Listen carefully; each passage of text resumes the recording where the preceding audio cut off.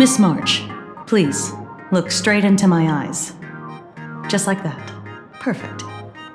Now, I'll need you to repeat these next few lines after me, and do so in the same tone of voice.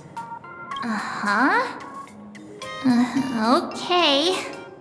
The sky is blue, not a dazzling display of sparks. The sky is blue, not a dazzling display of sparks. Though dazzling sparks may light up the night sky, they can never outshine the eternal silence of stars. Are you kidding? That's one sentence? Okay, though dazzling sparks may light up the night sky, they can never outshine the eternal silence of stars? Very good. Very good. The internet is both an umbilical cord and a waste duct for the mind, through which humanity's thirst for elation gave birth to the twisted Sparksy. Whoa there! That's a bit much. Maybe she can be the one to say it? These are the test sentences I improvised according to the guidelines from the Human and Intellitron Emotional Baseline Test. I carefully observe the subject's micro-expressions and tone changes at the moment they say the name Sparksy, to check if they are infected by a mimetic virus. So I passed the test, right? Given how fascinating your reaction was, I clearly don't need to worry about you. Should you find yourself experiencing any livestream addiction withdrawal symptoms later, feel free to contact the Department of Aberration Defense staff. We'll provide you with a series of corrective behavioral treatments. You're handling this like a real pro, Miss Kuchiba. Has this kind of thing happened before? It's impossible to predict what will happen during the Phantasmoon Games. Once, a supplicant reversed the definitions of truth and lies, which nearly caused a massive civil unrest. After that incident, we incorporated mimetic treatment into the Department of Aberration Defense's emergency safety protocols. Sparksy Khan didn't cause any casualties this time. But if your partner hadn't stopped Sparksy from spreading the virus, she might have turned into a calamity-level aberration. Without proper containment measures, a calamity-level aberration can destroy dozens of cities as it spreads. That's the scale we're talking about. That's the Department of Aberration Defense's term for them. It usually refers to Imaginae infused with wish power who have lost control and begun to run amok. Over time, though, it's become a label that gets slapped onto any hazardous entity.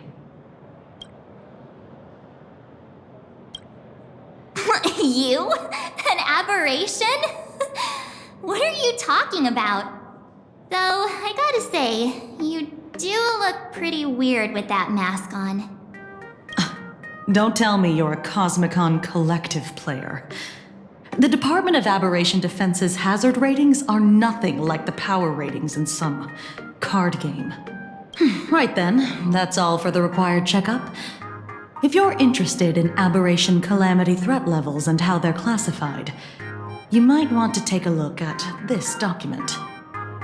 However, do bear in mind that causing damage of the aforementioned scale during the Phantasmoon Games will cause you to be classified as an aberration and dealt with accordingly.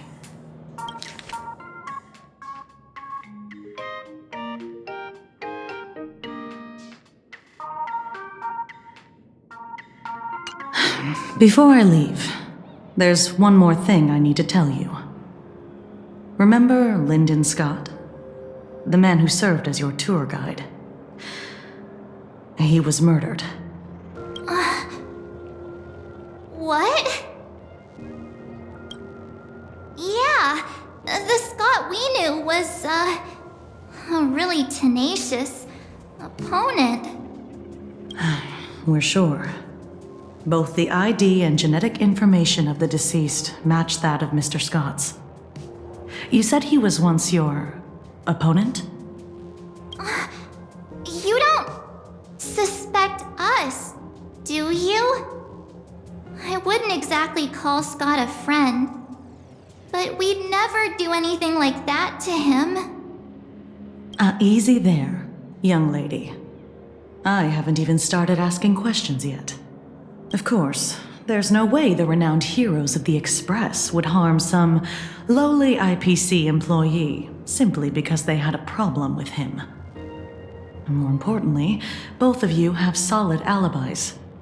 The initial results of our investigation suggest his murder might be connected to the Phantasmoon Games. I'm informing you both of this to warn you to be extremely careful. The Phantasmoon Games are far from a simple game intended for passing the time or relaxation. Anyway, I wish you success. Farewell.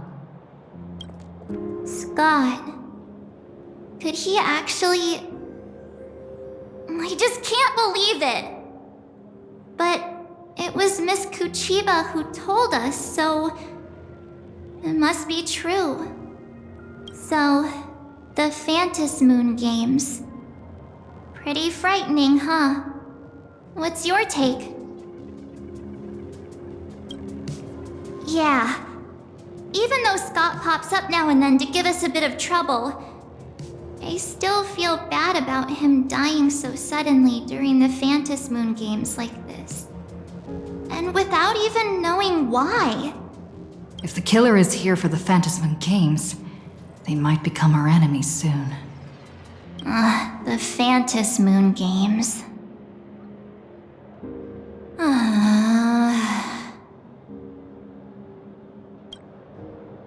Good thing Himeko entrusted this mission to the two of us.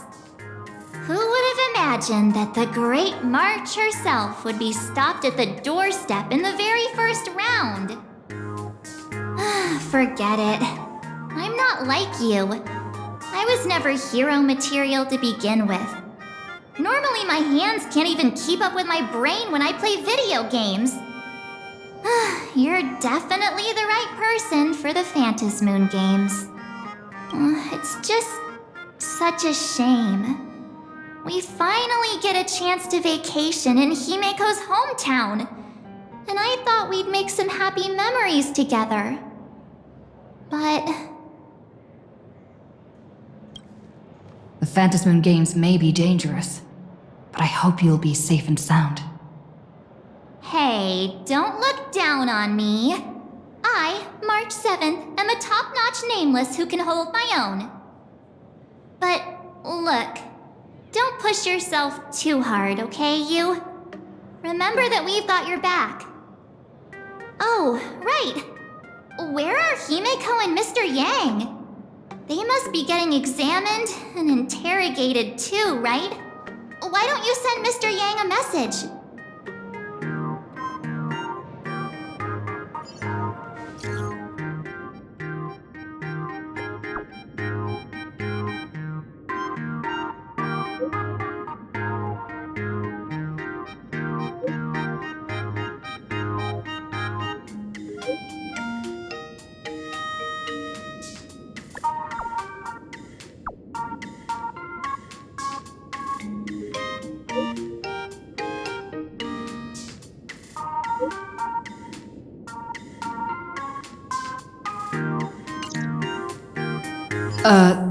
Mr. Yang said he wants to hear what happened between Himeko and her dad. I can't blame him for being curious. I really want to know too. You're here. Himeko hasn't mentioned her father at all in the time since I've boarded. So, what is going on between them? As you were the only one with her at the time, you're the only one I can ask. Yeah, it really threw me for a sec when you said Himeko's father. But when you think about it, it's only natural that Himeko has a father, right? Not everyone's like me. thawed out of an ice block.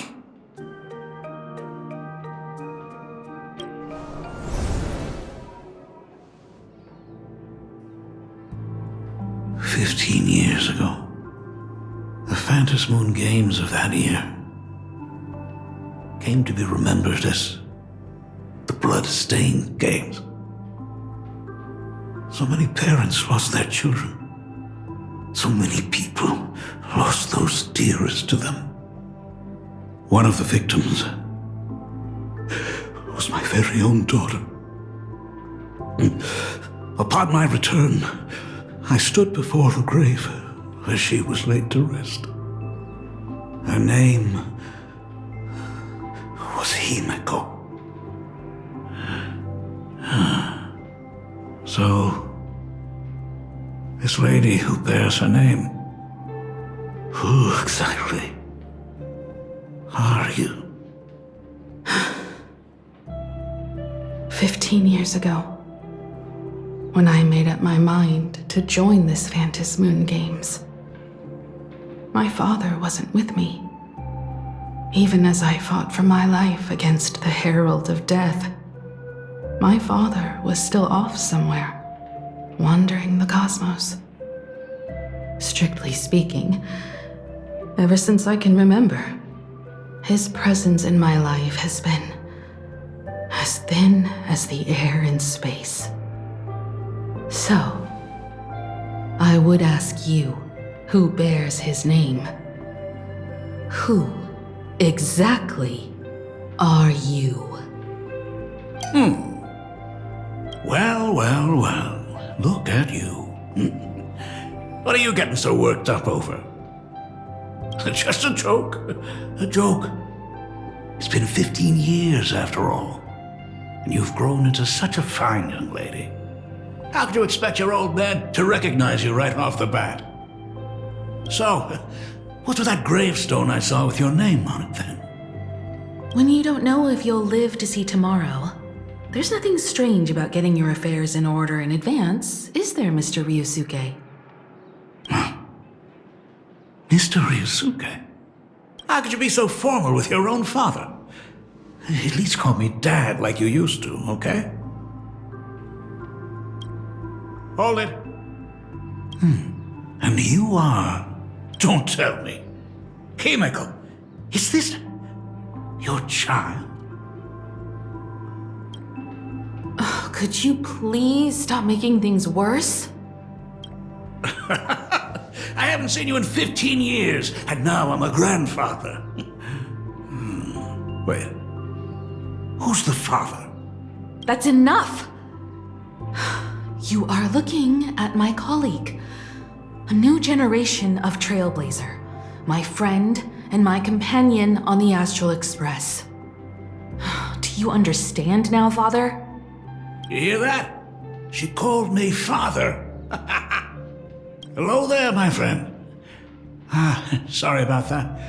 I thought you were Himeko's daughter for a second there. Sorry. I'm just getting on in years.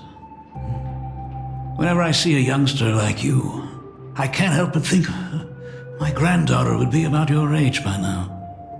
I'm a painter. Most of my work involves traveling to different segmenta to complete commissions for my clients. Himeko. I know I've let too many chances to spend time with you slip away. Just slip away? The first time we met was at Mother's funeral, when I was already 6 years old. Let's put that aside for now. Were you also too busy with work when I was suffering from a weathering curse? You might not believe me, but I've been running around for your sake all this time. All these years, I've been trapped in this room that represents the past that I imaginated. And I've never left it. You didn't know about me becoming the Express's navigator either? 15 years. The Express never stopped here once. You didn't even leave behind so much as a single word to indicate you were still alive. And the Department of Aberration Defense completely sealed off all records of what happened during those Phantasmoon Games. I did hear many rumors about the Astral Express, though. I even saw the navigator's name. At first, I thought it was just someone else with the same name. And even when curiosity drove me to look up your picture, I still didn't dare believe that the woman so full of poise and grace was my daughter. She'd grown up safe, becoming a living legend in her own right. I thought about contacting the Express, but what if their navigator was just someone who happened to share the same name? I've been clinging to an absurd notion that if I never sought the answer, there was still a 50-50 chance my daughter was still alive. But if I found the answer, and it was no, then she would truly be dead. So, Himeko, how did you... I'd rather not tarry here too long. I'll be taking my leave now, Dean. The Express has defeated the Supplicant that occupied this school and prevented another tragedy like the one 15 years ago. Now it's time for you to fulfill the duties you failed in back then. Go comfort those students, and see if you can't figure out how to deal with the media bombardment while you're at it.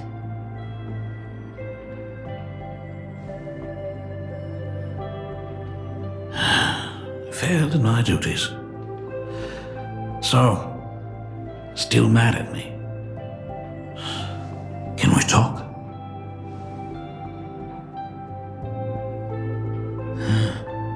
Sorry, kid.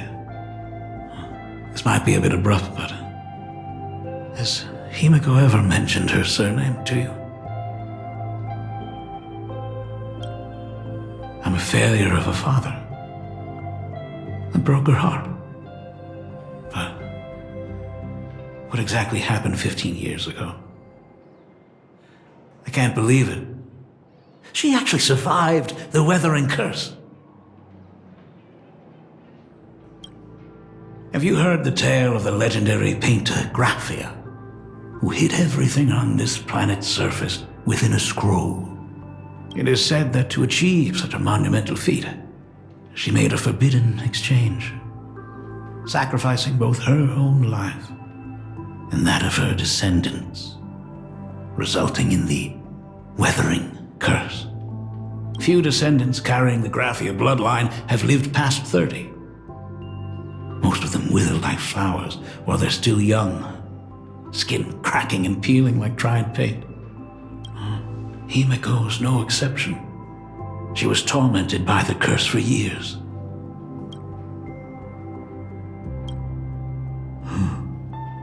What I did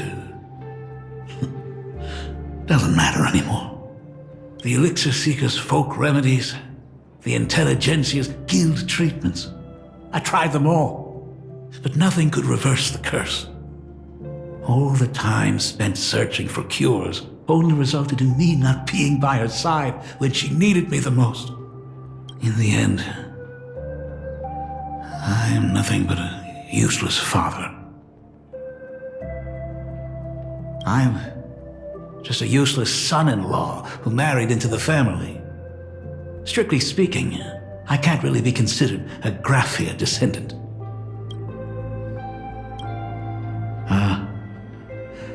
You're right. I just didn't realize it quickly enough. How she got through it, how she survived, none of that's important. What matters is that my daughter is back. That's all I need. If I may ask a small favor, would you mind showing me where my daughter works? I want to make up for all the care I failed to give her all those years. I want to get to know my daughter better.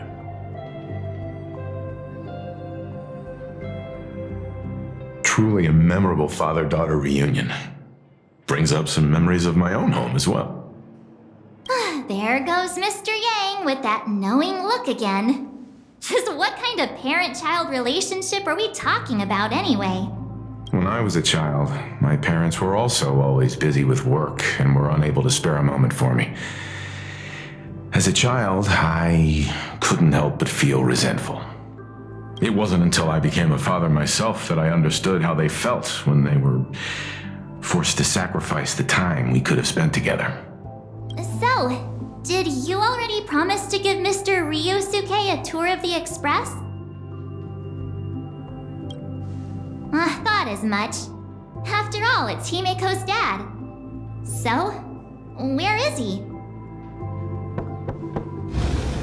Ah, everyone's here. Sorry to keep you all waiting. I'm truly grateful to all of you for looking after my daughter. Not at all. She's the one who's been taking care of us. Would you all be so kind as to show me around?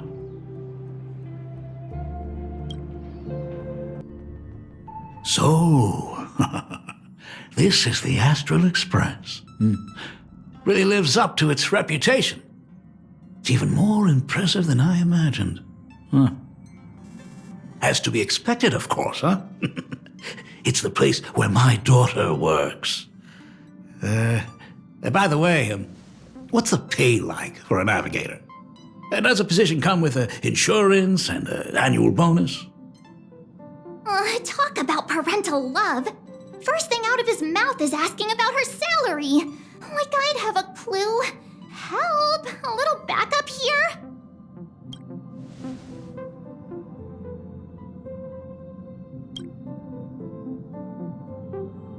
Hey, that's not totally true. We get some spending money every time we stop somewhere. What? No income? Don't tell me that everyone working for the Astral Express is actually doing volunteer work. I mean, I guess you could say that. But actually, it's more like... I'm butchering the explanation. Anyway, it's nothing like what you're thinking. Mr. Ryusuke, please rest assured. None of the Express crew ever lack for money. We not only receive support from members of the Genius Society, but also from prosperous commercial worlds, such as the Planet of Festivities. Ah, good, good. Hearing you say that is a huge relief, Mr. Yang. Speaking of which, what kind of work does being a navigator generally entail? Don't you underestimate Himeko either. Her daily duties include, charting navigation routes, calibrating warp jumps, and technical maintenance. Not to mention she's always guiding the Nameless on missions. Oh, my daughter is really something else, isn't she? Of course! Every time we return safely from a trailblazing expedition, it's all thanks to Himeko's guidance and protection. She's the backbone of the Astral Express.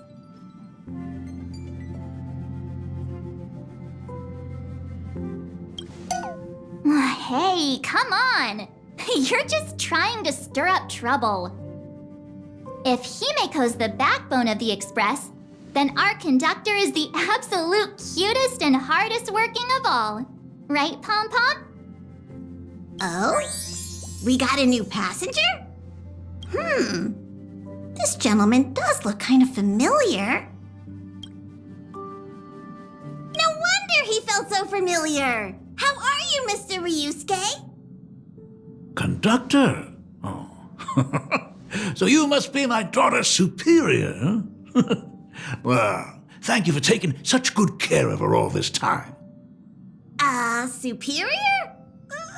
That's way too formal. It's Himeko who's been taking care of the Express and everyone on it. He's... What is he doing on the Express? It's all my fault. I was just curious about your daily work, so I asked your colleagues to show me around. And I know I didn't ask your permission first. Just please don't be mad, Himeko. Mad? Why would I be mad? Mr. Ryusuke, welcome aboard the Astral Express. Is there anything else you'd like to see? I can show you around. Well, I know you'd rather keep your distance from your good-for-nothing father. You're on a journey, and It's rude of me to barge in like this. But it's been way too long since we last saw each other. As your father, I want to get to know you better. Make up for all the time we've lost. At least while you're staying here. Please allow me to show you some of the fatherly care and devotion I owe you. Will you? Excuse me? Why don't the two of you go to the party car? Shush, get the drinks ready. Shush. All right. I'll go make some tea. That's just our domestic robot's name. Come on, Father. People are resting here. Let's not disturb them. Oh, and come with us. I want to talk about the Phantasmoon Games, not just personal matters. They left. Whoa. That's the first time I've seen Himeko be that cold to anyone. When it comes to breaking the icy silence between a father and daughter, nothing's better than a cup of hot water. The person who drinks it will yelp, "Hot!" and be immediately met with a concerned, "How could you be so careless?" from the other party. And just like that, the conversation starts flowing. Friendly reminder, that is not a joke, but a practical ice-breaking tip. Ooh. Your robot is hilarious. I'm surprised how relaxing and comfy the work environment is here. Got it. I'll make myself scarce.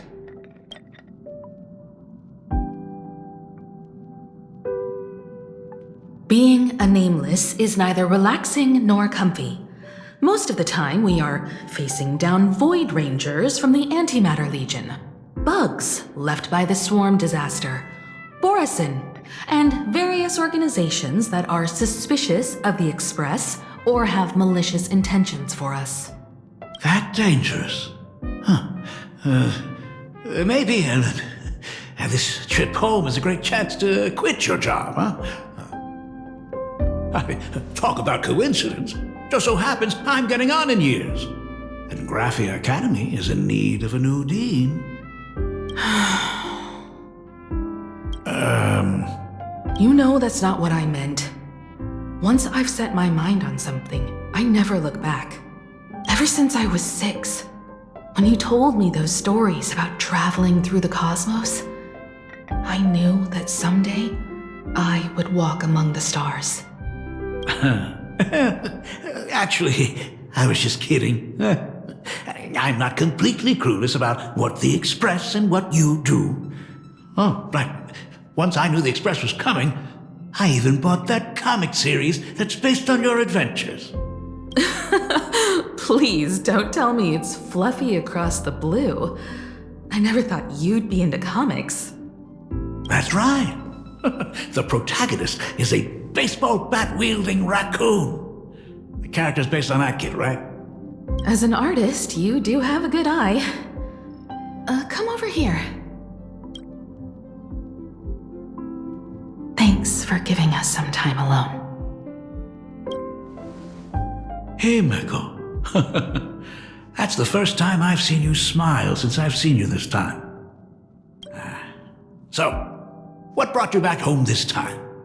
What's the story behind our lucky meeting? Like I said before, we're here for the Phantasmoon Games. So, the Phantasmoon Games 15 years ago were the reason you were able to overcome the Weathering Curse? Indeed. I see. That makes sense. For those of us who haven't experienced the Ionic game firsthand, it's just something from the history books, or even akin to a myth. But I never imagined that the Ionic game would turn into a blood sacrifice overnight. The Herald of Death was a heartless madman. If I hadn't defeated him then, all of Duomension City would have become his slaughterhouse. During the first few years of my journey, I relived that evening every single night in my dreams. The color of that twilight, painted with blood. So much blood. Blended with terror and screams. The victims were twisted like clay into grotesque shapes. Like paint tubes that had been snapped, one after the other. And that man, he reveled in the colors splattered everywhere and wanted the whole world to be his canvas.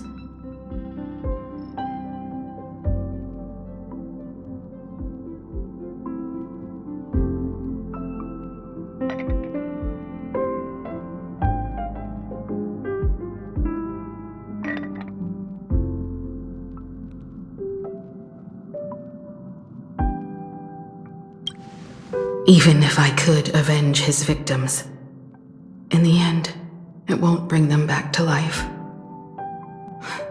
The entire thing is like a heavy piece of baggage. Only by letting it go can I travel the road ahead more easily. You did your best, and I'm glad to see you made it back here safe and sound. I thought I'd never come back. But the times have changed. The conditions to hold the Phantasmoon Games have been met again. However, to hold 2 games in just 15 years? That in itself is far from normal. Just like 15 years ago, the IPC wants to control everything. However, a game woven by the most fickle of eons is destined to slip through everyone's grasp. I received a report from the Department of Aberration Defense. I'm sure she must also have heard. There's been a brutal incident in Dovebrook District. Someone massacred everyone at the headquarters of the Sinwish Syndicate, leaving a signature that only the Herald of Death would use. The Bloody Bloom.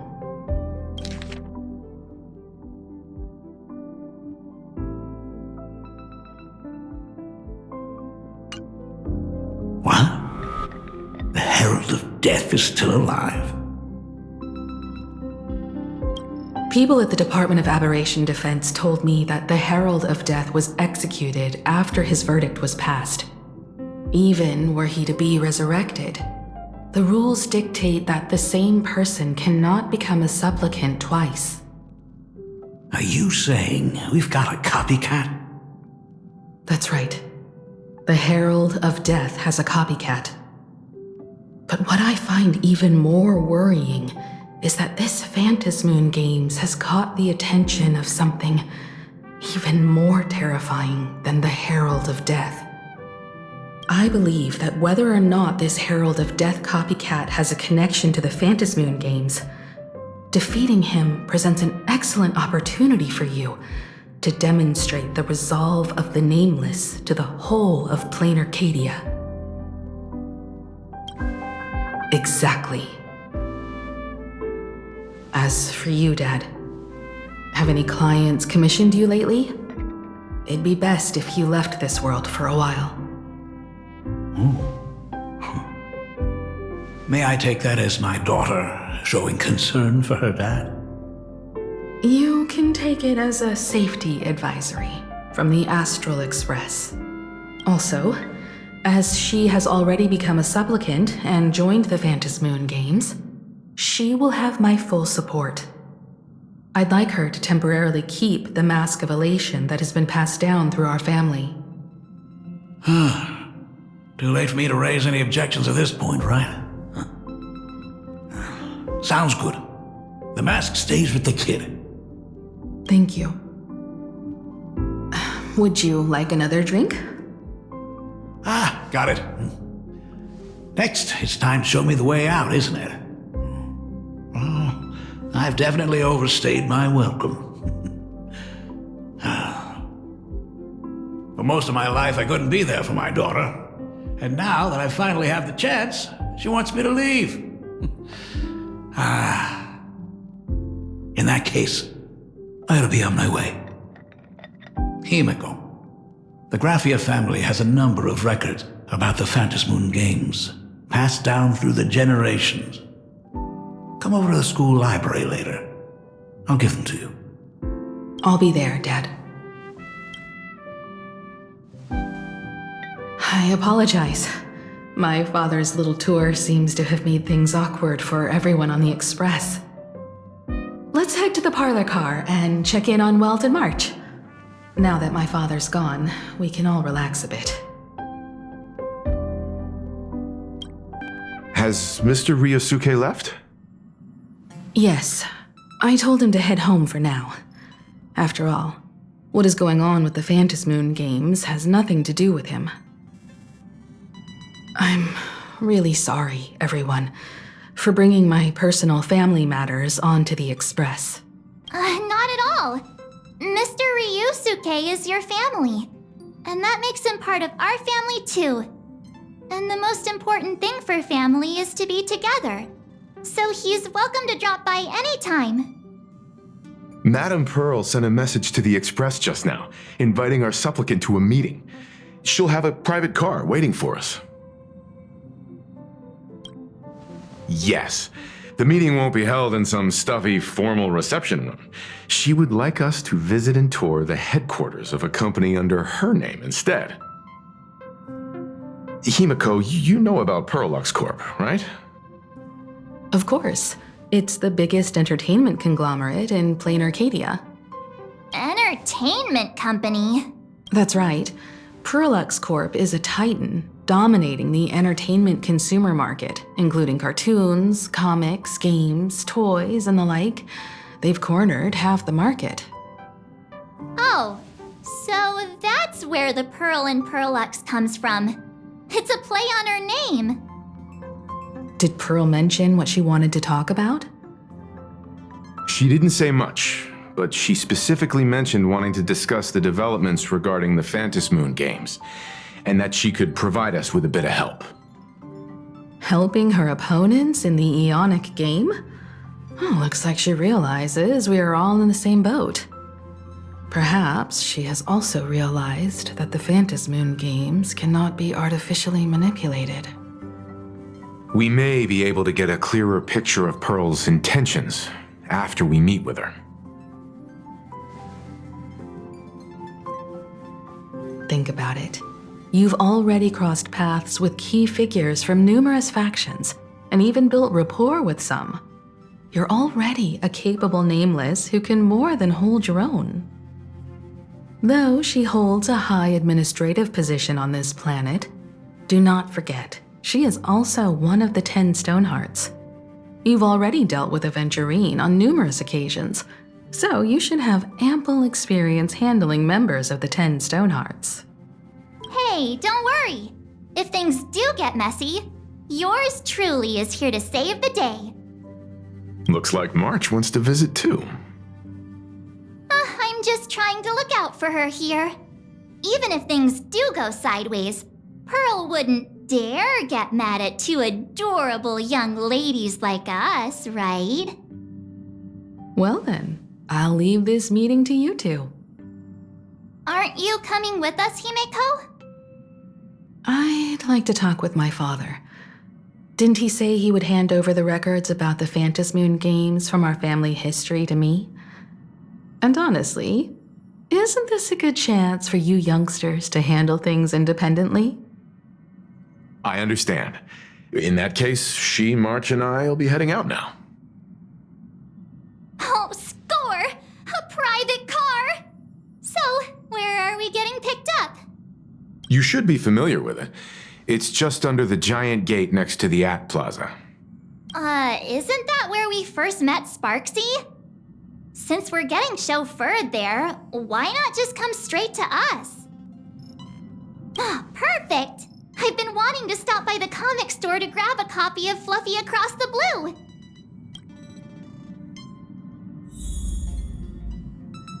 Destination Pearluxe headquarters. And let's grab a copy of the Fluffy while we're at it. This is just perfect. We'll head out when you're ready. There may be some information in the family records that could help us. It's just that whenever I think about talking with my father, I can't help feeling uneasy. Even someone like me, who's always putting on a composed front, can end up giving everyone a laugh. When you think about it like that, the meeting with Pearl doesn't seem so scary now, does it? Oh, look! There's a convenience store! Mind if I grab a copy of Fluffy Across the Blue while we're waiting? Is that the comic based on the Express's adventures? The author sure knows how to tap into what's trending. The best part is that the author drew all of us as adorable little animals. Totally fits our personas, don't you think?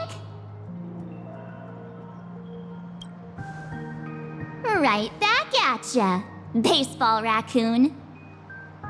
In fact, it was recently announced that the Fluffy is getting an animated adaptation, and the copyright for it is currently held by Pearluxe Corp. It's a super memorable comic. No way can I miss getting a copy while I'm here. I promise I won't be long. A couple of minutes, tops. Looks like we got here on the early side. Since coming to this world, I still haven't had a chance to get a street-level view of the city. How about this? We'll meet up under the ad at the plaza gate in a few minutes. All right. Sounds like a plan. Might as well take a look around then. Absolutely insane! Did you see the post I shared? Hey, you hear the news? There was a supplicant battle at Graphia Academy. Yeah, I saw it. The online forums are already blowing up. The supplicant called Sparksy. How terrifying! Actually using live streams to spread mimetic viruses. Eons, that's just evil! I can't believe the Department of Aberration Defense is letting someone that dangerous run loose! I heard her livestream got permabanned. Good thing that Nameless from the Astral Express acted so quickly. I wonder what the next supplicant will do. Have you read the new chapter of Fluffy Across the Blue? Sorry, I'm not into comics for kids. They just released the official concept art for that giant Pom-Pom robot! That mech design is totally unrealistic. What's so great about it? Do you have the slightest clue how to talk to other people? Do you? Hey, relax. Now, if we were talking about a fusion between Daybreak Squadron and the Raccoon, that would totally get my attention. Wow! You are unbelievably childish! I've tried buying a copy of the Fluffy from a couple of stores, but they were always sold out. I really hope this store has it in stock. What happened in the newest issue?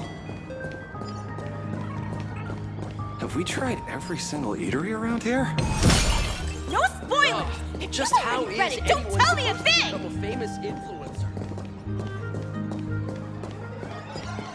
Hello there.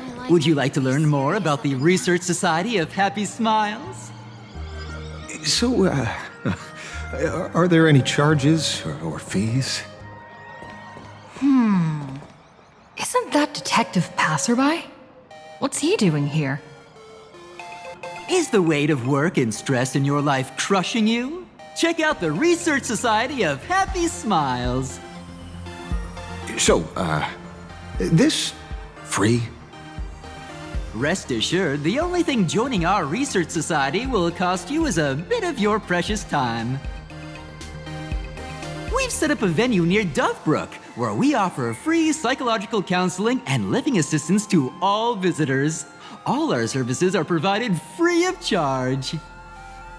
I had a friend who passed away, and he'd mentioned you before. He told me that if I ever ran into trouble, the kind people at the Research Society would help me. Your friend passed away? How terribly sad! But the words he left you have illuminated your path in life. He told me that if I joined the Research Society of Happy Smiles, I could get rid of my suffering forever and be eternally happy. That true? Of course it's true. Just look at the society we live in. Everyone's suspicious and dismissive of one another, and willing to take dangerous risks just for a little pleasure, for a thrill. Did you hear about how a streamer took over Graphia Academy and was trying to spread a memetic virus through the internet? And over in Duffbrook, gang violence erupted and left a pile of corpses in its wake. Oh, may the Master of Elations save us all. The Research Society was founded with the sole purpose of healing humanity's incurable inner pain. Following Aha's creed, we aim to spread laughter across the mortal coil and eliminate all suffering. Of course it's possible! For this is a world blessed by the god of elation, where Aha has granted us the right to happiness. Have either of you heard about the tragedy of the Bloodstained Games 15 years ago? Why, of course you have. You're the Astral Express's superstar. You've even dug up everything there is to know about something that happened over a decade ago. There was an awful accident during the last Phantom Moon Games, and many people lost their loved ones and children. It was as if a hole that could never be filled had been drilled into their hearts, leaving only sorrow to accompany them for the rest of their lives. To escape their suffering, these people who had lost their loved ones gathered together and established a mutual support association. This was the Research Society of Happy Smiles' predecessor. It's now been well over a decade, and the Research Society continues to help more and more people emerge from the darkness in their lives and step into a brighter, happier future. Come to think of it, it would be most wonderful if a distinguished person like yourself were also interested in our Research Society. Should you find yourself with a moment to spare, please come and visit our Mutual Aid Society. Well, if it isn't the Astral Express's superstar. Of course it's you. Looks like we really were bound to run into each other. Perish the thought! You're the hero who just saved Duo Mention City. Laying a hand on you would spark public outrage. I'm here to do my job. Problem is, you've gone and messed up my investigation. The Research Society of Happy Smiles. You think they're just some random charity outfit? You must have heard about the Sinwish Syndicate killings in Duffbrook, right? The lead I'm following might be connected to this Research Society of Happy Smiles. But I'll stop there. Not like you're going to pay for my intel, and none of this is any of your business anyway. Based on your social circle, you wouldn't be talking about the poor IPC sap who was unlucky enough to be there, huh? Planning to avenge him? Oh, so your next miracle will be executing the Herald of Death. Can't say I'm surprised. Be careful. The murderer is the Herald of Death. He's dangerous. Oh, thanks for your concern. Oh, be careful. Been a hot minute since anyone said that to me. Even so, it's my duty to solve the case. Doesn't matter if nobody pays me. I'll still find the killer and exact justice on the spot.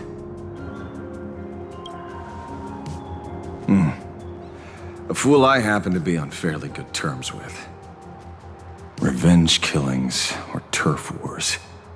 Wouldn't be unusual for gang members to die like that, but dying at the hands of some psycho who kills for kicks? That I can't accept.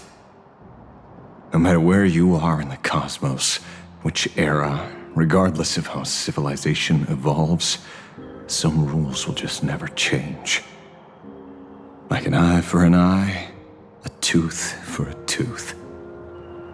Hey, guess which lucky girl just managed to snag the last copy in the whole store? Oh, who's this? Allow me to introduce myself. I'm Ashveil, the famous detective. You could say your friend and I are acquainted through past clashes.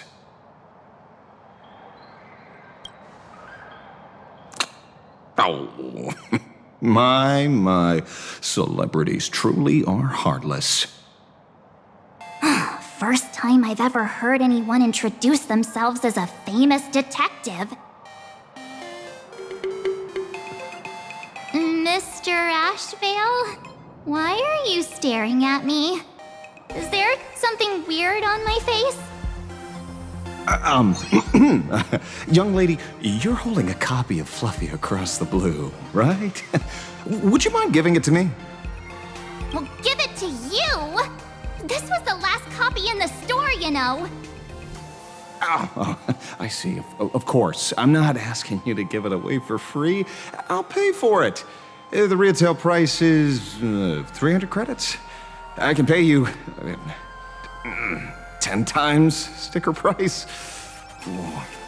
3,000 credits. What do you say? Hey, mister, this isn't about the money. Because it was the last one on the shelves. True. The last item in stock is like the final slice of cake on a plate. The last prey animal on the plains never fails to stir our urge to seize it before anyone else. So, 30,000 credits. How about that? That's my final offer. I'm not exactly rolling in money here.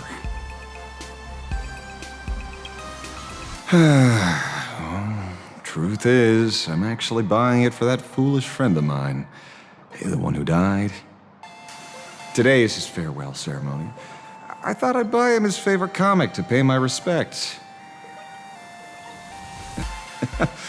He'd always be rambling on about some raccoon with a baseball bat, and how the journey of the express would never end, that kind of stuff.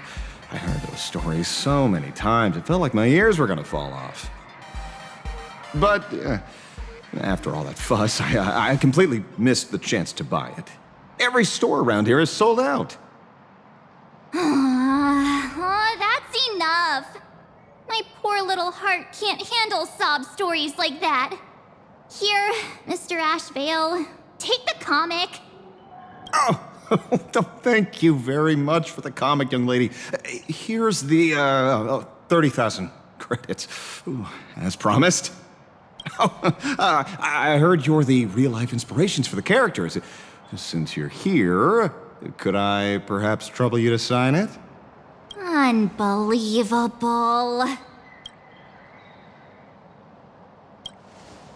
Thank you both. If Kostad could see this from where he is now, I'm sure he'd be smiling down on us. As a token of my gratitude, I'd like to give you a friendly word of caution, little girl.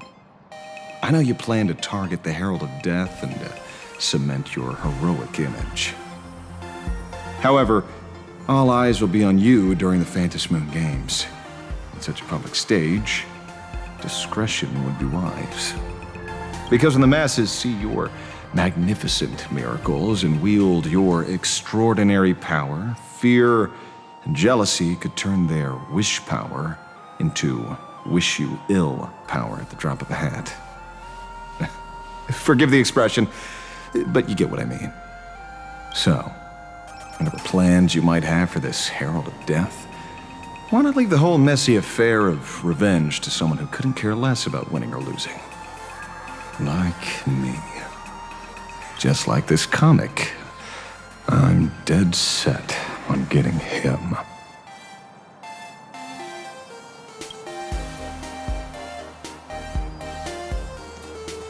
Is he an acquaintance of yours? He's just some weird detective who was passing by. It's nearly time for Pearluxe Corp to pick us up. We should get going.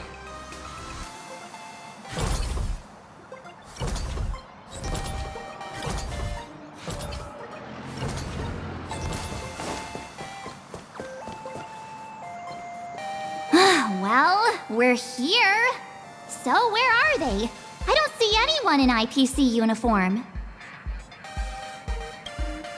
Maybe they got stuck in traffic on their way over. Greetings, crew of the Astral Express. It is my honor to escort you on your visit to headquarters. Mechatron?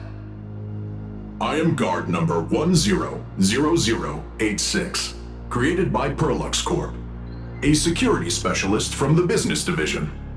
My designated human name is Faerun, said to derive from an ancient language meaning iron. It's a pleasure to be of service. I'm truly honored to hear you say so. So, what are we waiting for? Let's go! According to the instructions given to me by Madame Pearl's secretary, there is still one more guest I need to pick up. Well, now, how did I not see this coming? Looks like we're going the same way after all. It's you again! Hey, Mechatron, what's the plan? Do we hop into your cockpit, or are you gonna give us all a piggyback while you fly over? Your ride is ready.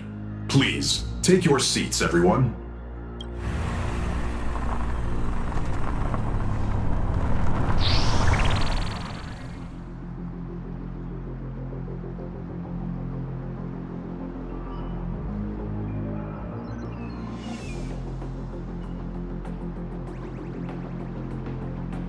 Whoa! Now that's what I call a custom paint job. Your ride isn't your run-of-the-mill business car, but a customized, made-to-order vehicle, used especially for receiving guests. Sorry, this might come across as a bit insensitive, but I have to ask, can Faerun actually fit in the driver's seat?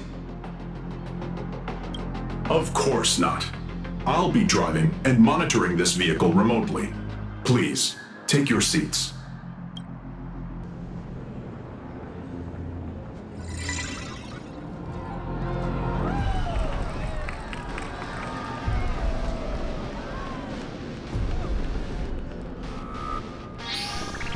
Now that is astonishing. Wow, that's one massive robot! Ladies and gentlemen, welcome to the headquarters of the Pearluxe Corp. Back when Himeko said this was an entertainment company, I knew their headquarters wouldn't be some ordinary old office building. But this is way too much. That giant robot statue? This place is totally like some supersized mecha hangar! Haha, you're absolutely right. In accordance with the vision of our founder, our lobby was intentionally constructed as you see it now. To realize dreams that far exceed what consumers imagine has always been Pearluxe Corp's core design philosophy, and we have never strayed from it. If any of you are familiar with our company's works, you may recognize this as Mechatron Warrior Series, the Daybreak Squadron's base of operations. Looks like Mr. Yang here is quite a fan of our company's animated works.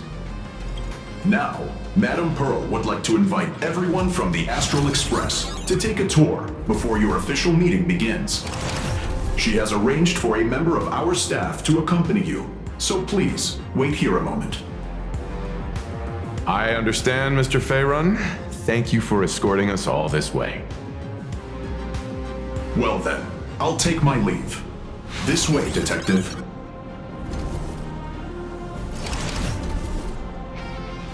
Oh. See you around, everyone.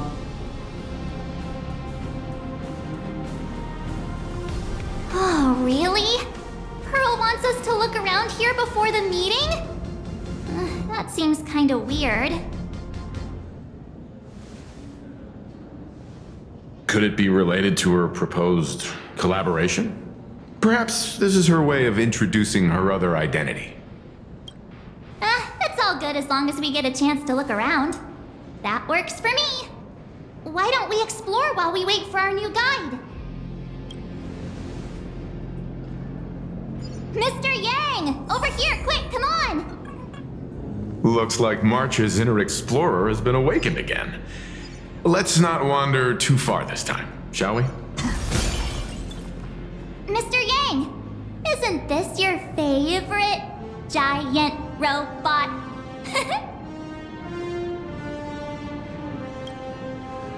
I don't know what to say, except this is awesome! I saw it. Please, just keep it down. We're here as their guests. We should be careful about what sort of impression we leave. Looking more closely, it appears many of this Mechatron's components were never installed. Oh, what a shame. I was hoping to see it finished, to see the completed Mechatron. Imagine how it would look in motion. What a glorious sight that would be. Really? In that case, Mr. Yang, let's hear it. Which one's stronger? This giant robot, or that Arahato you designed back when you were an animator? Seeing as we're on someone else's property, comparing robots from different works would be most disrespectful to the creators themselves. Arahato is an animation all about robots, while Daybreak Squadron is a live-action hero drama. The two really cannot be compared. Oh, what a stereotypically textbook mature answer. My days of being a hot-headed young man are well behind me, so please, cut this mature old man some slack, would you? We don't usually come to a place this cool, so why don't the three of us take a photo under this massive Mechatron? Now we're talking. Let me set the self-timer, so we can all get in the shot together. Oh, standing below a huge Mechatron like this is just incredible. Looks like Mr. Yang's still young at heart after all.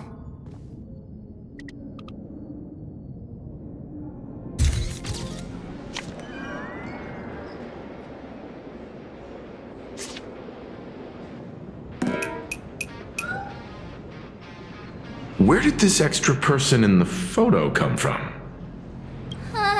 Ghost? But it's daytime, and there's way too many people here anyway.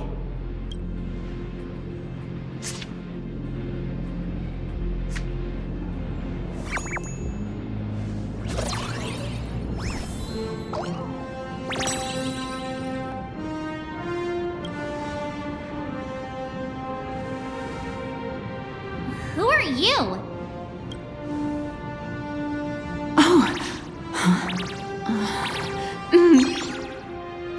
Wow, this truly is a magnificent face. Oh, it's nothing like how it looks on the news. Being able to see it up close feels almost surreal.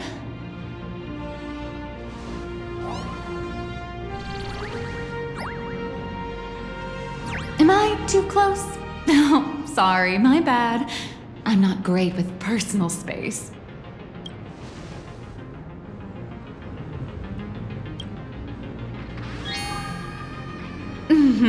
Sorry. It's impossible not to stare at a face this amazing. You'll forgive me, right? Oh, right, I forgot to show you my ID. Right, here we are. I'm Nihilux, and I work at Pearluxe Corp's Imagenesis Technology Department. I'm a P-30 agent who works for the IPC.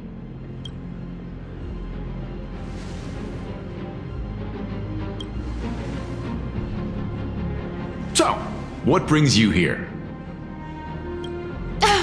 Madam Pearl sent me to the lobby to pick you up.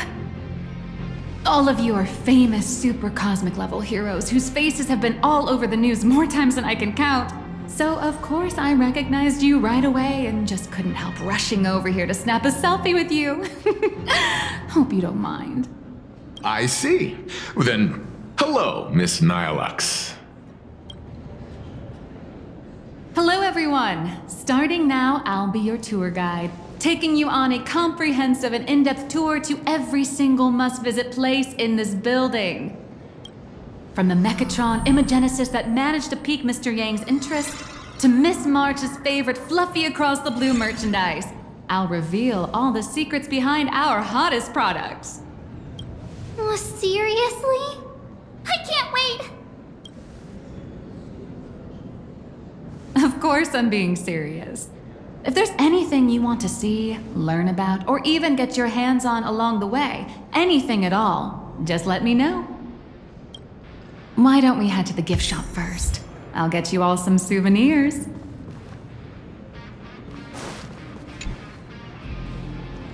Mr. Yang, you seem reluctant to part with the Mechatron. Want to take a few more pictures with it? I'm just curious. When will this giant robot be completed? Here's a little spoiler. That's actually part of today's tour. We'd like to invite the heroes of the Astral Express to help complete this Mechatron statue. Will it be able to move like the other Mechatrons in Plain Arcadia once it's done? Oh, I'm afraid it'll be a bit tricky. You're probably all aware that Mechatrons are imaginae driven by wish power, which means they don't actually have any complex machinery inside them. You know how humans tend to unconsciously imagine inanimate objects as living things that can think and move? It's this empathetic projection that grants wish power to Mechatrons. No, to all imaginae, giving them life.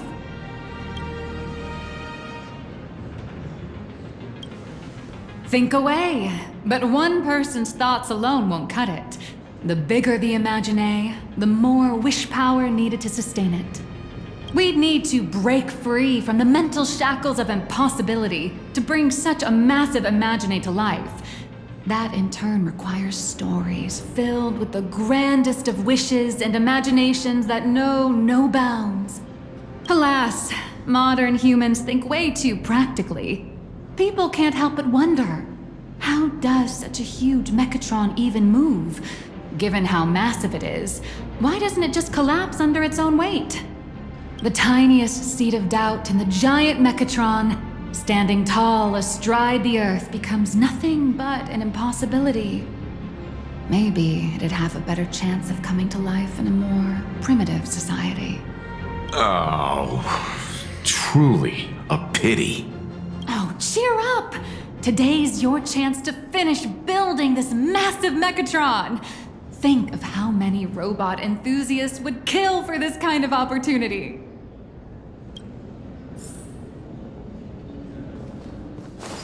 Hang on a sec.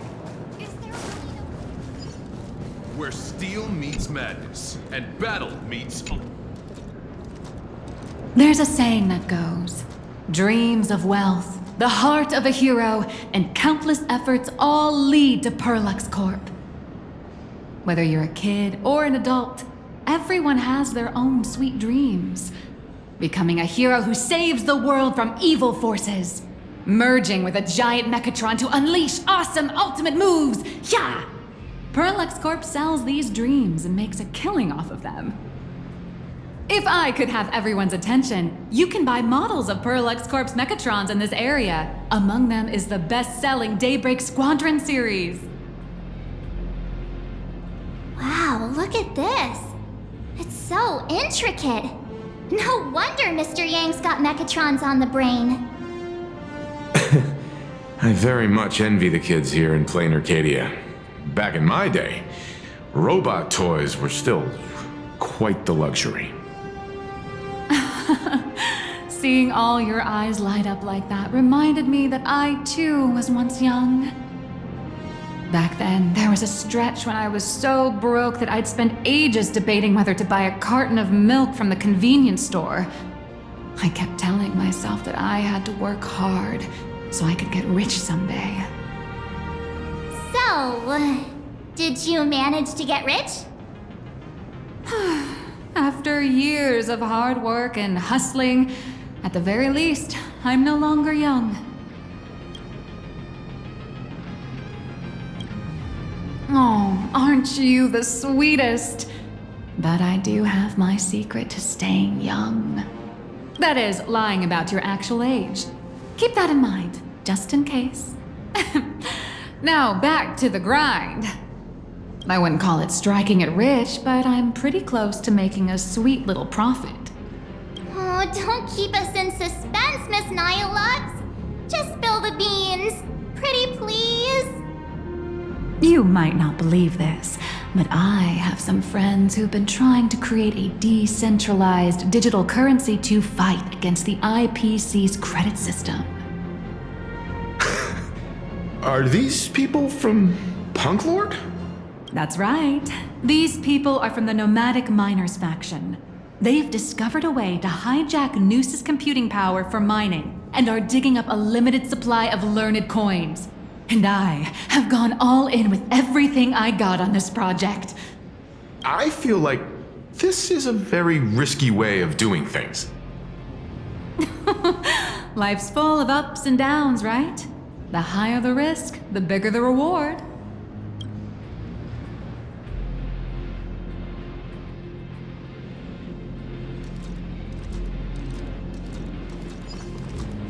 You watched it. Hey, wait.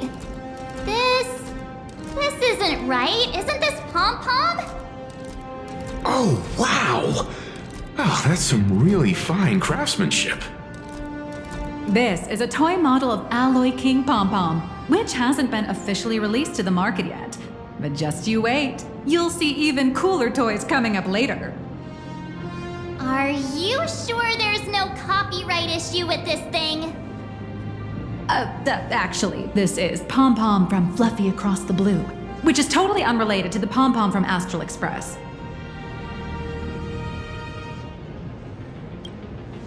You got that right. Intellectual property is one of the most complicated things in the world. With the best legal team in the universe at our service, I'm sure all copyright issues will be a breeze. Unless the IPC wants them to be an issue. Speaking of souvenirs for the Express, I bet nothing could be more perfect than this toy. But it feels a bit one-sided if I'm the only one giving a gift here. I have a small favor to ask. Would you mind taking a photo with me by that headless Mechatron statue over there? And maybe signing the photo too. I'd love to leave it as a memento for the staff at Pearluxe Corp. How's that sound? If you're willing, I can pull a few strings and use my access privileges to give you all the gold-plated prototype of the yet-to-be-released King Pom-Pom Alloy Armor 999, the only one in the entire universe. Just give it a thought. It's nothing, really. When heroes from the Astral Express grace our humble establishment, how could we not offer something special? It would be unworthy of your status otherwise. It's all up to you. Come on, let's go. The officially licensed Fluffy Across the Blue.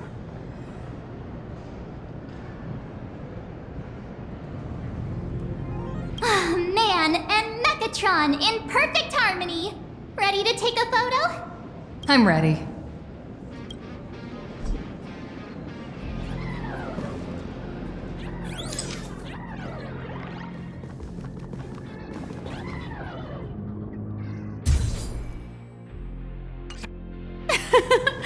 I love this one so much. I suddenly have this selfish urge to keep it all to myself. And don't forget about that exclusive gift you promised. You bet. In fact, I'll throw in a normal edition for each one of you as hush money. Come on, let's head to checkout.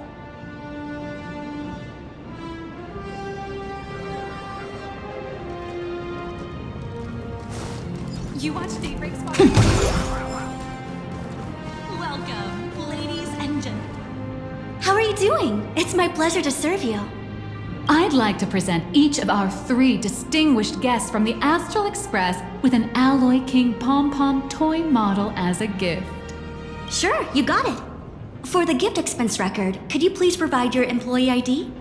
Please charge these expenses to this employee ID. This is Madame Pearl's ID number. After all, you are esteemed guests invited by Madame Pearl herself. It would only be fitting for the gifts to be presented in her name. I see. Please wait a moment. Your Alloy King Pom-Pom is all packed up. Would you like to take it with you, or shall we use our delivery service? Since we still have the tour to go through, Please, just have it delivered to the Astral Express. No problem. Hope you enjoy your visit here. Now that the gifts are done, I'll take you to the Mechatron Design Lab. This is the part I've been looking forward to the most. Ah! You're the... No way! You're Miss Raccoon! No, that's not right. You're oh! From the Astral Express! Wow! And is Miss March Bunny herself here too? Hi. I actually prefer to be called by my real name, March 7th. This is Mr. Yang. How lucky to meet 3 members of the Express crew at once! I'm a huge fan of you all, especially my senior. I haven't missed a single episode of Fluffy Across the Blue, and I've even bought all the collector's editions. Oh, how could this guy say he likes you more than me to my face? Good thing I'm not that petty. Don't worry, March. It's hard to tell if people in this world love the real Express crew or just the cute animal crew from the Fluffy. I don't just follow the Fluffy series. I've been keeping tabs on all your adventures in Belobog, the Xianzhou, Penacony, and Emphorius. Though, it's such a shame there's so little video footage of the Emphorian War online. Oh right, I just rewatched the scene where the Trailblazer embarked on another trailblazing expedition in Holy Grail Stay Night. Oh, your speech was so inspiring. Such modesty from a legendary hero. What a stellar role model for all of us.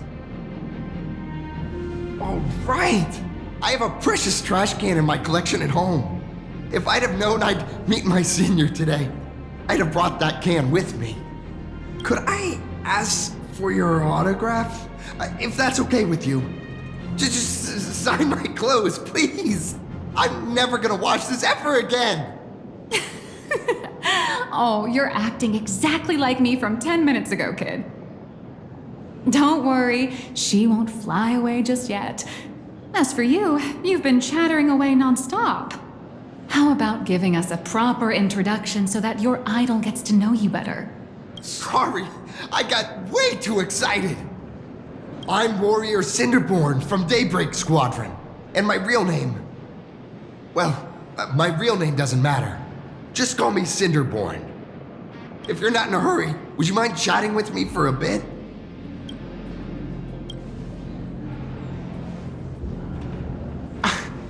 Daybreak Squadron is the most popular superhero drama in Fulwish TV's Mechatron Warrior series, following the story of young heroes fighting alongside Mechatrons against the Shadow Slither to save Plain Arcadia. I never expected Mr. Yang to be so familiar with our story's background. After all, I'm a loyal fan of your show. I'm truly honored. I'm just a small-time actor playing a hero on TV. And like my senior's deeds inspired me, Daybreak Squadron has also motivated people to fight against all challenges in real life. Recently, Fulwish TV got approval from the Department of Aberration Defense. So now, the magical Mechatron Daybreak Warriors from the show can operate in reality. My friends and I are just honored to fight alongside the real Bullet Worm. Sorry. I didn't quite understand that. So, are you still an actor or not? How should I put this? My teammates and I are both actors and real masked heroes. Whenever disaster strikes the city or evil threatens citizens, we show up alongside Mechatron warriors to protect everyone.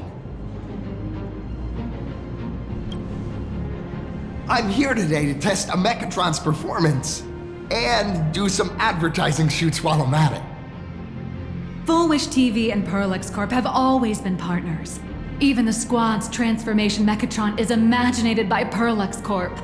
The more popular Daybreak Squadron's drama becomes, the more wish power flows into the Mechatrons, making the Squad shine even brighter in reality. And the more active they are, the better Pearluxe Corp's model kits sell. It's a perfect, virtuous cycle. Oh, sorry for taking up your precious time with all this chit-chat. If the crew hasn't visited the combat testing area yet, I'd like to volunteer myself as my senior's opponent for the test. If that's all right with you. Well, of course I know your bat could send us all flying with a single hit. This time, we'd like to invite you to experience synchronized Mechatron combat. The hero of the Astral Express gracing us with guidance and leaving some data would surely make the staff here very happy. Oh, what perfect timing! The combat testing area is also part of today's tour. That's the way to fame for ya. Don't let down those kids who look up to you. Honestly, that's my weakness. I can't allow myself to let adorable kids down. First, have everyone take part in the assembly process for the Mechatron in the control room. Then, using this Mechatron as a template, we'll build a smaller unit for her so she can try out the combat test program. So, follow me, everyone. This is Pearluxe Corp's Mechatron Imagenesis Design Lab. 15 years ago, the first Mechatrons of plain Arcadia were born here, and they immediately gained widespread social influence upon their debut. Today, Mechatrons have become the most common and iconic symbol throughout the streets. You could say that Mechatrons are the first and currently only Imagine that can be mass-produced on assembly lines. Imagine such as Mechatrons, which can be produced and discontinued at will, are the perfect residents for plain Arcadia, and perhaps the perfect IPC employees too. In some people's eyes, being able to create an infinite army of Mechatrons would be even better. Say, dear guests, do you know what the first step is to creating an Imagine in plain Arcadia? As expected of the Nameless, you're quite knowledgeable about the customs and culture of the world you've set foot in. Drawing the physical form means humans using brushes to give shape to fictional beings, which was originally the domain of professional artists. But here, collective creation and standardized Mechatron blueprints have replaced traditional artwork, improving standardized workflow efficiency and reducing wish power resource waste. In short, this is the industrial revolution everyone's been chasing. To think that even Imagenesis, a skill as magical as this, could be industrialized. I'm suddenly starting to admire the IPC. That's nothing. Our company aims to create 2 billion Mechatrons for social production and public services before Arcadian calendar 2030. And that includes special combat Mechatrons like the Daybreak Squadron. That's a staggering number. But can the wish power of the people here really sustain so many Imagine? That's why Pearluxe Corp keeps churning out animations and hero shows one after another. In other places, these are just entertainment. But here, they're legit breeding grounds for spiritual energy. All of this shall serve Madame Pearl's grand goals and ideals. All right, back to square one. First step, let's go print the Mechatron structure blueprint.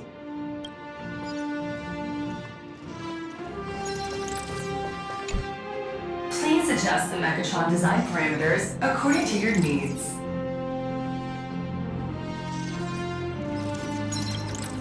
Mechatron assembly blueprint updated. Processing.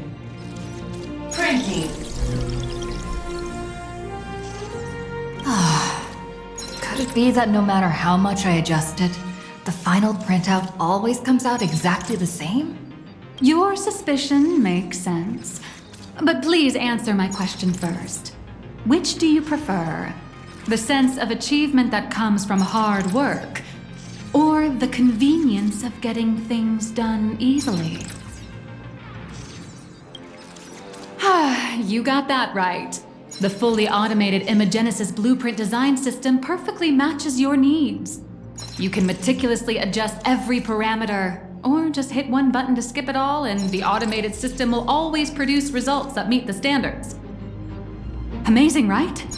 Just like how the inventors on planet Screwlum used to ask themselves, if all their inventions were already pre-recorded in the Supreme Punch Tape, what's the point of inventing in the first place? Printing complete. Please retrieve your blueprint. What you just said is the answer. It's not about the results of creation, but the elation we experience in the process.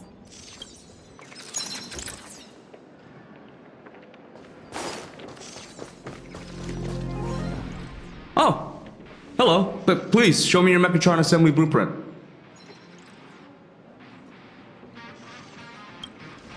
No problem. The blueprint has been recorded. The Mechatron parts are ready to go. Hope you enjoy the experience.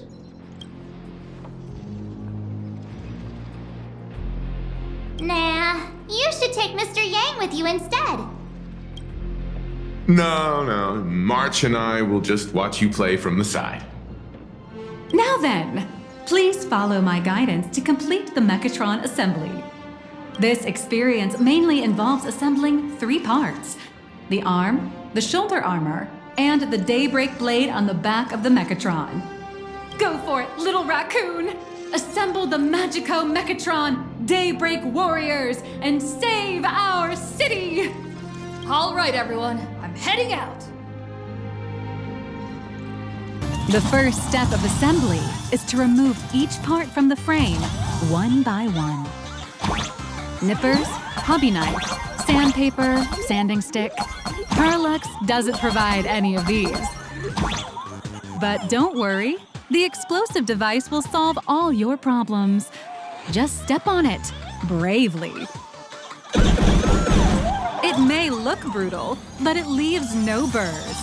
And that's the magic that we at Pearluxe Corp are so proud of. Next, please activate the mechanical maintenance arm and align it with the shoulder joint base to connect the arm.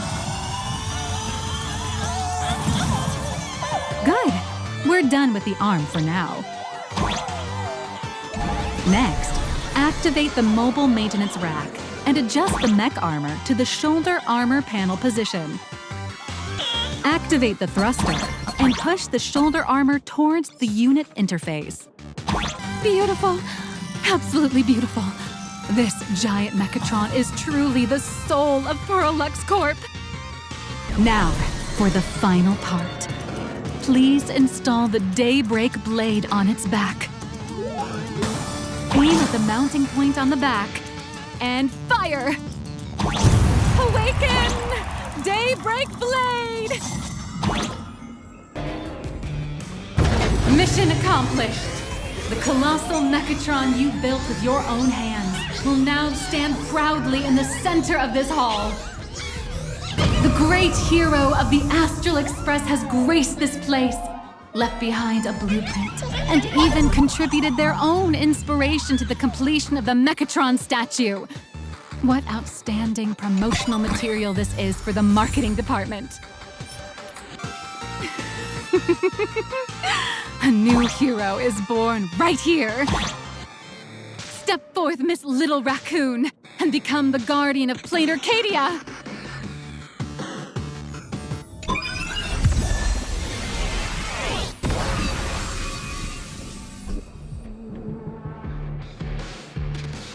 Powerful wish power supply entity detected. Initiating link.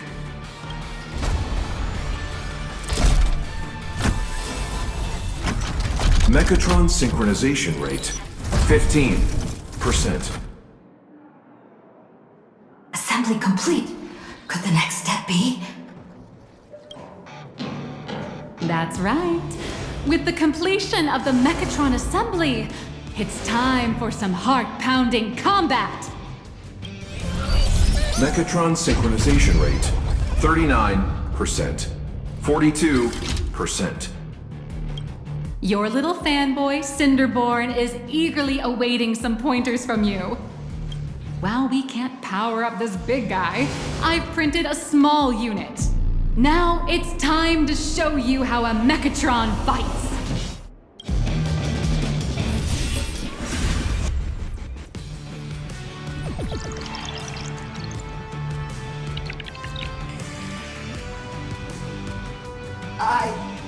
Merged with the Mechatron? Where am I now?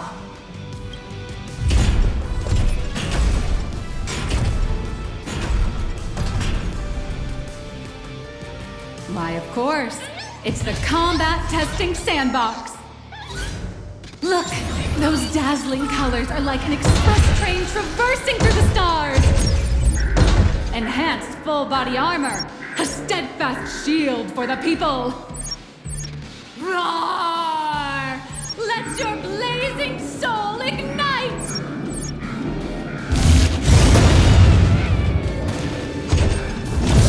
What a powerful strike! That's our hero, Little Raccoon! This strike carries the hopes of all citizens! Hi-ya! Our hero got blocked by an illegal building! City, what are you doing? No choice left! Smash it to pieces, hero! Just focus on dealing with the city's crisis and let Madame Pearl worry about the compensation. Duo Mention City has made it through the worst of it! Hero, now it's your call. Do we press on, or wipe out the monsters entirely? Hero, you decide! The monsters that were hiding here seem to have been reduced to nothing. Who is it? Who could it be? Is that...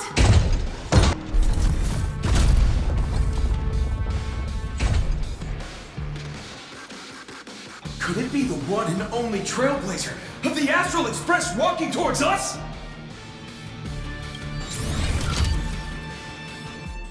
Galactic Baseballer! We've been expecting you. Although the giant shadow crisis in Duo Mention City has been dispelled, the real battle for you and the Daybreak Squadron is only just beginning! As the old and new generations of superheroes, you will face off here to determine the victor! Forged by raging fire, burn away the darkness, the star that set the world ablaze! Blaze Weaver! Slice through the skies, flames of lightning! From the blue heavens descend, Azurling! Ka!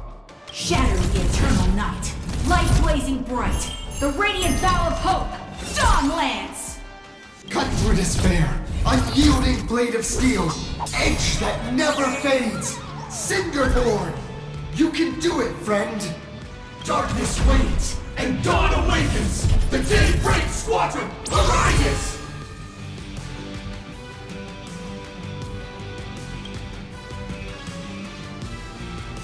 This is an official challenge from the Daybreak Squadron, great hero of the Astral Express.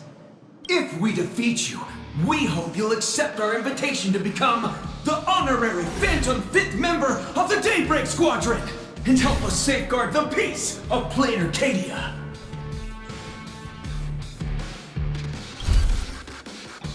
Ha ha! I admire your confidence. Hey Greg, didn't you have something to tell your hero? Now's your perfect chance!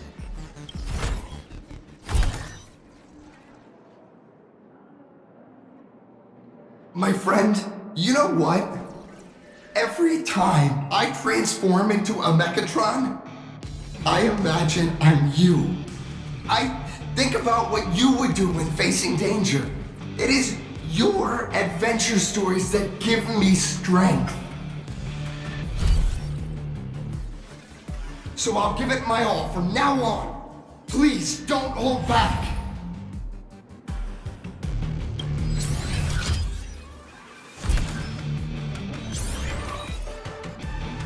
Now then, let's settle this on the horizon where the Ventus moon rises!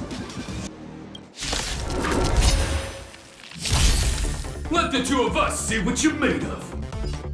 Come on! One and only Trailblazer! As expected of the Astral Express hero. Oh, so powerful! Boss, Gray, I'll leave the rest to you! The honor is mine to cross blades with you. As heroes, we'll never back down! This strike contains all my respect! Bring it on! What? Even the invincible little raccoon is reaching her limit? Listen, those are the people's wishes. Power converging as one. That is limitless possibility! Everyone's wishes! I've received them all! Trailblaze Infinity! Apologies! Surrender!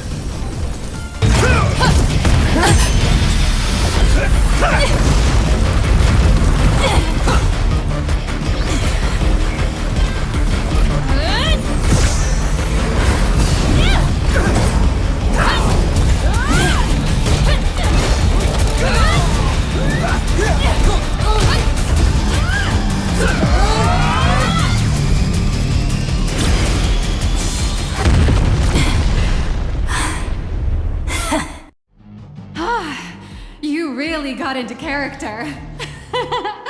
That was some great acting. Huh? Were we just fighting in a film studio? Don't tell me you actually thought you were fighting them in a real city. That ain't gonna happen. Madame Pearl's insurance fund would collapse. It doesn't matter if it was a real fight or a fake one. What matters is your experience. Did you have fun? The user gave us a 5-star review. Thank you for your kind feedback. Your satisfaction and approval are our greatest motivators. Looks like the Daybreak Squadron is waiting for you. You gave them quite a combat lesson, it appears. Why don't you go share a few words with those youngsters? As expected of my senior, that was awesome! My life is now complete. Before joining Daybreak Squadron, Gray had always been your fan. That kid knows every story about the Astral Express like the back of his hand, and he's always looked up to you as his role model. Even as his leader, I'm nowhere near as important to him as you are. Huh, what an amazing battle! Well, more than beating you, we were hoping Gray would leave a lasting impression on you. After all, being remembered by their idol is the highest form of praise for a fan, isn't it? Oh, I'm already satisfied, just knowing that the name Cinderborne will remain in my senior's memory. It's a shame, though. If she really could become the 5th member of our team, our recognition would rise even further. After all, many people still think we're just playing hero. That's only because we haven't done anything truly heroic yet. Don't worry. Given the state of Duo-Mention City, a mind-blowing crisis is bound to happen sooner or later, and that's when we'll get our chance to shine! Ha ha! Yeah, just yesterday, I rescued 5 people from a gas explosion. Hope they recover soon, and spread the word about how awesome Daybreak Squadron is! There you go again, casually saying the strangest things. Like the Astral Express. We don't need to act to prove something so long as we stay true to our own path. Sooner or later, Daybreak Squadron will be recognized by everyone. Silly you. Is the Astral Express all you ever think about? Why don't you just go join the Express as one of the Nameless? Come on. Don't make fun of me. I'm still just a rookie. How could I possibly be worthy of boarding the Express and fighting alongside seasoned veterans? Anyone who perseveres in their own life is a hero indeed. Thanks for your guidance, Trailblazer. And lastly, I wonder if you could take a picture with the rest of us. Trailblazer, please, take a photo together with us! Whoa! My senior's so close to me that my heart's beating like crazy. 3, 2, 1. Darkness wanes and dawn awakens. The Daybreak Squadron arises.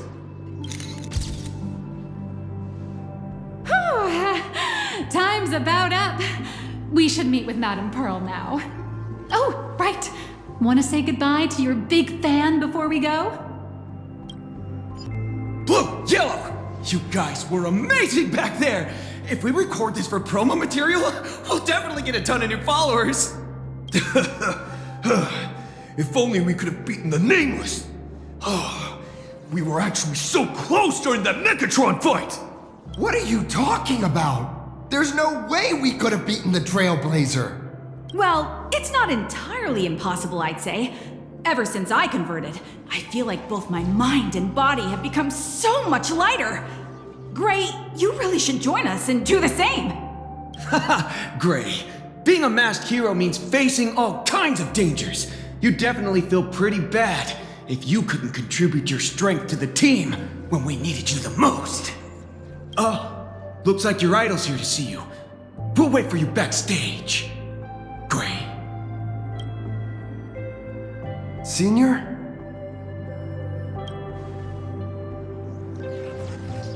Me? I'm fine. Totally fine. It was no surprise that you took us down without breaking a sweat. It's me.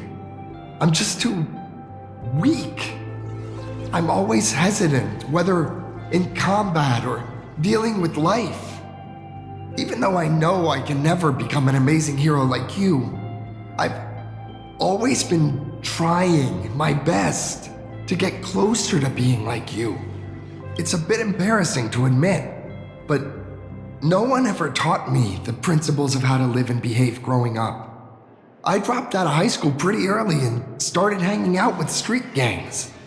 Every time I threw a punch to intimidate someone, I thought I was being a hero.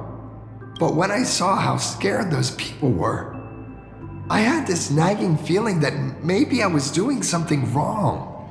Later, when I read about the Astral Express story online and learned about your legendary deeds, I finally understood what it meant to be a true hero.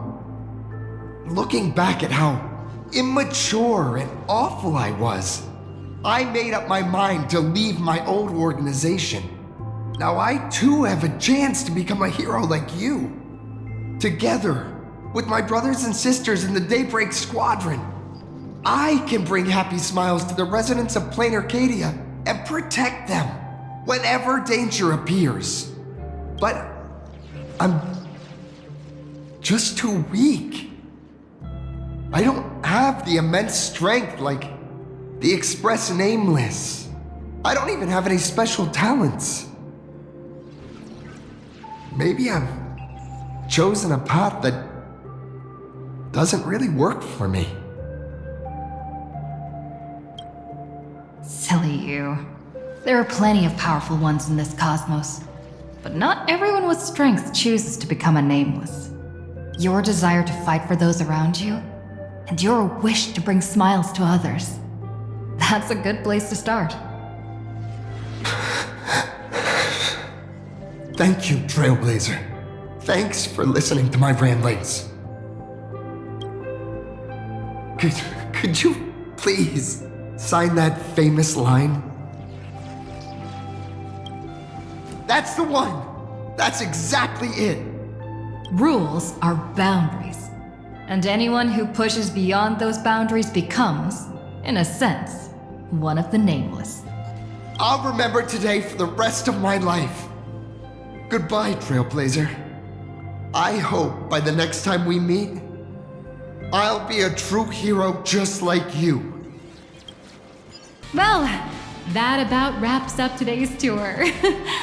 After seeing everything, what do you think? You're only realizing that now. That's your greatest advantage in joining the Phantom Moon Games. A story that's already spread far and wide.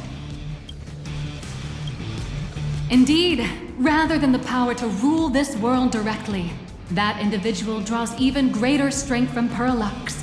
The stories and dreams spun by this enterprise are capable of steering the future of Plain Arcadia and of serving as the cradle for new imaginae. Madame Pearl is waiting for you at the top of this building to discuss matters regarding the Phantasmoon Games. Let me give you a little reminder. The rules of Phantasmoon Games have never required any competition between supplicants.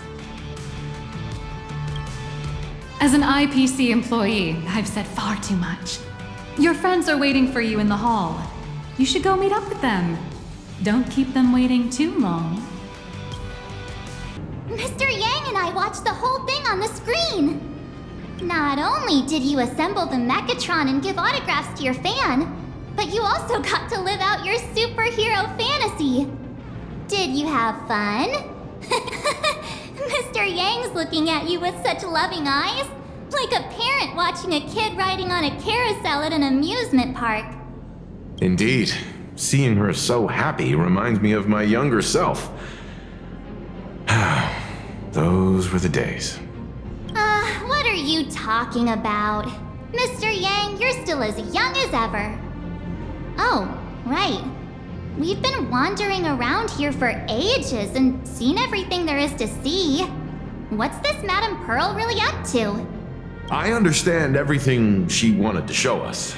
There are just a few questions I'd like to confirm with Miss Nihilux. Miss Nihilux? Wait, where did she go? Ah, there you all are. We've been looking everywhere for you. The Secretary's office sent Agent Feld here to keep you company while you wait, but he said he couldn't find any of you. Wait, if Mr. Feld is the one who's supposed to meet us, then who is Miss Nihilux? Miss Nihilux? Who? Agent Nihilux, an IPC ranking P30 who works at Pearluxe Corp's Imagenesis Technology Department. P30? Imagenesis Technology Department? Since when did Pearluxe Corp have an Imagenesis Technology Department? Could she be some kind of corporate spy who snuck into the building? Oh, this is a real mess. What are those security guards even doing? Distinguished guests, are you hurt? Or did she trick you into giving her money or anything like that? This lady seemed totally legit. She smoothly guided us around the place like a pro. I thought she was one of your people. I need to report this to security right away. She can't have gone far. Let's catch her in the act. Thank you for your help. Astral Express crew, Madame Pearl has been waiting for quite some time. If it's convenient, shall we head out now? I'll show you the way.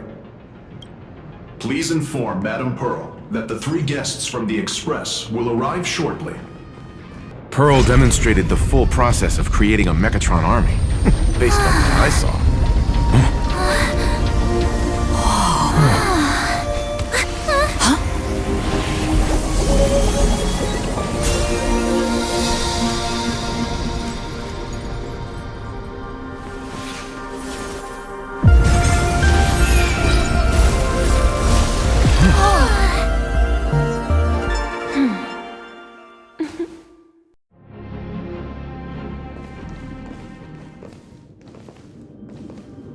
Hello, guests from the Astral Express.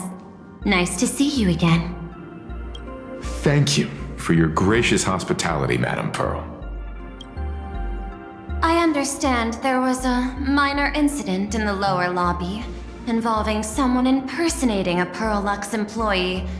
I hope it didn't spoil your enjoyment. We're fine. Don't worry about us. But how are things with you? Did you lose any valuable tech? Blueprints? Or top secret information? No, Pearluxe's data firewall remains untouched, and all assets under security network surveillance are intact. The only change is an additional expense claim under my employee ID. Never mind. I can make a preliminary assessment that this was the result of someone's momentary impulse. Lately, mishaps have been piling up, like dark clouds before a downpour, casting shadows of uncertainty over my plans. Could you be referring to the Herald of Death? 33 citizens were found dead in the Dovebrook district. In addition, an IPC specialist assigned to negotiate the purchase of a Mask of Elation died in an unexpected incident. This party has made overt threats to public order and is clearly challenging the IPC. My intuition tells me this is only the beginning. Managing capital and managing a corporation share one thing in common. That is, an aversion to risk and a pursuit of stability. And I bear both responsibilities. As the executive officer of Plain Arcadia, I bear an inescapable responsibility for the safety of this world. As one of the 10 Stonehearts, I hope to bring the Phantom Moon Games to a swift and safe conclusion. Rather than staging another dangerous battle, like what happened at Graphia Academy, I hope the supplicants can show the people of this world miracles of joy and happiness, instead of sorrow and rage during the Phantom Moon Games. Therefore, I'd like to hear the Express's request. Trailblazer, please tell me, what's your ultimate goal for joining the Phantom Moon Games?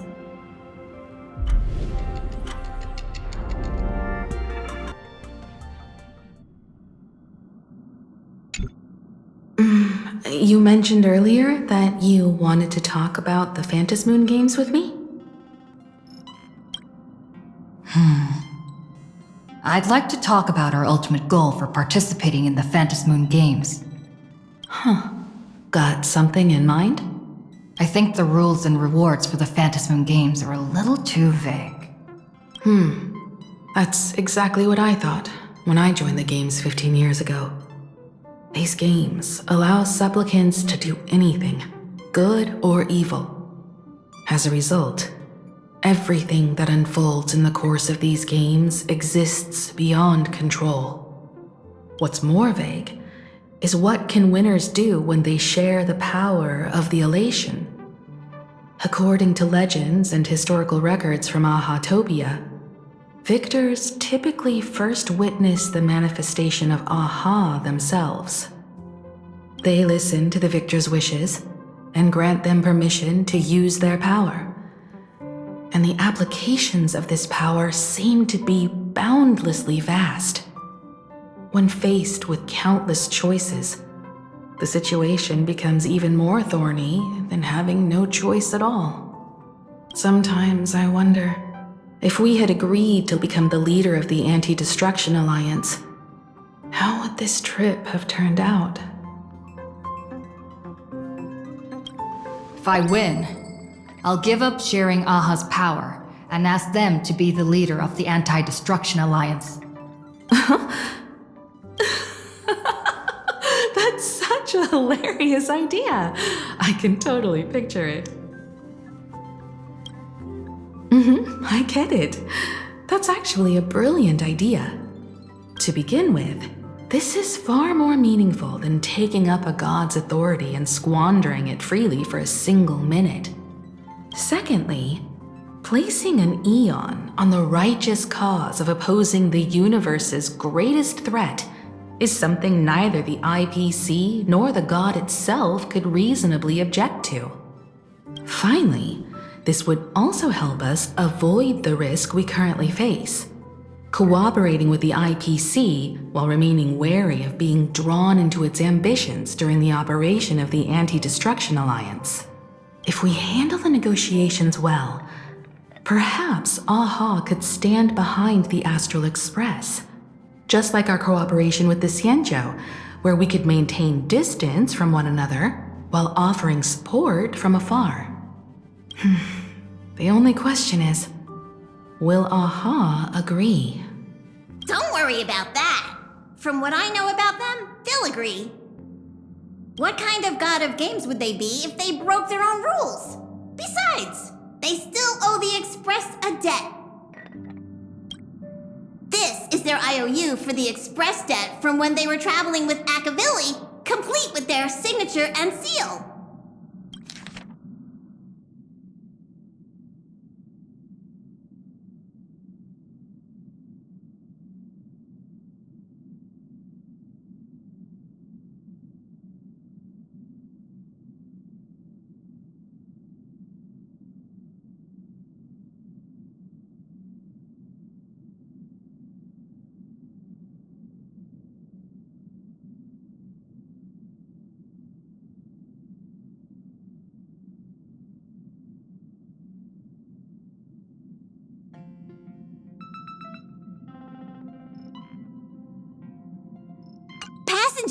Use this to blackmail them. That one will definitely give in to your demands.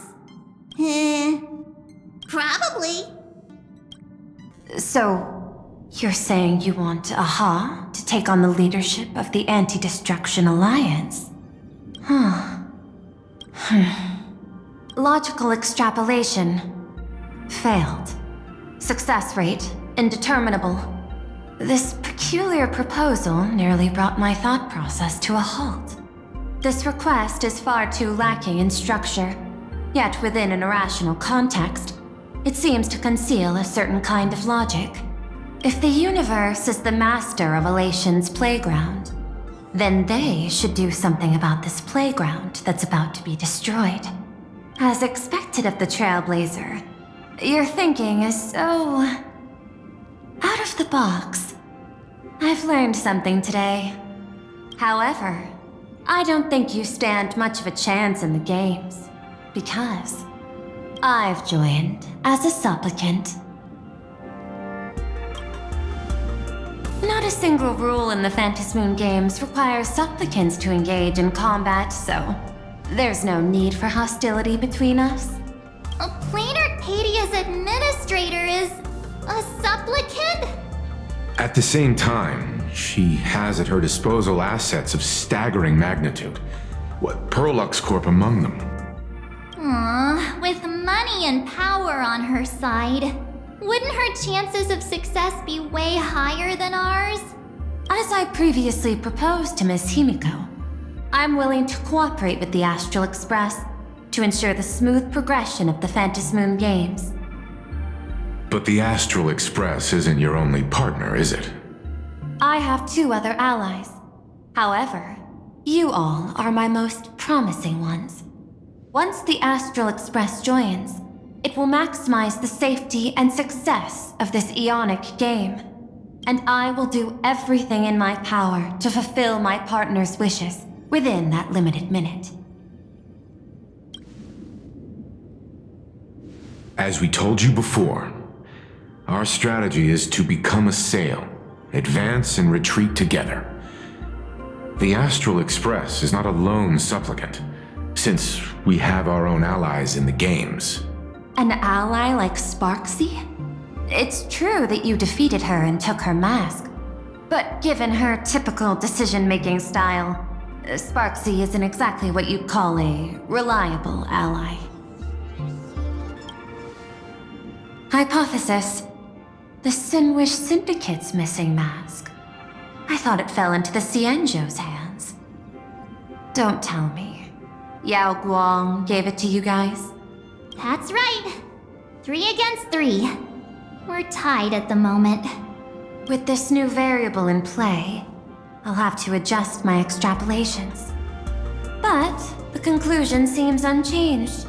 After all, as the administrator of this world, I have the natural advantage in resources. An IPC senior executive, Plain Arcadia's administrator, a member of the 10 Stonehearts, joining the games personally. It certainly has an intimidating ring to it. But when you think about it, isn't this identity precisely the greatest burden Madame Pearl has to overcome? She's right. Your identity is far too sensitive. You want to control these games and end it safely and quickly. But Plain Arcadia's citizens might not see it this way. All they see is the all-powerful IPC and an influential executive pulling all the strings. Your every action will be scrutinized twice over.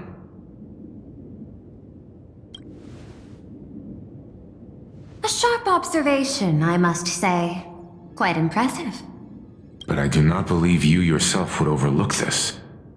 Madame Pearl, what is it that you seek to obtain from the Phantasmoon games at any cost? What I seek is a treasure lost to this world's history. I want to recreate Graphia's divine art of imagenesis. Does that have something to do with painting? Hard to believe, no?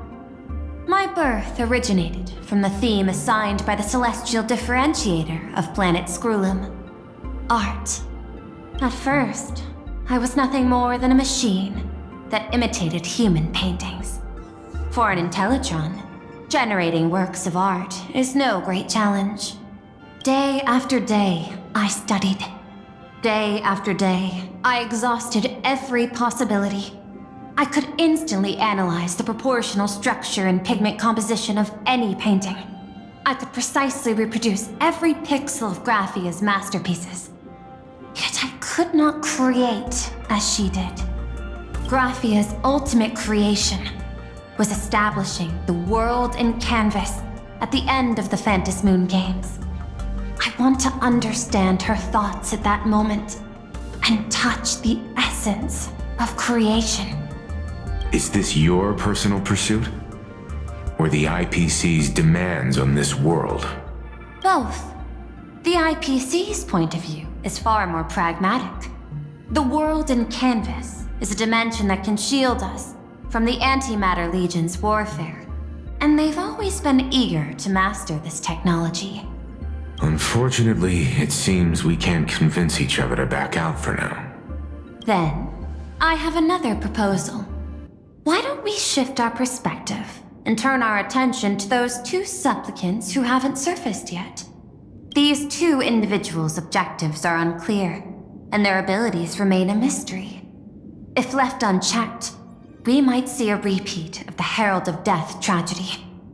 I have a cooperation proposal that could help us gather intelligence on them, and I'm willing to share this piece of information with you all. A tiny sliver of your reputation. Before we move on to the details of our cooperation, would you like to take a short break and have some tea to wet your whistles? Or shall we continue? I was thinking of having Pearluxe Corp host an expo for the Astral Express. As for the name, how about Star Rail Fest? Star Rail Fest? You mean hosting a Fluffy Across the Blue convention? Correct, but not entirely. The Fluffy is well known in this world, so it's a good collaboration element. But what I want is an unprecedented Astral Express exhibition, with the Fluffy being just a small part of it. The real stars of this grand event will be you, the Express crew.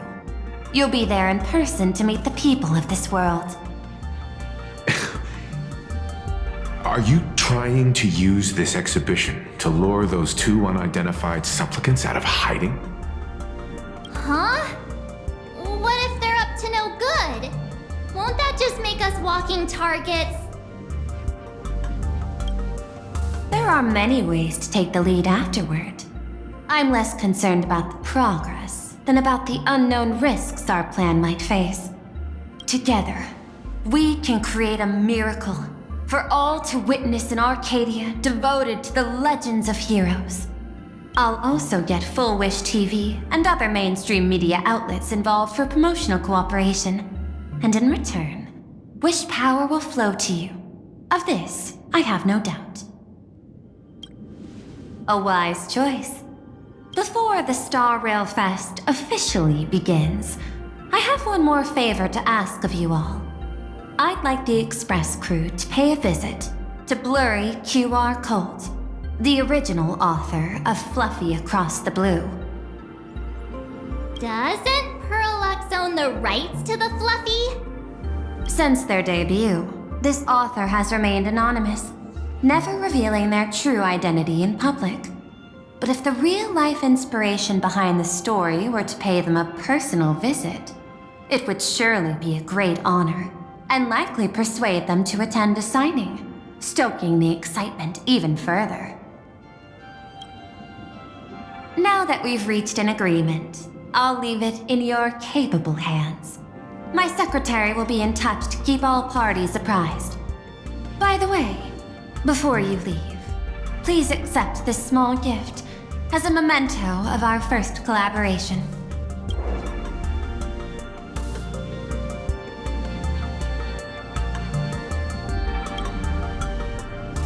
I've studied in detail the records of my colleagues' interactions with partners in Penacony, and I was particularly inspired by Aventurine's technique of giving small gifts that symbolize good fortune.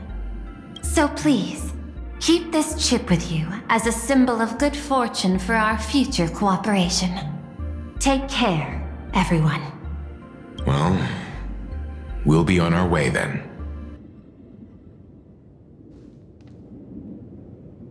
As your private detective, I must warn you that a grand exhibition of unprecedented scale would make for a perfect opportunity to reenact the blood-stained games. I understand. That's why I have a mission for you.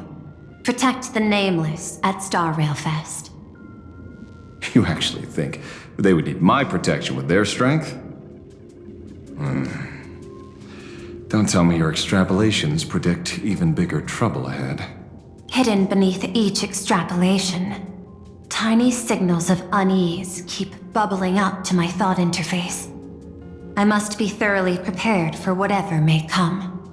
Now that you've taken up the mask, let's talk about payment. What do you want? The same as always? Money? Before we talk about payment, let's discuss the Herald of Death.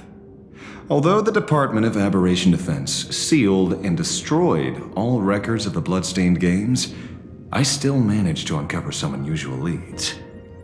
After the Herald of Death incident, the victims' families collectively received compensation so massive it could fill any gaping wound. So, I figured, maybe we could find some leads by looking into official Plain Arcadia expenditures. But here's the interesting part. This item was nowhere to be found in that year's public financial report.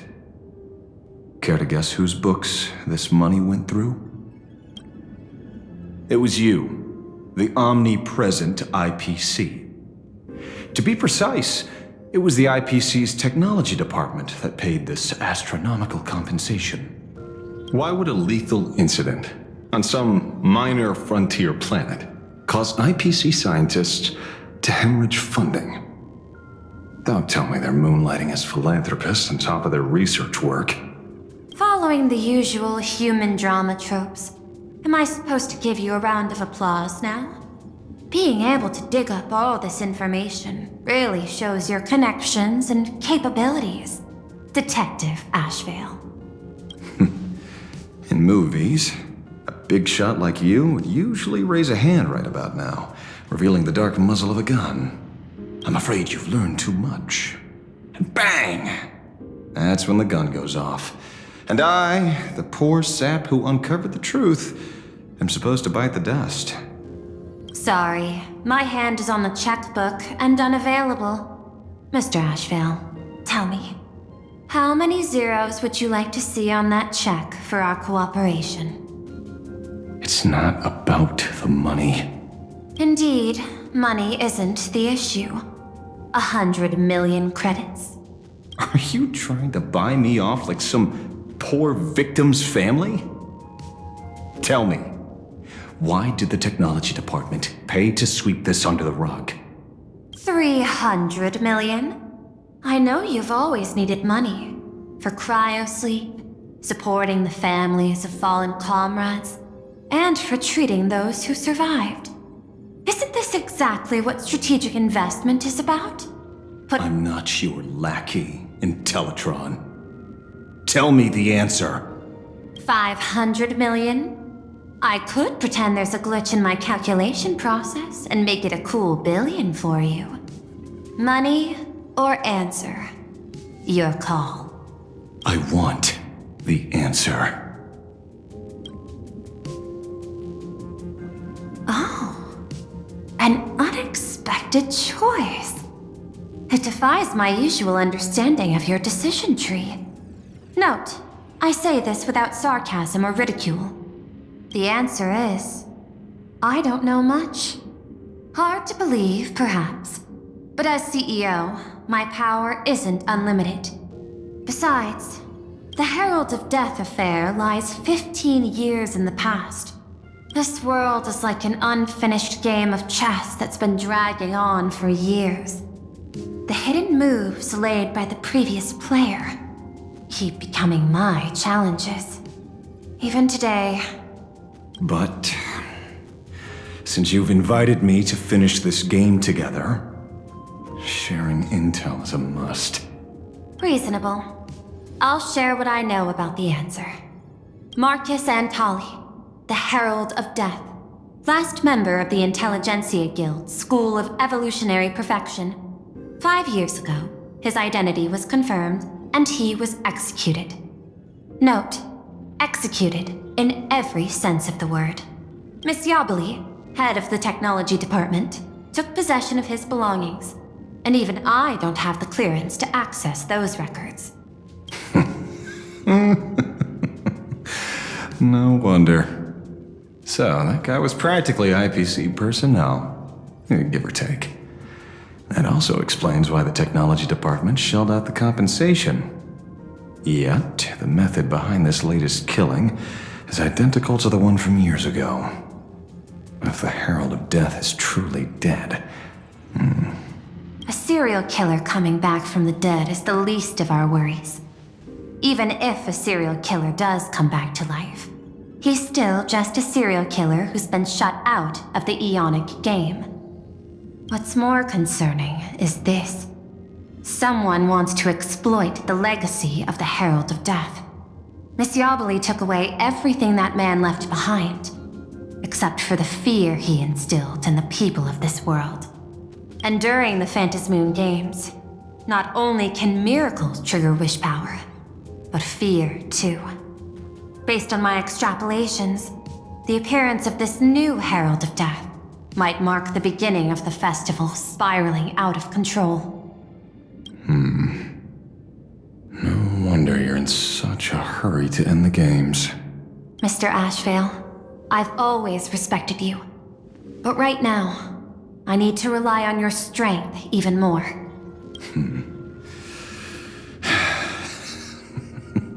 Respect. When I was younger, what I really wanted was to make the IPC fear me. The passage at times not exactly kind, is it? Deal, Madam Pearl. But I will require one more form of compensation. Whoever this new Herald of Death is, I must deliver justice with my own hands. This time, there won't be any lengthy interrogation. By the authority vested in me as CEO of Plain Arcadia, I pardon all crimes committed in the course of your revenge. Go ahead and do what you must, Mr. Ashveil.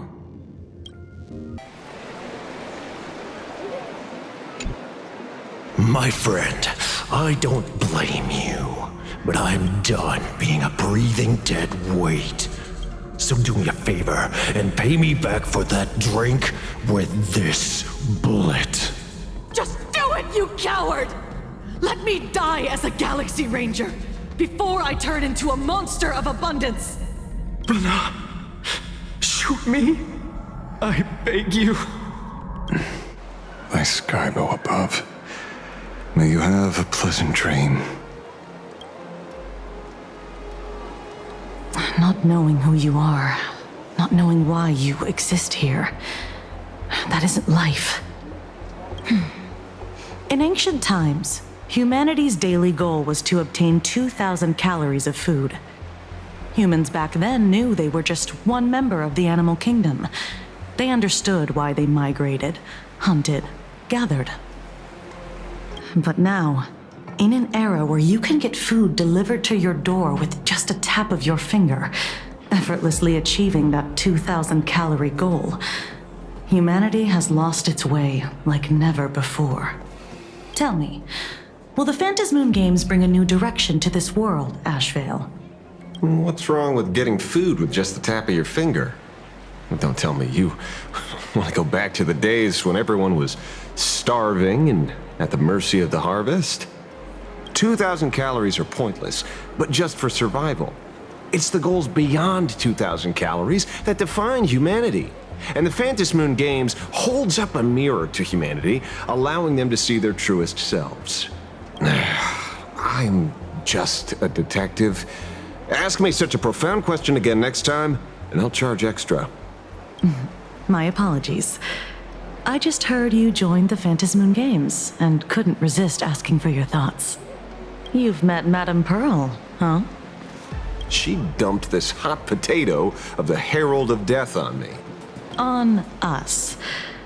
Judging by your expression, it seems less like a hot potato and more like a sweet fruit. Because I have a lead now.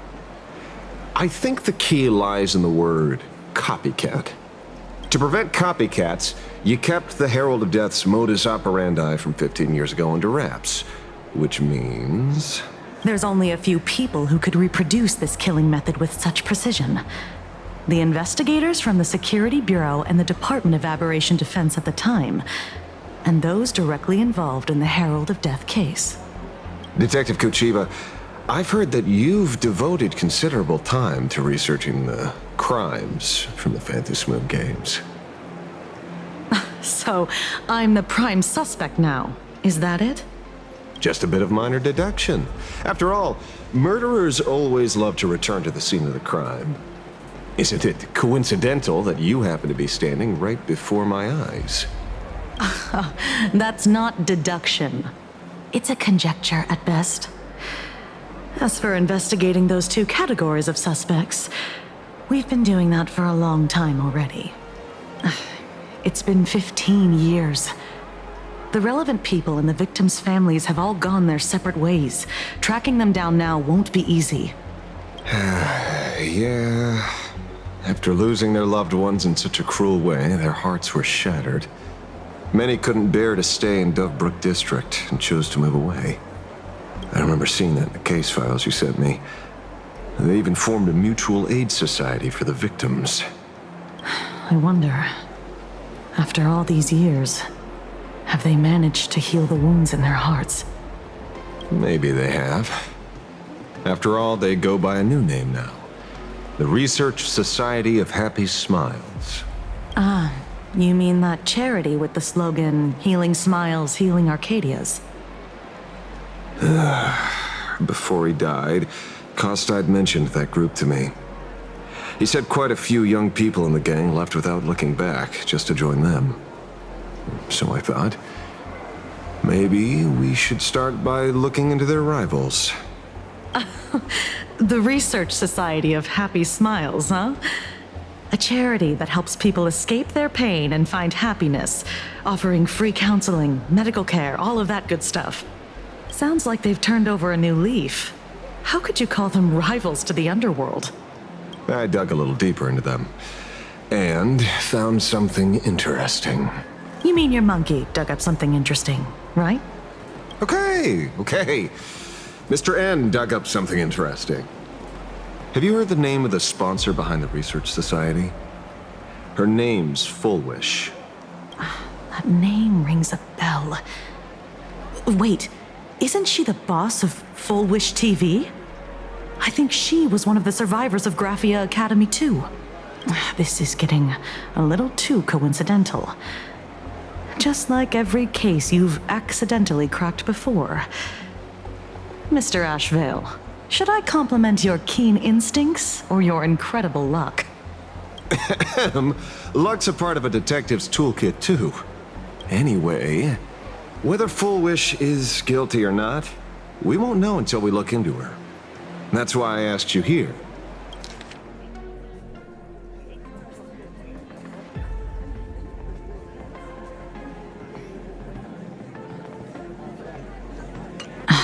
Dovebrook District New Life Project. Public Recruitment and Mental Healing Seminar at the Research Society of Happy Smiles. And she's the speaker? Holding a seminar at a place meant to bury past trauma. The very site of 2 bloody incidents. Miss Fulwish's audacity is certainly impossible to ignore. So what are we waiting for? It's time to drag Dovebrook District's old skeletons out into the light. Are you talking? Yeah, I'm almost there. I want more happiness. This place is buzzing. Are they all here waiting for Fulwish to grant their wishes? A rich person like Fulwish can make most people's wildest dreams come true with the snap of her fingers. I'm less curious about who she'll help than what she wants for herself. If money could really accomplish everything, the IPC wouldn't be eyeing this world. My bet, I'm sure that Fulwish wishes the tragedy 15 years ago never happened. Erasing history. Can the laughter really pull it off? In past victory records, there have been countless and often bizarre instances where the victor used the elation's authority to change reality. You have to understand, the Phantasmoon Games isn't just some wish-granting lamp. What makes it irresistible is that it turns the one who wishes into the genie. That's quite alluring. Have you heard about the noblest worm Aha made godlike? It became the happiest creature in existence. Happy enough to burst apart, leaving no intact body behind. Your knowledge of these unofficial records is enough to rival ours. Since you see things so clearly, Mr. Ashveil, why sign up for the games? Miss Kuchiba, is that a rhetorical question? Or are you fishing for a confession? Fishing? Don't be afraid. Now that you're a supplicant, public officials like me no longer have any authority over you. I'm guessing what you want goes beyond a straightforward act of revenge, beyond a vigilante execution carried out in public. If you were only out to avenge friends, with or without the Phantasmoon Games, someone like you would toss laws and decorum aside and do what needs to be done.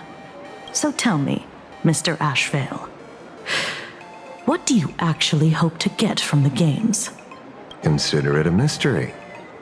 If I make it to the end, you'll know the answer before Aha does. Well then, I'd be honored. Just don't let your wish ruin our lives here. Daily life here fits like a tailored prison uniform. Wear it too long and you forget what your bones should feel like. Ugh. It's time to break free. Look at these prisoners of routine before us. Fulwish hasn't shown up yet. Let's talk with the members of the Research Society. Maybe we can coax something useful out of them. I got called into another chat with the boss today. Never thought he'd care about me this much. Everyone is smiling at me. The office feels downright cheerful. These days, I go home, change my baby boy's diaper, help my daughter with her homework, prepare tomorrow's lunch, and clean up the house. It's hard to describe how satisfying that feels. When Emma left me, she must have left the kids to me for my own happiness. When I look back, I realize I was someone who had it good, and I never understood how lucky I was. Right? All thanks to Miss Fulwish. Yesterday, during my tumor removal, the anesthesia wore off halfway through. I squinted and watched the doctors pull all kinds of things out of my stomach. There was this lump still twitching when they cut it out.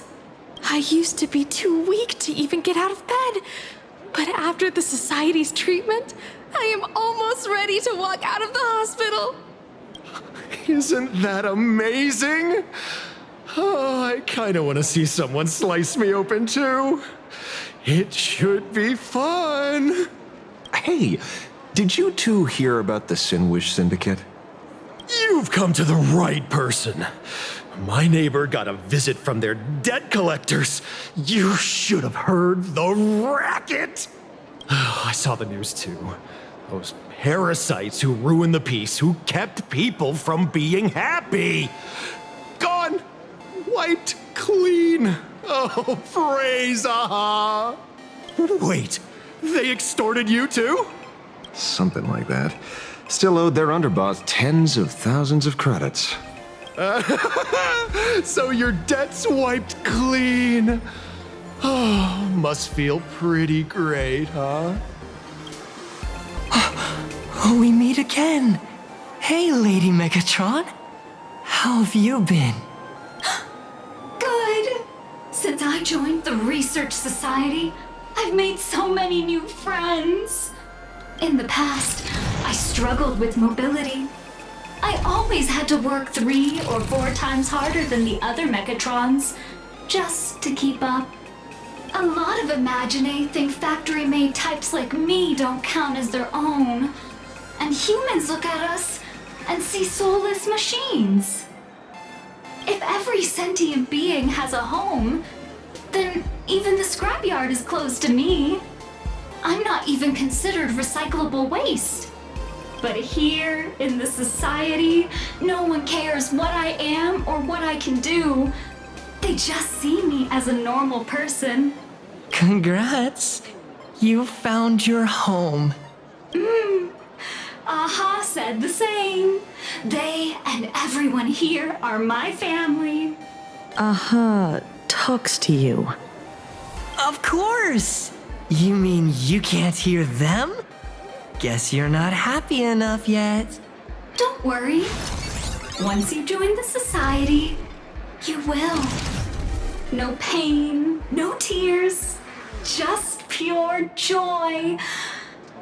The society makes everyone happy. Looks like it's about time.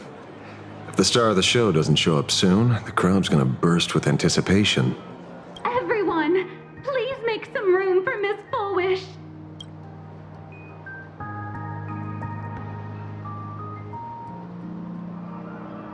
By the Master of Elation, may they bless all souls and grant them smiles. Are you all happy today? Very happy! Thank you for your smiles. They're like lamps in the dark. So precious.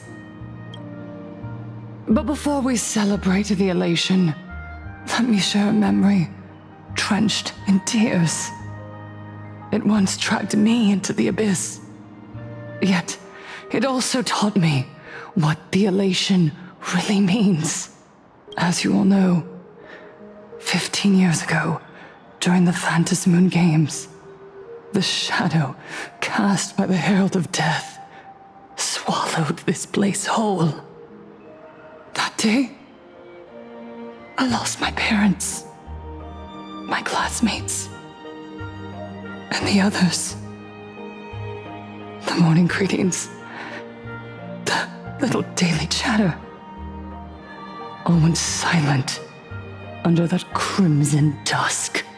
After that, for a very, very long time, all that remained of my world, a door shut tight, a room steeped in silence, and a wound in my heart that would never heal.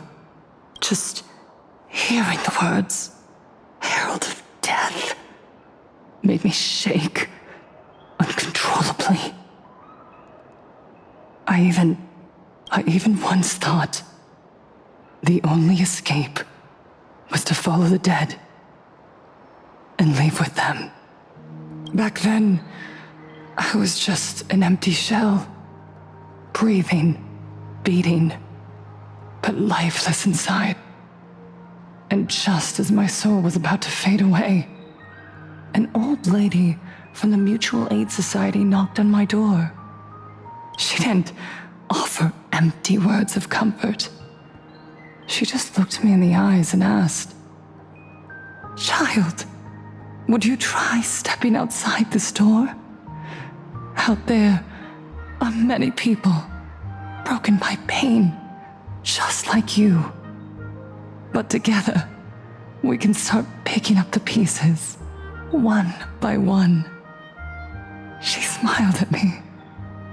A warm, gentle smile. And in that smile, I felt the master of elation grant me a reason to live.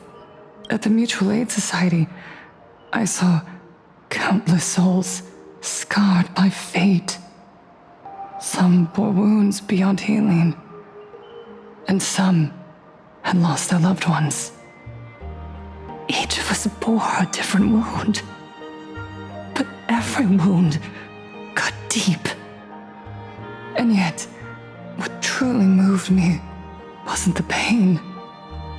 It was how, beneath those scars, they still reached out to one another, offering a smile to a child who'd stopped crying, lending a guiding hand to someone lost. They taught me something precious. Pain can destroy a person, but the wish to bring elation to others can spark the fire of rebirth. That was when Aha's voice echoed again in the silence of my heart. The smiles passed from one another through mutual aid is Aha's most precious blessing. It does not belong only in the small room of a support group. It yearns to illuminate hearts lost in darkness. Each time we share a true smile, it's as if we hear Aha's voice. And when that voice rings out, all suffering fades, all pain is healed, and everyone knows what true happiness feels like. That's why the Research Society of Happy Smiles was founded. I will share this divine smile with all of you. Oh, no more sorrow!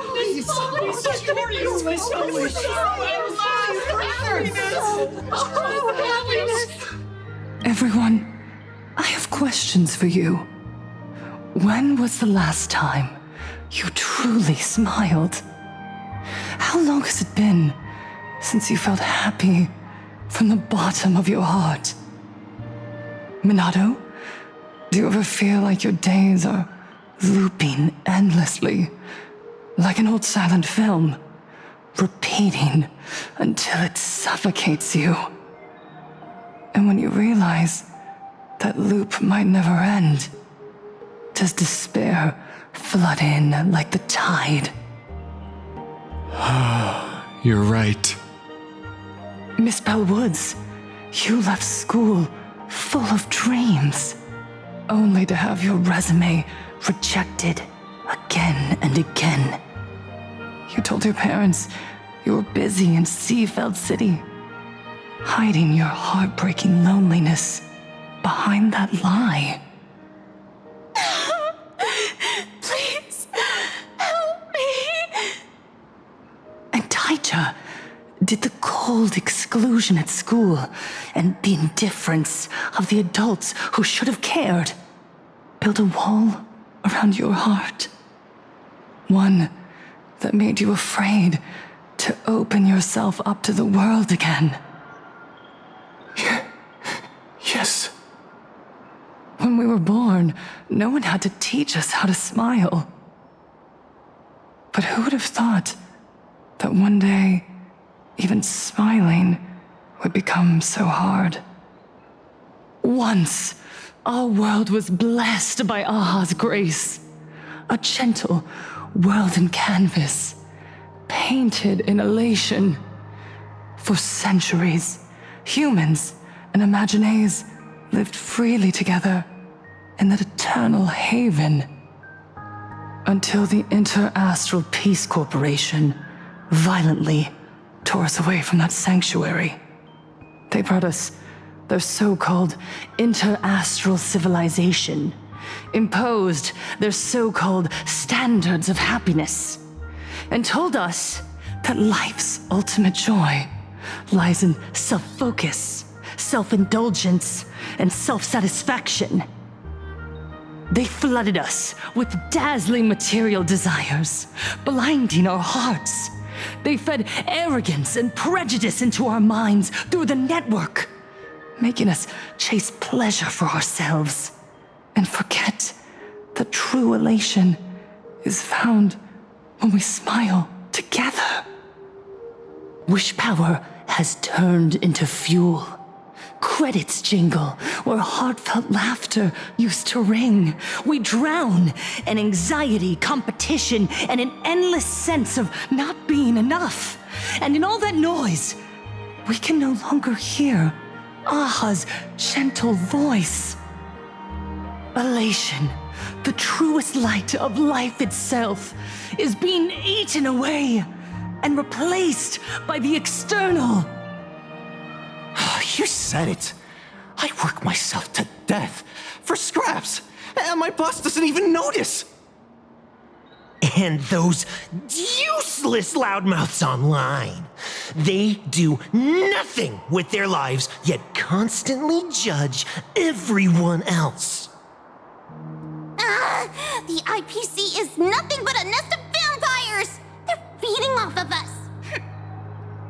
Miss Fulwish, please help us how to be happy! Look around you. This land was once blessed by the master of elation, and yet now it's overflowing with misery. Everyone's chasing their own happiness, but in doing so, they wound others without even noticing. Do you remember the moment I found happiness again? It was when someone who was suffering just as I was, smiled at me. Even through their pain, they gave me that smile. A smile filled with blessings. That smile saved my life. So listen well. Only by opening your heart and sharing your smile with another can you truly grasp what happiness means. It isn't just giving a smile, it's embracing the power that Aha bestowed upon us to smile. Join the Research Society of Happy Smiles.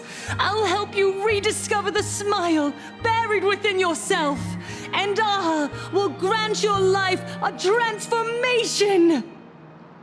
Our mission doesn't end with finding our own smiles. We must bring them to the world and spread true happiness across all existence. While others pray to the eons for their own desires, we, the true followers of Aha, carry a higher calling to fulfill their wish. To fulfill Aha's wish?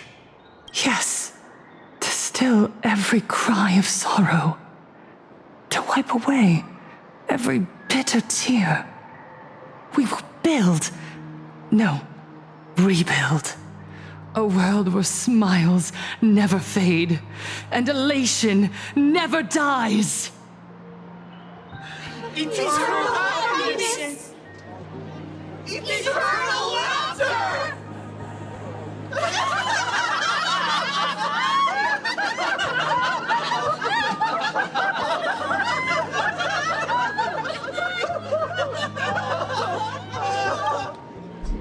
The speech is over. What's your take, Detective? She's so far gone, it's hard to make sense of it. Then let's not overthink it. Let's talk to her directly.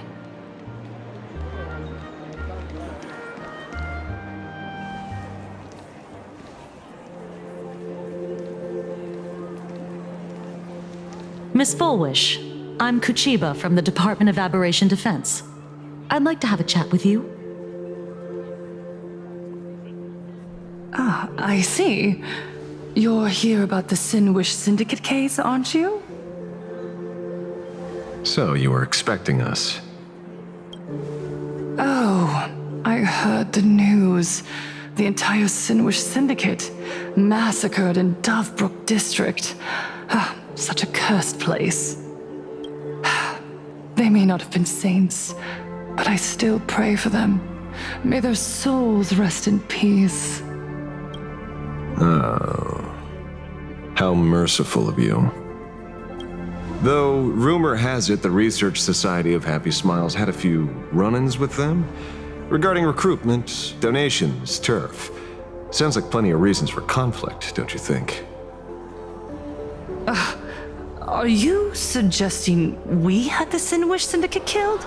For conflicted interests? Wait, that's not what I said. You know nothing about our finances.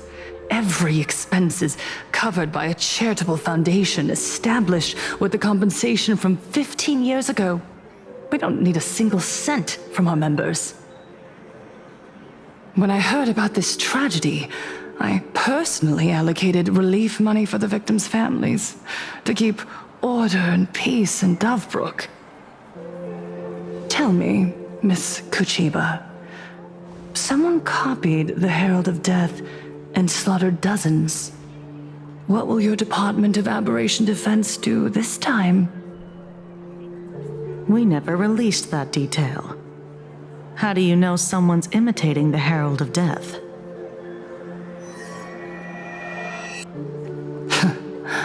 Isn't that what you've been waiting for? For the killer to slip up so you can swoop in and tie everything up nicely? 15 years have passed. You don't seriously believe we're still living in an age where information can be sealed off at will, do you? From the very day the murders occurred, the news has long since spread online. The Sinwish Syndicate paid a fortune for some ancient mask, and the next thing you know, they're all dead. The scene painted red with traces of the bloody bloom.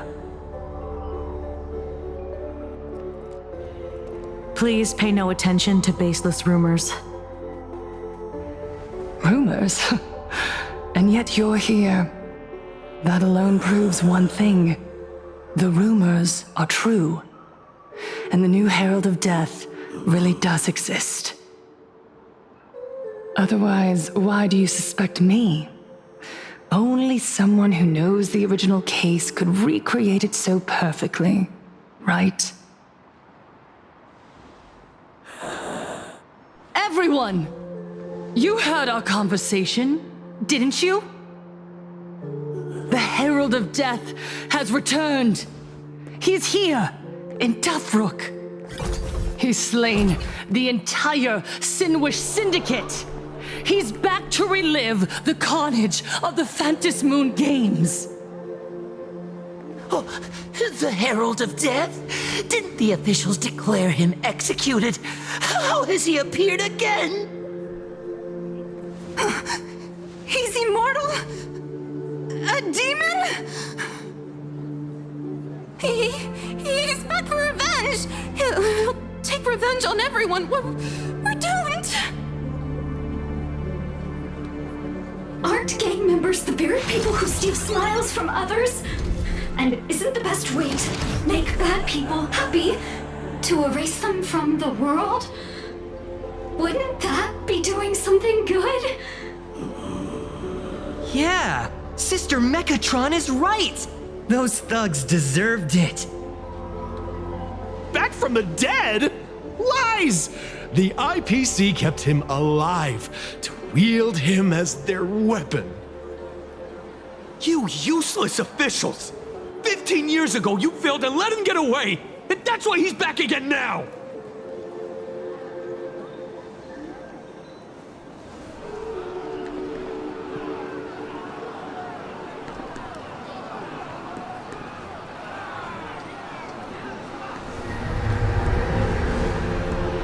everyone!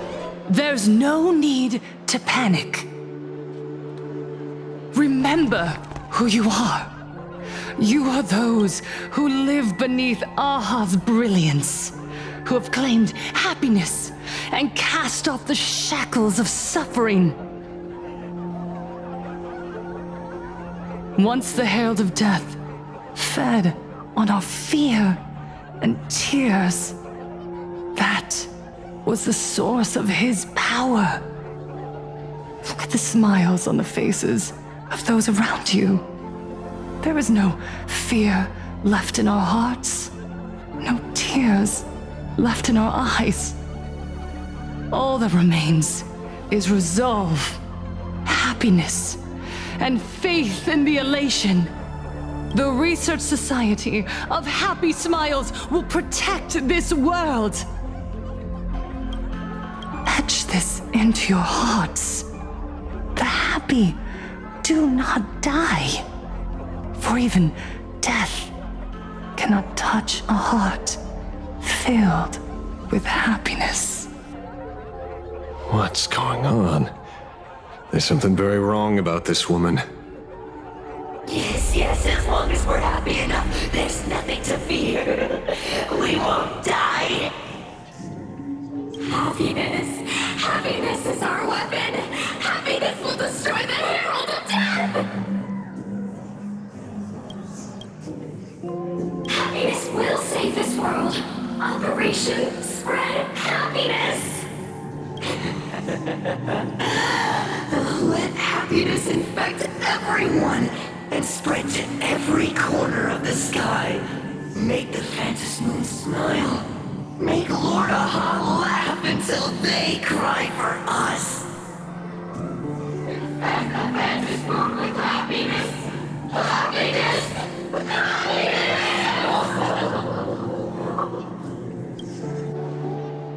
Infect the Phantom Moon with happiness.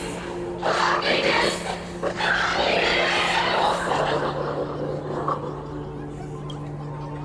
Silence!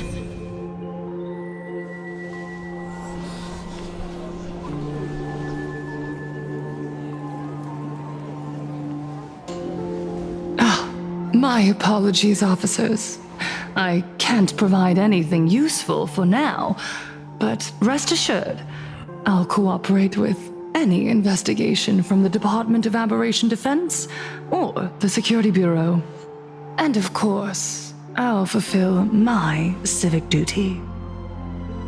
Whether it's the newly emerged Herald of Death or the various upheavals surrounding the Phantasmoon Games, the Research Society of Happy Smiles will handle them appropriately.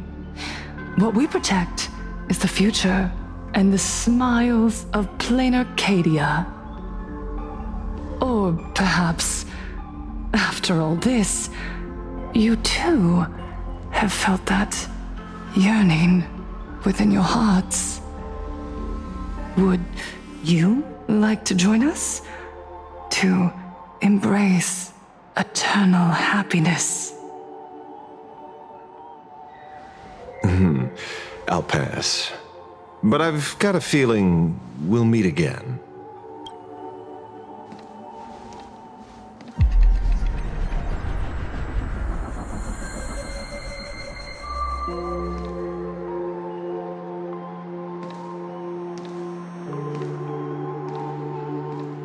Miss Fulwish, thank you for your cooperation. Hopefully, next time we meet, it won't be like this. May the Master of Elation watch over all and bless you with their everlasting smile.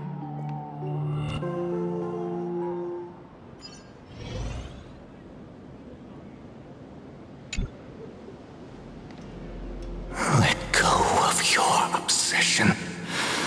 Let go of the shadow in your arms. Let go of that false sense of responsibility. You're the one who should be dead, aren't you? Come, join Let the gears grind to a halt. Let the hands fall still and end that life of yours that was never meant to be. Sorry. That day will come. But for now, there are more important things I must do. What did you say? Nothing. Never mind. Looks like Fulwish is a much slyer fish than expected. The bait was there. But she ignored it. And instead, she stirred up a whirlpool. Quite the opposite, actually. Not only did she take our bait, but she also flat out told us she couldn't care less about the hook. Huh? Was there something I missed? The bloody bloom mark from the Sinwish Syndicate massacre. How did she know that detail? When we specifically obfuscated it with special mark, even in our internal reports. She broadcasted this information word for word, and even used it to stir up public sentiment, scattering it across the place like tossing blood-soaked feed into a fish pond. Now stopping the rumors from spreading will be even harder. Well, maybe she has her connections, or maybe she made a lucky guess as one of the victims. Regardless, she's right about one thing. Trying to stop something from spreading today sure is a lot more difficult than 15 years ago. So, Mr. Ashveil, did your lucky radar start blaring when it came to Fulwish? There is something very wrong about that woman. You saw the way she played the crowd, huh? I guarantee you that it had nothing to do with her public speaking skills. She could very well be a supplicant in disguise. Still, this whole run has been smooth to an unbelievable degree. We got our bearings in no time at all. So, let's keep our prized fish in the pond for now. Fulwish is not going anywhere. You're right. It's too risky to make a direct move against a well-respected philanthropist and media tycoon. Maybe we should start with the people around her. There were people from all walks of life at the gathering just now. Workers, suits, students, the elderly, and even Mechatrons. Judging by their crazed enthusiasm, I highly doubt they'd be willing to testify against Fulwish. But I have my ways. Mr. Ashveil, coercive interrogation is strictly against the rules. Please refrain from doing it somewhere I can't... Don't get the wrong idea. I meant an old friend that I spotted at the gathering. By the way, ever watch Daybreak, Squadron? It's on Sunday nights at 8. I thought you weren't a TV person. Not me. Mr. N. He watches it. Your monkey's quite the child at heart. Anyway, come on. Let's go get an autograph from our heroic film star. Is that him? Shh. Don't interrupt. What? You lost him? Not even close. Hey! Why are you two following me? Oh, we're just two grown-up fans of the Daybreak Squadron trying to get an autograph from Big Brother Magnus. Mr. Ashveil? Don't prank me like that. You really scared me. Really? Cinderborne, the peacekeeper of our city, vanquisher of evil fiends, is scared of his own fans? Long time no see, Magnus. You're not here for autographs, are you? I saw you two at the gathering. I don't understand. Why are you investigating Miss Fulwish? She's been nothing but a kind, lawful person who spreads happiness to others. You heard about what happened with Sinwish Syndicate, I assume. Then, was Miss Fulwish telling the truth? The perpetrator left the same signature as the Herald of Death did 15 years ago. So, Did that monster really kill Mr. Polwave and Costide? 15 years and he's back? This demon? How many more lives must he take? Mr. Magnus, you're one of the survivors of the incident, right? Yes. That monster took my parents that day. But what's the Sinwish Syndicate case got to do with Miss Fulwish? Because that Herald of Death was executed 15 years ago. That's for certain. The Sinwish Syndicate case, on the other hand, has copycat written all over it. And Fulwish is a suspect. So, just because we're survivors, we automatically become suspects? What? Are you gonna interrogate me too? If that's what you want, Miss Kuchiba can arrange for it later.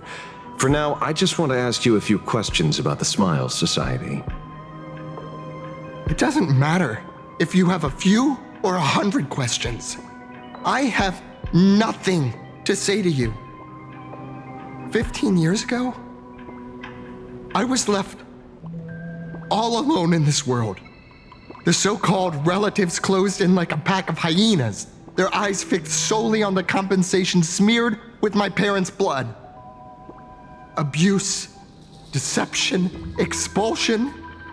To them, I was nothing more than a walking money bag, an eyesore, a jinx. It was the society that gave me the chance to live the life I have now.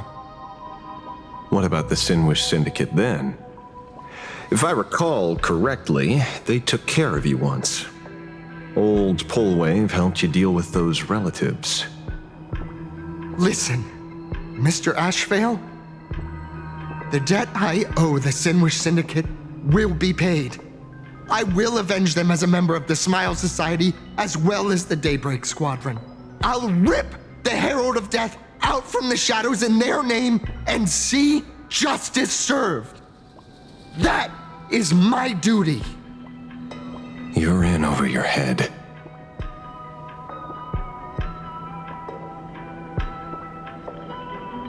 The new Herald of Death is very dangerous. I doubt a handful of actors like you can achieve anything substantial. You think we're just a couple of kids playing superheroes with masks, right? Well, you're wrong. My squad mates and I aren't the easy pushovers we used to be, Mr. Ashveil. I haven't had my transformation surgery yet, but I can already power a Mechatron warrior in battle. We are real heroes here. Boys, let's stay on topic, shall we? I just wanted to have a few words about the society. I have nothing to say to you either, Miss Kuchiba. Neither of you are getting a word out of me on this. Well done, Magnus. Your loyalty to the Smile Society warms our hearts. You're following me? Not by choice. These IPC dogs made it clear that they intend to frame Miss Fulwish. Oh, we're not going to just let this slide. Would you look at that? The hunters become the hunted. What does it matter? If someone's looking for a beating, we'll gladly give it to them.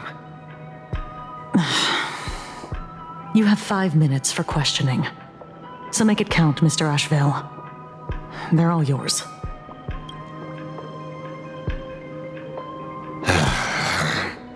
Never expected my first miracle as a supplicant to be teaching thugs. Lawful citizens, a lesson on the streets. Let's get this over with then. And if you want to join them too, Magnus, be my guest. Fair warning. I'm out of practice. If you get hurt, that's your problem. Your fists don't hurt at all. Mr. Ashveil, stop! I'm sorry, Mr. Ashveil. I have to stop you. Hooray, Cinderborne! The bringer of justice! Oh, shut up! It hurts a little,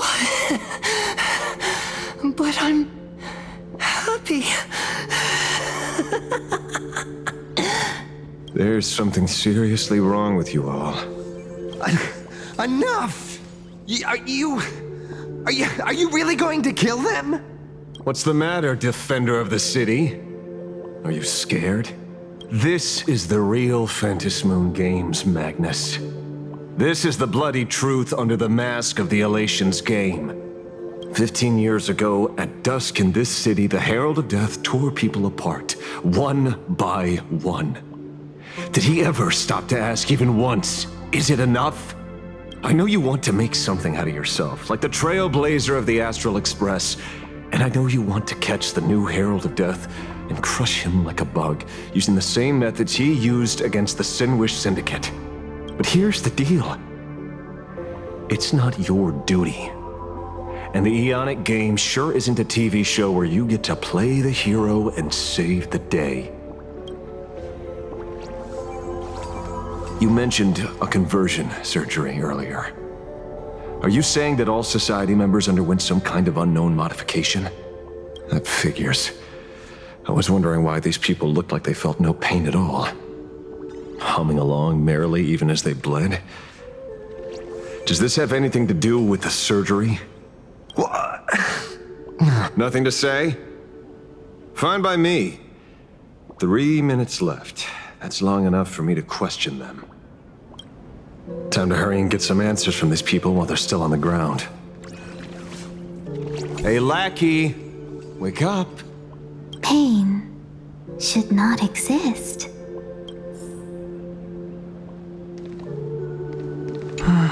Smile. Please smile. The laughter. Don't let it stop.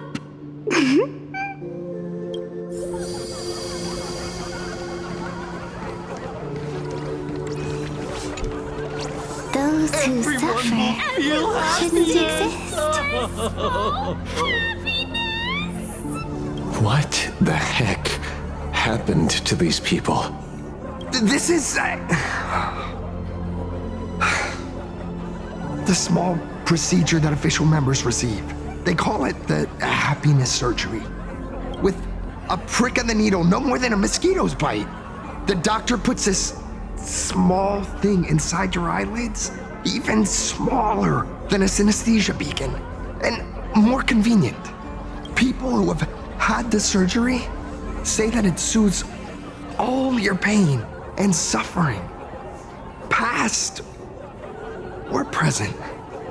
Even your body becomes stronger, and your mind clearer and more focused. A state where you can truly receive happiness. So, you haven't had this happiness surgery yet, right? I'm not ready yet. I've been thinking it over. But the rest of the squadron had it, and they've all become happier. They say it's the necessary step to becoming a true superhero that safeguards everyone else's happiness. If I don't do it, then do I still deserve the name Cinderborne? Mr. Ashveil? What should I do? The surgery won't make you stronger, nor will it help you get your revenge. These guys on the floor are proof enough. Remember the hesitation and fear you feel in this moment, Magnus. If people simply erase their perception of fear and pain instead of overcoming them, then those people will never find true strength. Go now. I have some cleaning up to do. So, did you, pry the answers you were looking for out of them? These people have all been processed by the Smiles Society. Heck, who knows what method they used. It completely neutralized their ability to feel suffering and despair and gave them bodies like steel and capable of feeling pain. Say, is this the kind of treatment that the Medical Ethics Committee would approve? As if. I doubt they even bothered to submit an application. Which means Fulwish has far more dirty laundry than we initially expected. The idea was to find the Herald of Death with the leads we had. But here we are, going deeper down an increasingly scarier rabbit hole. Judging by their voices, these followers don't seem to have any ill intentions. In fact, they sound a lot more humane than most humans. If all this has nothing to do with the Herald of Death, then it matters little to our investigation. After all, how they pursue happiness is their own choice. Wouldn't you agree? Are you serious, Kuchiba? It's only human instinct to avoid pain, right? Such avoidance doesn't go against the laws of nature, nor does it legally constitute a crime when the party involved was a voluntary participant. Not a crime. Well, my instinct right now is telling me that this definitely has something to do with the Herald of Death. Unfortunately, Mr. Ashveil, we need evidence to solve a case. I'm here to follow my senses and dig up whatever's at the bottom of this. As for evidence, that's your headache. Besides, I don't think we need to turn over every stone to figure it out. If the new Herald of Death and Fulwish are connected, we'll be seeing another move soon enough. If I were her, I'd choose the brightest stage possible so this weapon could spread maximum panic. You mean the Star Rail Fest? Madame Pearl promised that top-level security would be deployed during the fest, as well as a contingency plan, robust enough to quell any crisis. And you are staring right at him.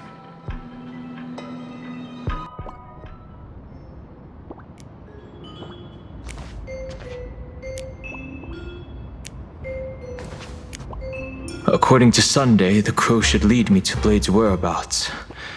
Since it stopped here, that means...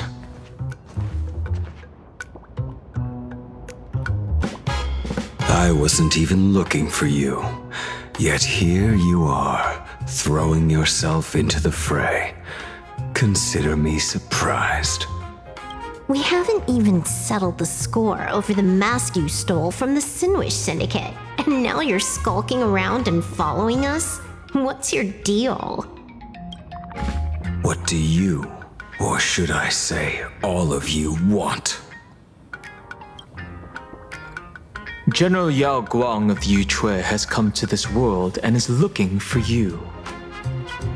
Dragons clash in the wilderness, their ichor dark and yellow.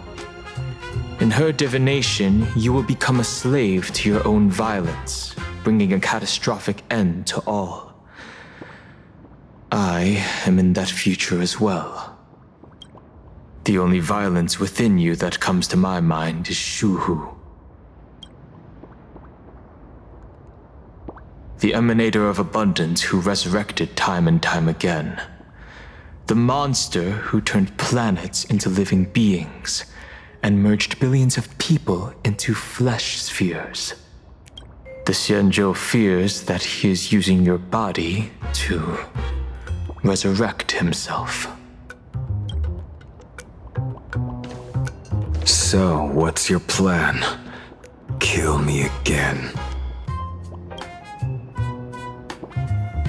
Oh my, things are getting a little heated.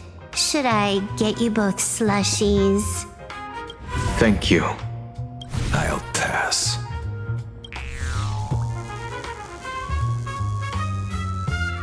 While General Yao Guang's divination may foretell a death battle between us, that doesn't necessarily mean it's the only interpretation.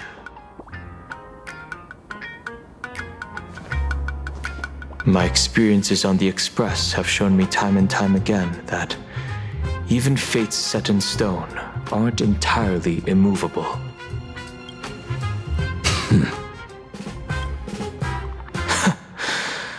I have no intention of getting into a quarrel with you. but I need to make sure that the presence of the Stellaron hunters won't endanger my companions, or the future of this planet. Thus, I must know your purpose here, Blade. What has Destiny's Slave written in your script? He stated this trip would be connected to death. Should I congratulate you? Much obliged. In my experience, it's best not to get your hopes up too soon. Prophecies rarely unfold the way you expect. However, the General's divination isn't entirely baseless. Ever since my arrival here, I have been feeling restless. There's another power here beckoning me. Is there another form of abundance in the world besides you? Perhaps there is more than one. Are you referring to the disciples of Sanctus Medicus? Or the Elixir Seekers? Something far more dangerous. Do they have support from other factions? Unclear. As such, I'll keep an eye on you until everything settles. Just like you did in the past. That's as far as I'll go.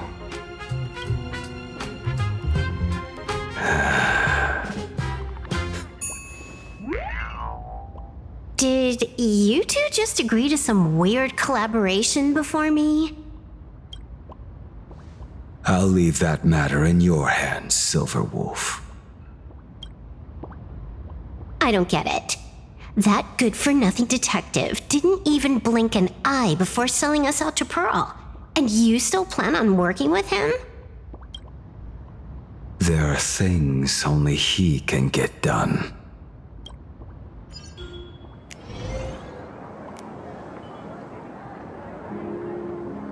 Hey, you two! Why the long faces? On land blessed by the Master of Elation, frowning is bad manners. Come on, smile! Whether you're hungry or full, poor or rich, the laughter is with you. Would you be interested in learning about our Research Society of Happy Smiles? Thank you, but I'll pass. Another one? How many people have been talking to us about happiness today? Well, 6, exactly. Locals say ever since the Sinwish Syndicate case, this Research Society of Happy Smiles has exploded in size. That gang's fall left a power vacuum, and the Research Society of Happy Smiles filled it like a fast-growing fungus.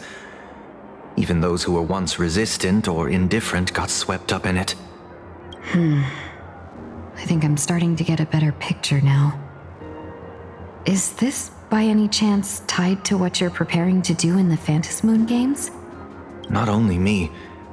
It might also be tied to the ominous fate General Yao Guang warned about.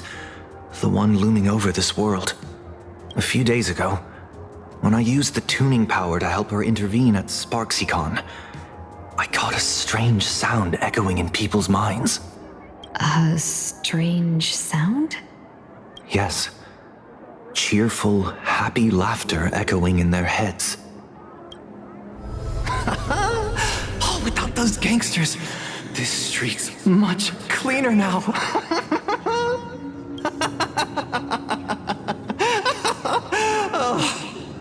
The so-called voice of Aha those society recruiters claim to hear? Could the Joy Seeker truly be so passionate about universal redemption? Whatever that is, it's not Aha's laughter. From the moment I set foot on this street, I've been using my tuning ability to sense the residents' minds. Miss Tingyun, allow me to correct you. Those connected to the Research Society of Happy Smiles number not 6, but 42. Each of them carries the same sound. Identical laughter, looping endlessly like a broken record. Mind control? Or something worse? Are you trying to say that this is tied to the harmony? My apologies. I dare not make such wild assumptions. No, this isn't the work of any tuner. It feels like a barrier, born from the human mind itself, to numb the unbearable pain it cannot endure. Like a worn-out tape recorder hidden deep in the subconscious, repeating the same thing over and over. I am happy. I am happy. So, whose divine handiwork is this supposed to be now? Wherever this laughter comes from, causing so many people to self-deceive in perfect unison while enduring pain is well beyond the capabilities of a mere charitable group. Beneath these calm waters, the undercurrents are far more turbulent than anyone imagines. The bad news just keeps coming. Dan Heng's gone off on his own, and Madame Yao's completely vanished. Can you still sense her? The bird I entrusted to General Yao Guang has seemingly gone silent. I can't share its vision anymore. I can't even feel her thoughts through it. But I know it hasn't faded. That means she's still in this world somewhere. Let's pray she returns soon, with some news to pierce through all this fog. Otherwise, this Arcadia built on happiness will crumble fast and fall into the abyss.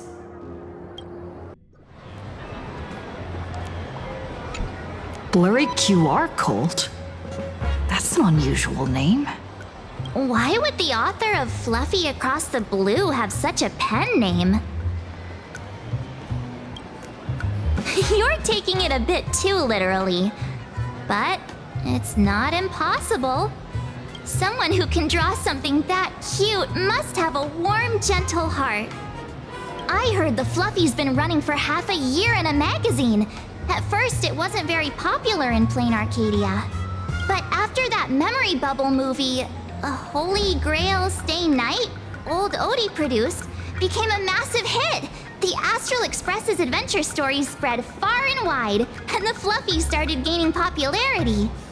Now the latest chapter, The Sacred Flames Return, Amphorius's creation, is sold out everywhere. This cult sure knows a lot about our journey.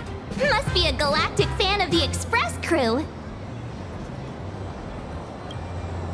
Yes, you've told us the story of Cinderborne 10 times since we got back from Pearluxe Tower. According to the address the Pearluxe employee gave us, it looks like we've arrived at a familiar place. For such a small place, Dovebrook District is really full of hidden talents.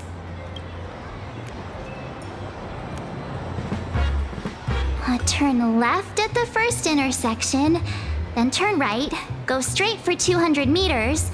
Wait, this is the Furbobo Weekly newspaper? Oh, don't tell me the author of the Fluffy is actually a Furbo. No wonder he rarely shows his face. Come on, let's go upstairs. The Fluffy goes puff, puff, puff.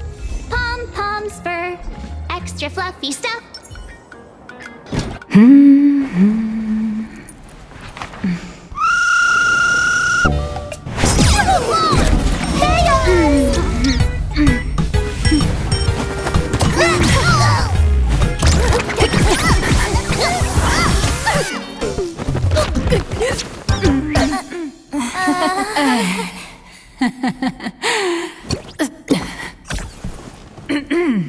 Please come in. Let me guess. Your next line is, "Why are you here?" What's the problem? I'm the magazine's founder, its president, and its editor-in-chief. It's only logical that I'd be sitting here. $1 million? President Nihilux has already been behind on everyone's wages for months. If it weren't for the money, who'd risk their neck being a tabloid journalist, sneaking photos of the bigwigs on the Astral Express?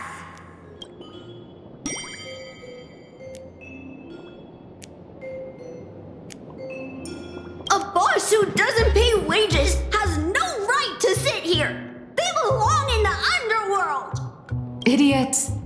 Without me, you'd all have been locked up in some Department of Aberration Defense painting prison long ago. And you still have the gall to demand wages from your savior. Have you ever heard of the sensational serial thief case, Phantom Furbomorph? It happened in the year 1996 at the Arcadian calendar. I'm sorry. I was wrong. I shouldn't have talked back. I'm sorry for being born a Furbo. Beep boop. Even if you've got dirt on us, making us work for free is way too ridiculous. We've had enough. We've overthrown the boss. We've got a new president now. Please stand up for us. Welcome, traveler. Furbo Hot Pot requires a reservation. Rumors are 10,000 credits apiece, and if you're looking to hire a hitman, just head right down the hall to the storeroom. Oh, or maybe you came to meet the brilliant, charming, and universally adored blurry QR cult. Well then, truth be told, that person is actually...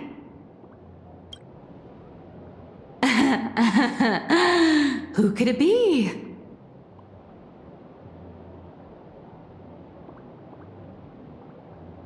Oh, holy for bowling! My paws can't even hold a pen! How could I possibly draw comics? Once you rule out all the wrong answers, only one truth remains. The only one here who can actually draw is you, Nihilux. Your blurry QR cult!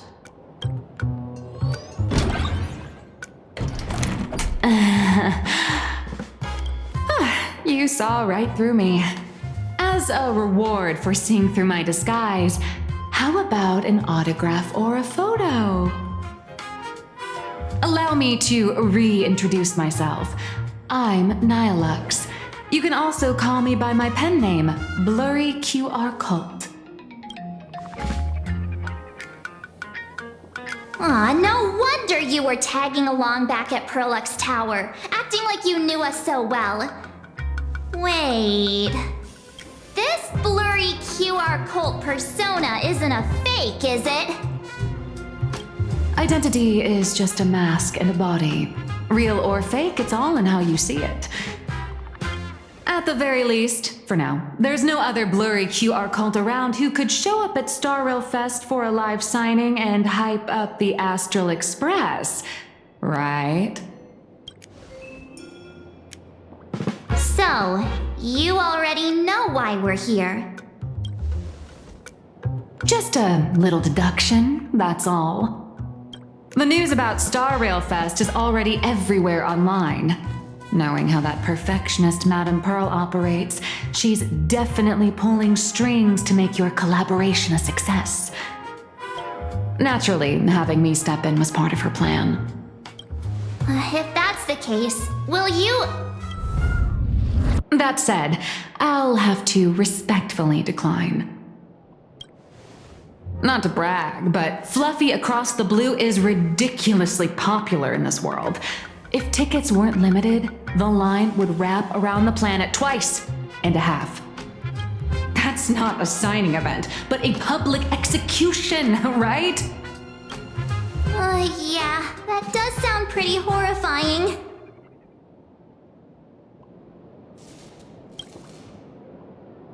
So tell me, Miss Nihilux, do you really have the right to refuse us?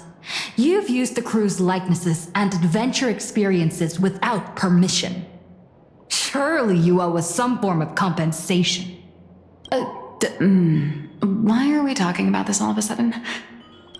Today, on behalf of the entire Astral Express crew, for your violation of our publicity rights, emotional damages, and lost wages, I hereby demand 1.6 billion credits. How did you work that out? Believe it or not, I don't have a single coin on me right now. That's impossible! Just your royalties alone should have made you rich.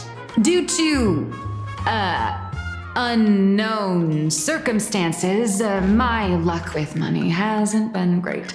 But I get what this is really about. You're not only after cash, are you? I'll show up at Star Rail Fest. Is that good enough for you? Then it's settled. Thank you, Colt. That said, I also hope the two of you, as the original inspirations, will take some time to familiarize yourselves with Fluffy Across the Blue before attending the exhibition, so you won't be caught off guard by fans' questions. Time to attend Miss Nihilux's class. Please follow me.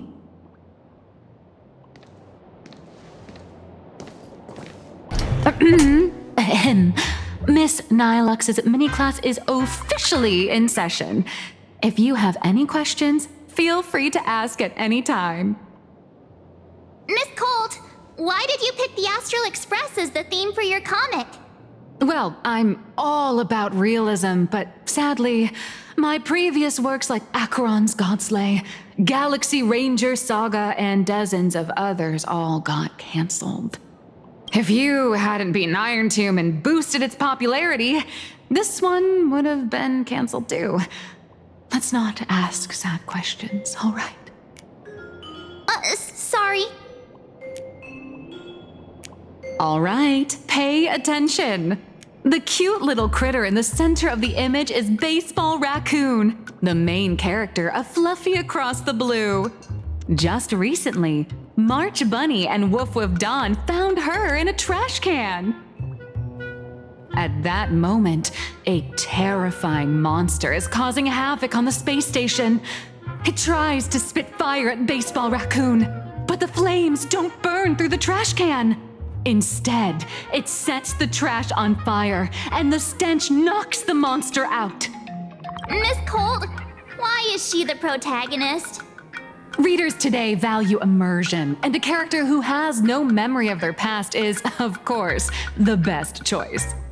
I don't know anything about my past either, so why didn't you pick me? Even though Little Raccoon joined the Express the latest, she's left behind so many stories across different worlds that there are even rumors in the Lafu's prison about her beating up alien life forms. With material this crazy, not making it the main character? I might disagree, but Aha absolutely wouldn't.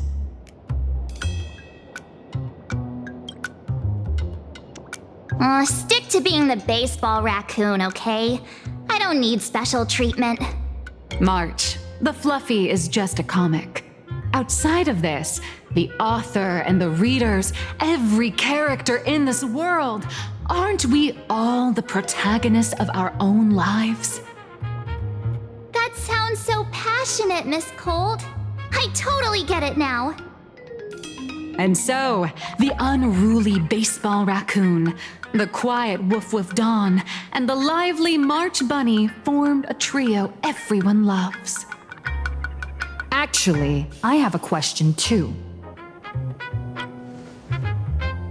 Ever since I got punched in the face by sales numbers, I've grasped a universal truth. In today's world, fluffy, cute animals aren't always a crowd pleaser. Seriously? Even I feel like I can't compete with Pom-Pom's cuteness. Designing the adult versions took some work. After defeating the monster, Baseball Raccoon accepted an invitation from the other fluffy animals and boarded the Fluffy. Here, the protagonist meets 3 big animals with distinct personalities. First, the adorable and universally loved conductor, Pom-Pom. Beside them is the elegant navigator, Miss Himeko. I know! That's Himeko! Her original inspiration is Himeko. Oh, please don't tell her! And the big brown dog on the other side, see? His name will shock you. That's right, he's... Mr. Yang! Just Mr. Yang. Your taste in naming is indeed extraordinary. Anyway, the 6 fluffy little creatures boarded the Fluffy Express and set off on their journey. As for the plot, it's pretty much the same as what you've all experienced. Just with a bit of artistic tweaking to suit plain Arcadia's audience. If you don't stitch in a few local elements, no one's going to be interested. In the comic world, which is even more cutthroat than the Phantasm Moon games, if you don't cater to the reader's tastes, it's nearly impossible to survive. Once upon a time, great comic artists had the luxury of 100 chapters to build things up. Now, if you don't hook readers within 100 pages, you're done. Readers today are hard to please, and authors have to come up with ever more shocking and sensational material. Doesn't this remind you of the Phantasm Moon games? Looks like you're all familiar with the characters from the Fluffy. Now, let me talk about some of the creative challenges I'm facing. So, what do you see on the Fluffy stands? It's her turned into a cute little animal? Yes, this is the character, and you're the inspiration behind her. But even for someone as interesting as you, there are many backstories that readers don't care about, don't want to know, or don't feel obliged to understand.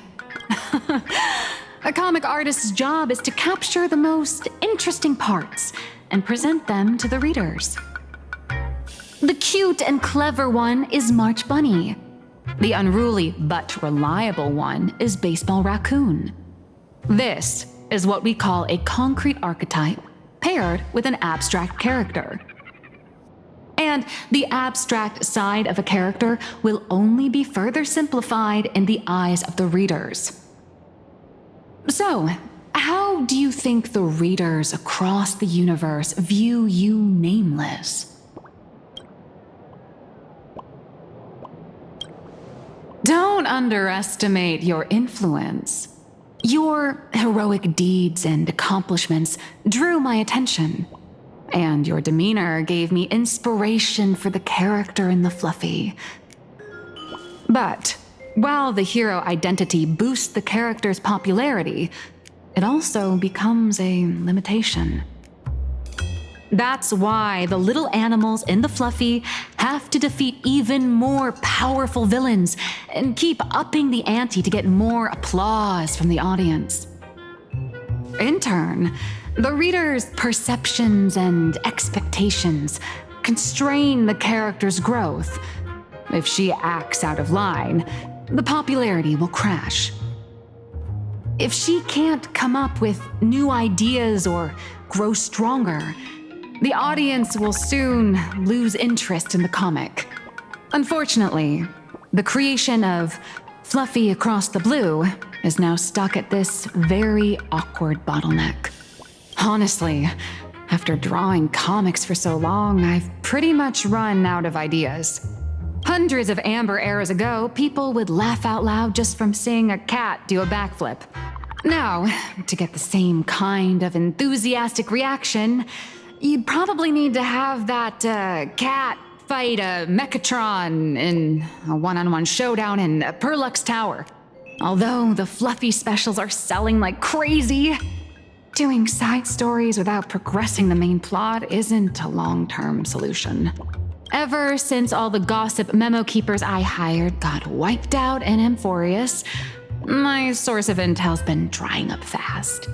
But if someone from the Astral Express could quietly feed me a few juicy insider secrets from the Phantasm Moon games, imagine the reader's reaction when the next chapter drops. Whoa! Does Blurry QR Code have a time machine or what? Oh, that'd totally save the Fluffy's future sales. After all, my little Furbo crew already works for you. Just have them slip me a copy of the Phantasm Moon game's press release. Let's call it buying your exclusive adaptation rights. We'll do a 50-50 split.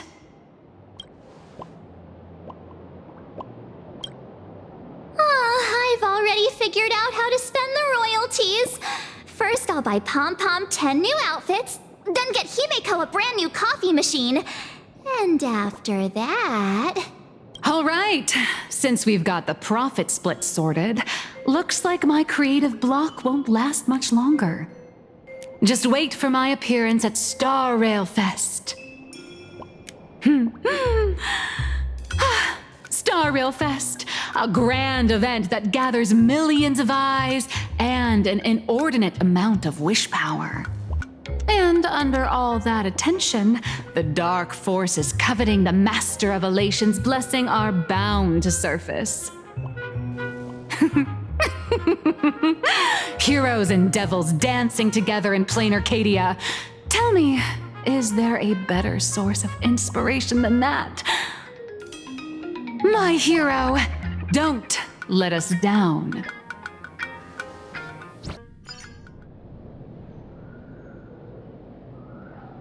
A supplicant is the master of wish power, but wish power can also become the shackles that bind the supplicant, forcing them to fulfill its desires. Love and hatred are alike. Dependence resembles fear. What commands wish power isn't only love, but also hatred. Thank you. These notes will really be a big help to her. Good. I'm so glad to be of help. For generations, many members of our family have attempted to enter the Phantasmoon Games, hoping to rely on the Aeon's immense power to lift the curse afflicting the Graphia bloodline. Some came close to the mask, but could only watch as history passed them by. Others wore it, only to fail in the end. That was until 400 years ago, when your great-great-grandfather Hero won the Phantasmoon Games and successfully gained an audience with Aha. But the family's curse was not broken. In his notes he wrote, "Just as the god of destruction cannot cradle a bouquet, so too is the god of elation powerless against a curse. Such is the cycle of cause and effect." Father, are you wondering what it was that healed me? I know you're keeping something from me. But I don't care what cured you 15 years ago. As long as you're alive, I can wait until the day you're ready to tell me. Still, as a father, there are things I must say, even if you don't want to hear them. As an artist, I'm fascinated by fleeting lives. How they struggle, they suffer, and in doing so, reveal a brilliance worthy of time's memory. But as a father, I can't stand by and watch my daughter walk into tragedy. I bless you to be a hero, to welcome the same end as Akivili. Those are words I could never speak. The road ahead is shrouded by uncertainty, and that's why someone must take the first step to trailblaze a path others can follow.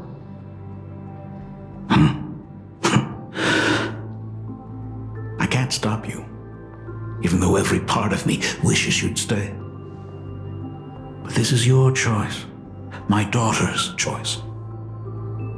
All I can do is stand by you quietly and pray you'll come back safely. Do you still remember the bedtime story I used to tell? They say there was once a princess in the sky. Day and night she painted in her celestial garden, untouched by the joys and sorrows of the mortal world. One night, a thunderous sound echoed from her painting. Curious, she stepped inside. Through seas of flowers, across mountains, until she reached the world's edge. There stood an ancient tower, so tall it pierced the heavens, so vast it seemed to hold the universe itself. Climbing the endless staircase, the princess reached the summit And from there, she saw the world beyond her garden. In the distance, she heard cries, the voices of people burning in raging fire. From that tower of infinity descended the world painter to walk the mortal realm. With a single stroke of her brush, she brought forth 1,000 imaginae, turning the tide against destruction. To go where there are cries, to go where there are flames. That is the origin of our family name, Murata. But beyond the family name, my interpretation of our ancestor's name, Graphia, is also the hope I place in you. Himeko, whatever choice you make, if this is truly what you want, then go. Use those steps blazed upon trails to paint the world as you see it. Thank you, Dad.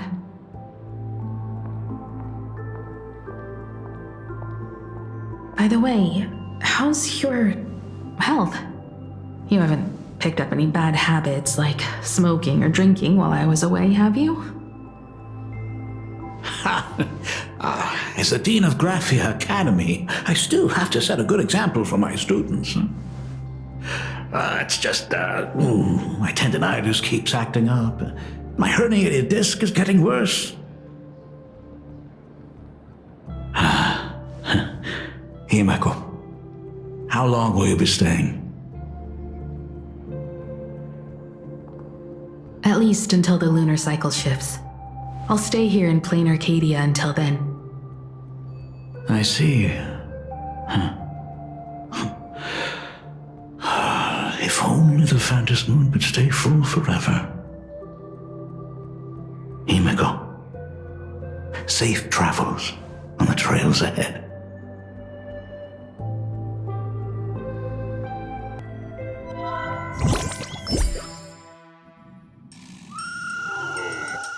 Hello, everyone! Welcome to Fulwish TV's special news segment, Arcadian Morning Report.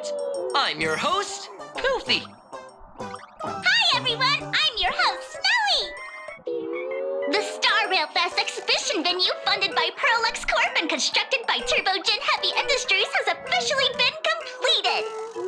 Thanks to modern imagenesis technology, it took only a day for the Skyline's lookout cloud to take on a completely new look. Starting today, the Lookout Cloud line is officially opening up its stop for the Star Rail Fest exhibition areas. The exhibition areas opening on day one include the Belobog area, Xianzhou area, and Penacony area, showcasing the legendary adventures of the Astral Express. The Infurious area, which is currently under construction, will open in due course. For this event, Pearluxe cordially invites several crew members of the Astral Express to visit and be interviewed, including the Trailblazer, who recently joined the Phantom Moon Games as a supplicant. That is certainly something to look forward to. I heard Pearluxe has also invited Blurry QR Cult, the author of Fluffy Across the Blue, for a signing session. It'll be the first time the author reveals their true face in public. An exhibition to gather wish power.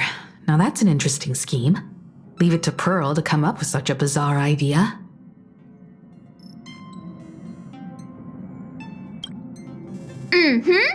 Pearl is also mobilizing Pearluxe's resources to promote us.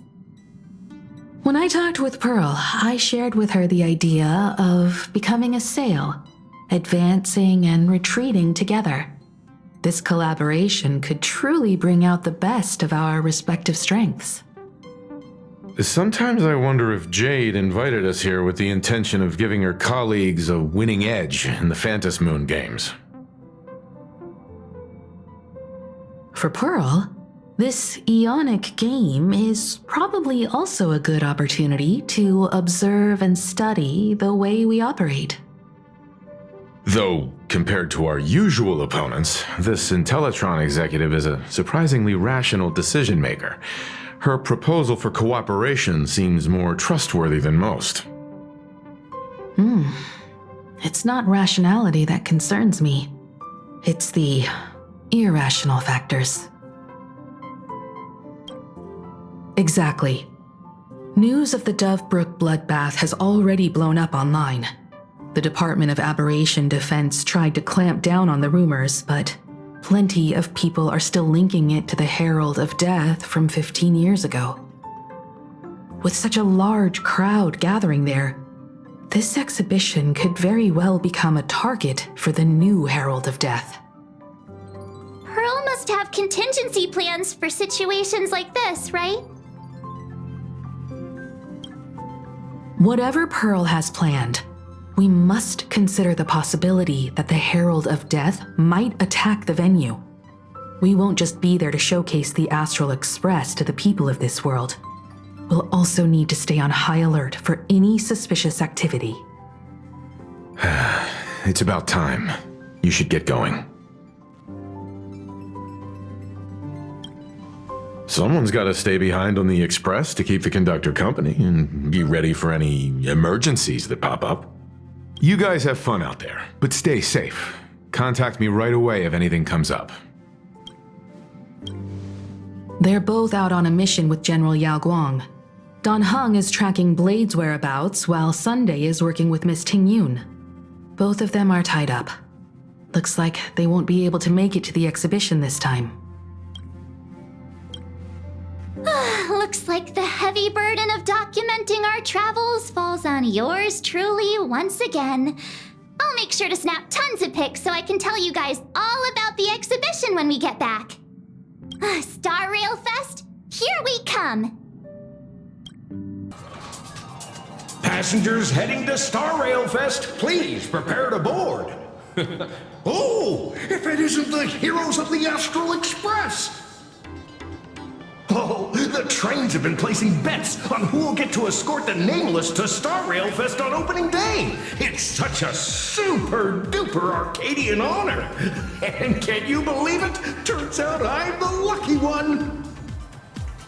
Oh, I could already feel everyone's enthusiasm turning into waves of wish power along the way. No wonder everyone's running around with such high spirits.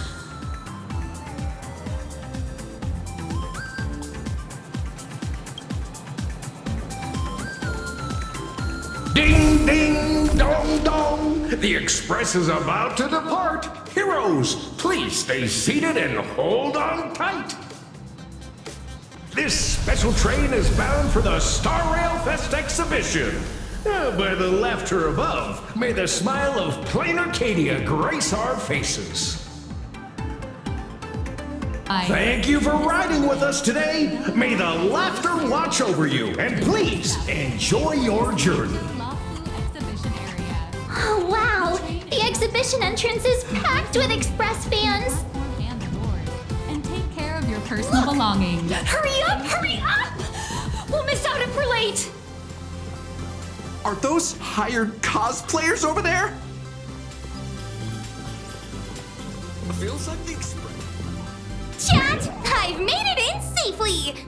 For those who couldn't get tickets, you can catch the entire fest through my live stream today! Next to me is my partner. Wait, what are you doing? 'Tis I, Cold Dragon Young, Don Heng. Where'd you get that mask from? It looks so weird. Such trifles matter not. What doth matter most is securing the autograph of Master Blurry QR Cult upon this book of mine. The signing event hasn't even started yet. Besides, Xianzhou people don't talk like that. But what's our motto? Through stars we soar! The Express is our home! One crew, one heart! We'll never roam! Wow! That's some next level phantom energy! Astral Express! We love you! We love the Trailblazer! Mark 7! And on! Astral Express! We love you! We love the conductor! Himeko and Wells!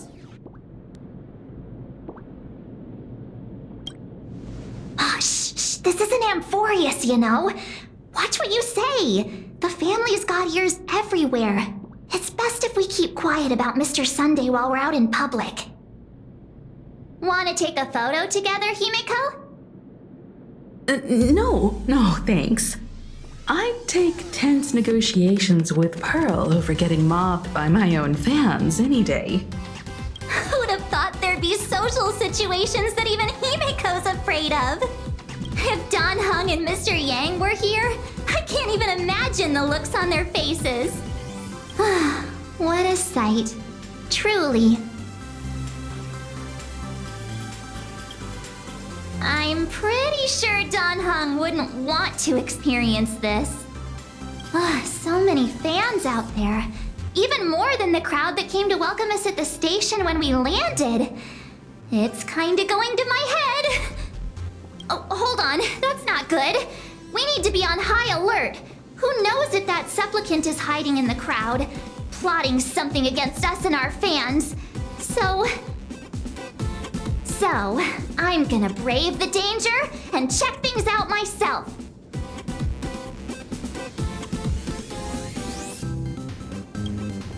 You talk too much. Don't wander off too far, though. We still have official business later. Speeches and other activities that we need to show up for. Got it. We'll just hang around here.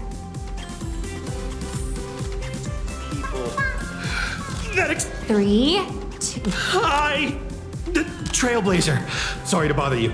We're with Fulwish TV. It's our lucky day running into you here. Do you have a moment? Mind doing a short interview with us? It won't take long. Our audience is absolutely dying to hear about the new supplicant in town and your adventures aboard the Astral Express. No problem. But let's keep the interview brief, since the organizers might have other plans for us. First question. Seeing as Plain Arcadia was the starting point of the Express's new voyage, how would you describe your impressions of this place? Plain Arcadia has left quite an impression on me. An ancient world that somehow feels so modern, so vibrant and colorful. Everyone's chasing the latest trends, looking for fun. I'd say this place is more like a never-ending carnival. Interesting! Throughout the history of the Phantom Moon games, it's been extremely rare to have such a renowned cosmic figure as yourself participating. As the Astral Express's supplicant, what kind of changes do you hope to bring to this world in these games?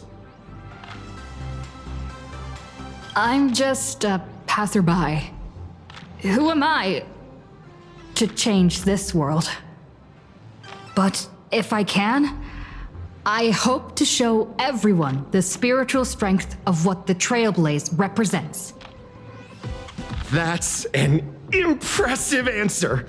Speaking of which, after joining the games, you immediately went to defeat Miss Sparksy, who represented the Masked Fools. What are your thoughts on potentially facing native supplicants in the future? Sparksy gets her kicks through chaos and madness. That kind of out-of-control elation is way too dangerous.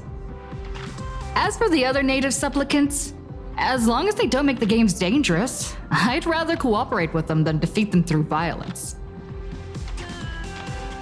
Speaking of local supplicants, we've noticed that Star Rail Fest is Pearluxe Corp's way of rolling out the red carpet for the Express. There are rumors that the IPC is also sponsoring the Express. So, I have to ask, are you representing the Express or the IPC in these games? The IPC's interests? Nah. Even though Star Rail Fest has exceeded my expectations, and Madame Pearl and Pearlux extended such a warm invitation, which I'm truly grateful for. At the end of the day, this is a festival for everyone. And I'm just one of the guests. I'm not the master of this place.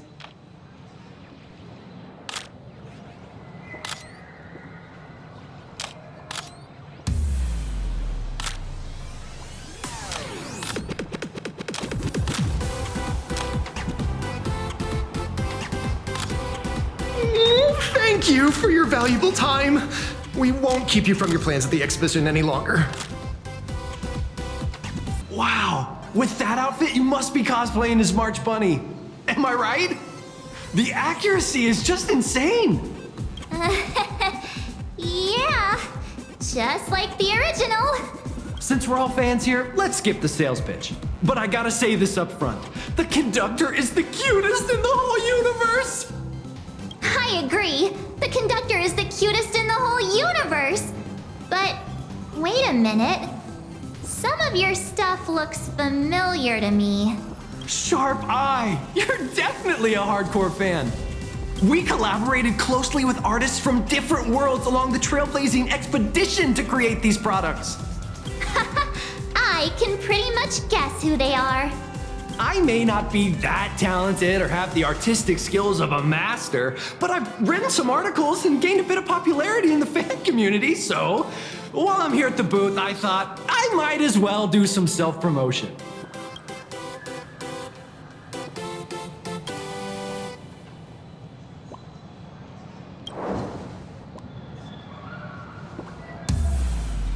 If any of you happen to be super hackers, space warriors, spirit whisperers, or those cursed by eons, come find me.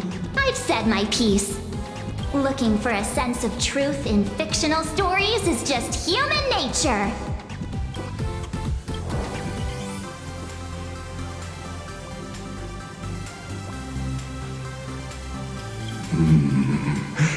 Rupert II, wise throughout the universe, profound in his insights, was bestowed the title Profound One by Noose. If it pleases you, my king, we shall storm the throne and snatch that bloody seat from Rupert I. Among the countless stars are whispered the secret chronicles of Rupert.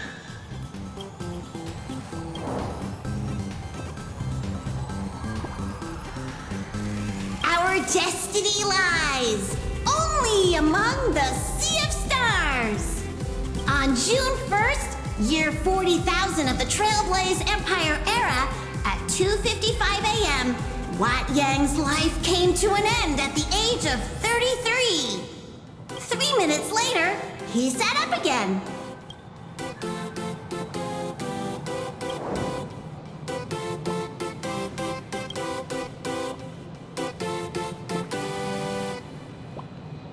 I'm sorry, Kafka. You can survive without me. But if I leave Mr. Yang, he won't make it. Well, what about Silverwolf?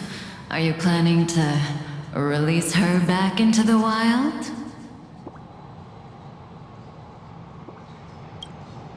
The folks here seriously don't hold back.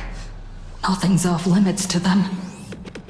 Buy one item, get a free novel! It's a venue exclusive deal! First come, first serve! Better act fast or you might regret it forever! When the fluffy figurines hit the shelves the other day, this mysterious old guy snatched them all up, saying something about using them as art references for students. He loaded up a whole cart like he was stocking inventory. Even the scalpers were no match for him, I'd say. Not long after he left, a girl with bunny ears came to buy figurines too. She was clearly a collector, buying complete sets of everything. Then she discovered that in every collection she wanted, there was one Hemacat missing. That old man bought all the Hemacats. Oh, that's horrifying. I can't let this happen to me. I have to make the best use of my wallet while things are still in stock.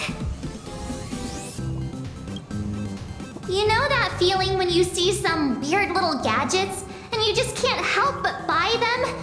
And before you know it, your whole room is full of stuff, so you have to secretly hide them under your best friend's big bed. Aww, this is not good. My wallet is trembling. My pocket money is crying out in pain. I need to battle against my own instincts for a bit. Go look around without me for a while. I'll come find you once I'm done with this battle. Just don't wander too far, okay? Nice to see you again, little raccoon. You're lucky you haven't been completely swarmed by fans yet. Here you are, the original inspiration for the Fluffy's main character, fresh as a daisy, yet no one recognizes you. Talk about irony. Don't tell me they think you're just some cosplayers. Come to think of it, that's actually quite possible. Well, none of my readers have seen my real face yet. But that's all gonna change once the book signing starts. It's honestly heartbreaking that the organizers only gave me this dinky little booth. I was hoping for something more prominent, like a spot on the main stage or something.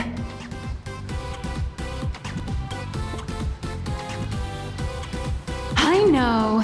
Hey, wanna have the number 000000001 collector's edition comic that blurry QR cult signed today? Whoa. Since when did we get all polite? Of course it's free. But you know what they say, nothing's more expensive than free stuff. Hold up. What's this extra thing? Light sticks. The organizers gave me thousands of them and told me to hand one out to each fan who gets a book signed. They really know how to push someone around. I wanted to give them a piece of my mind. Am I not the world-renowned author of Fluffy Across the Blue, the great blurry QR cult? Who exactly do they think I am? Chopped liver? But you're right. This is Star Rail Fest. Today, I'm just a side character. Anyway, it's about time to head to the booth and meet up with the staff to start the signing session. I won't keep you from enjoying yourself any longer. Bye-bye.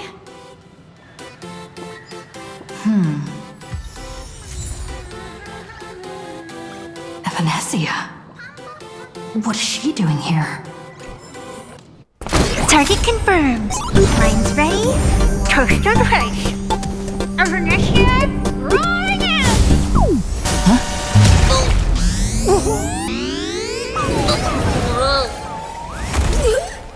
Did that guy just pass out?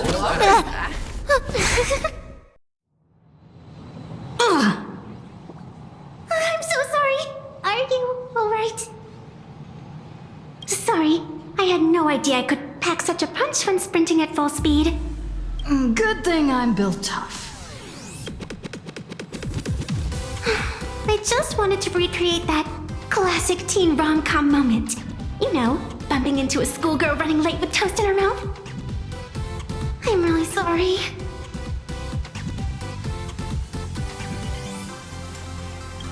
Why am I here? Well, probably because the plot demands it. That's got to be the lamest excuse I've ever heard. How could such a classic trope fall out of fashion so quickly?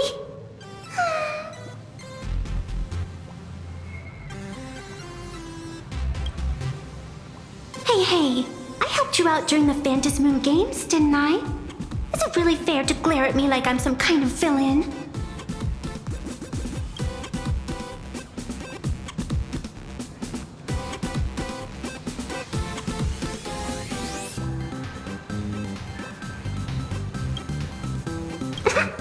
I watched your whole fight at Graphia Academy. I'm more than happy to befriend those who are destined to be part of these games, as long as they can show me their wish. not. That mask has already been imprinted with the shape of your soul. Even if I took it back, it wouldn't be of any use to me. An old friend of mine once taught me how to draw. And as it turns out, I'm a natural. If you call those lousy doodles you made when drawing the mask talent... I'd always wondered if something I imaginated could actually fool the Phantom Moon's eyes. See? This temporary ticket I gave you shows great promise. Proof that my artistic skills have leveled up. Speaking of which, shouldn't you show me some gratitude?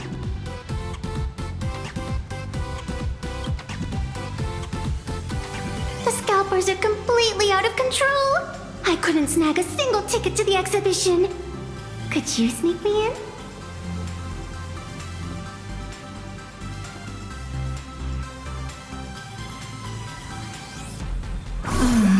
She did help us out before, but as a dignified nameless, how could I do something as unethical as helping someone sneak in without a ticket?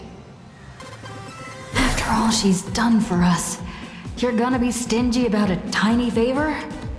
Besides, since when were we such paragons of virtue? I sure don't remember any of that.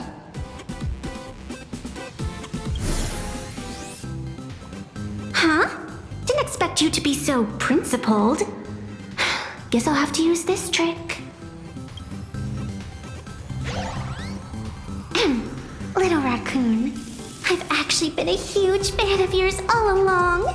From the very first page of The Fluffy, Volume 1, Chapter 1, I was already captivated by you. That afternoon, as I passed by the Graphia Academy building, I caught a glimpse of you by the window. Right then, I knew my heart had been stolen, and nothing else would ever make me feel so alive again. Getting to share a few happy moments with you at this exhibition, that's all I could ever ask for in this lifetime. All right, I'll do it! Stop nagging already. Just as I thought. No one's immune to some good old-fashioned glazing. Let's go. We've wasted enough time. I need to meet up with my friends first. What should I get next? A baseball raccoon? March bunny? Or a Wolf of Dawn plushie?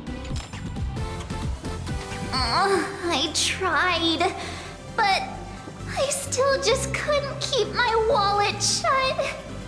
Wait, that girl behind you looks kind of familiar. Have we met somewhere before?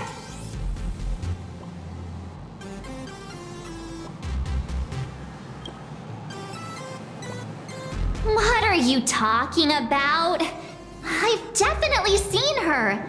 I think it was at Graphia Academy? Whatever, it's not important. Wait a sec. Isn't this March Bunny from the Fluffy? Oh, the attention to detail is insane, especially those ears.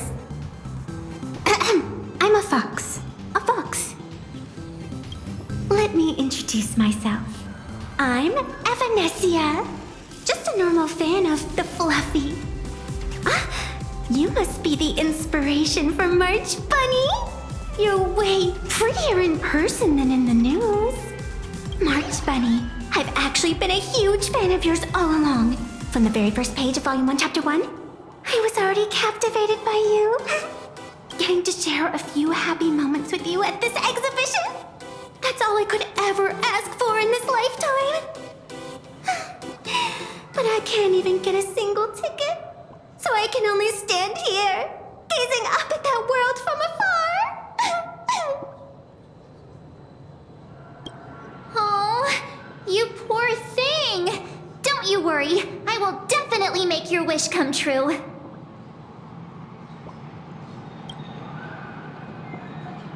Wanna join us? Such an adorable little fox girl could never have any bad intentions.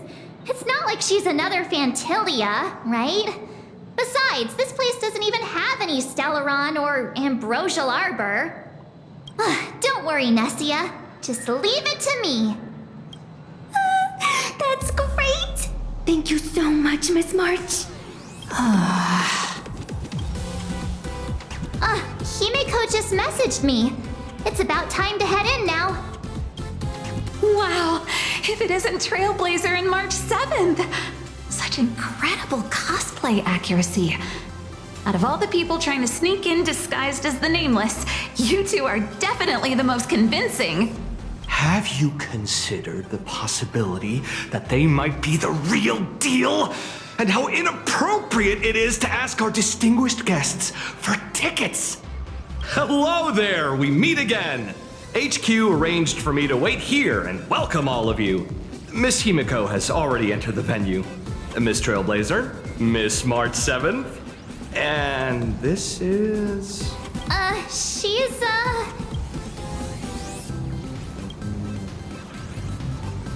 Hi, I'm Evanescia, the new pet aboard the Astral Express.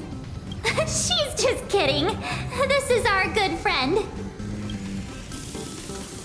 Since you're friends with our guests here, I guess it's all good. Come on in.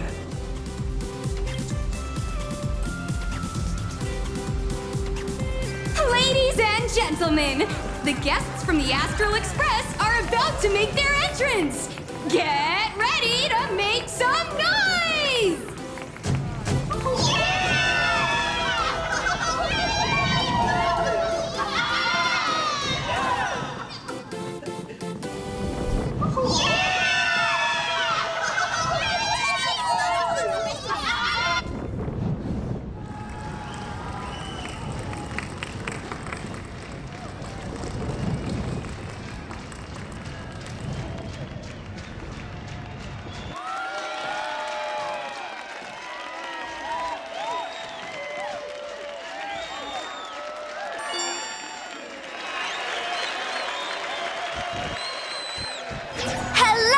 Visitors and spectators!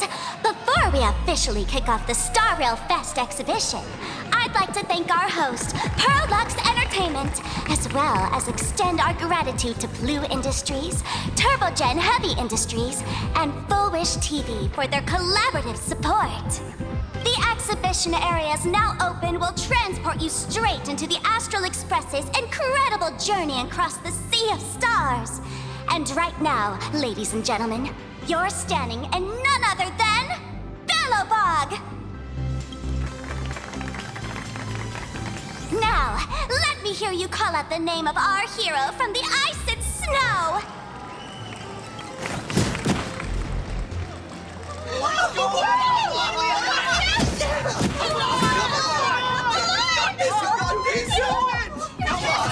Come on!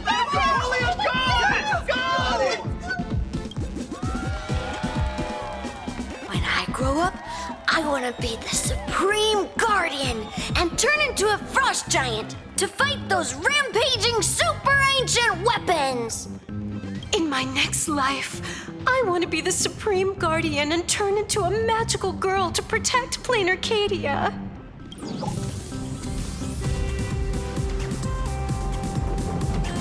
Wait, this isn't right. Why is everyone supporting Cacolia? What's wrong with having the most popular streamer girl host the biggest event?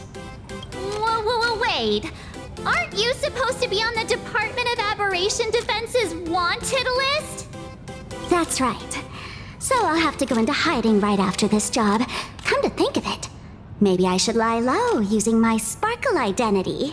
After all, what does Sparkle have to do with this Sparksy thereafter? Oh, right. Nameless, won't you take pity on me and give me back my mask? In your dreams. Yahoo! Since we have two Nameless from the Astral Express here with us today, let's kick off an exciting The Fluffy Trivia Quiz! Here's your question. In the final chapter of the Fluffy's Belobog arc, The Supreme Guardian's Bond, what did Cacolia summon to fight by her side? Oh, the Guardian wand that could transform her into an ice giant? Ding ding! That's correct! Well, looks like this young lady here is quite the devoted reader of the Fluffy, answering even faster than the Nameless.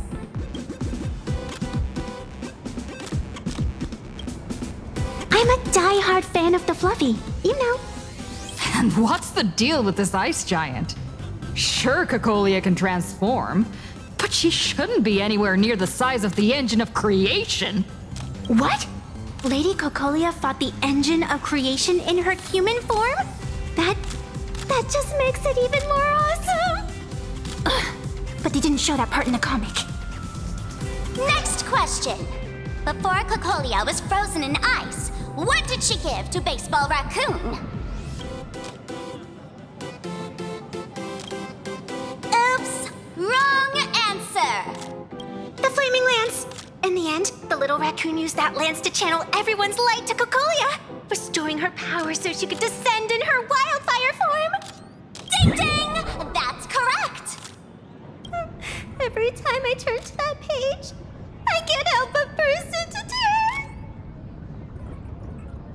Actually, I inherited this flaming lance from the previous Supreme Guardians when I got stabbed right through the heart.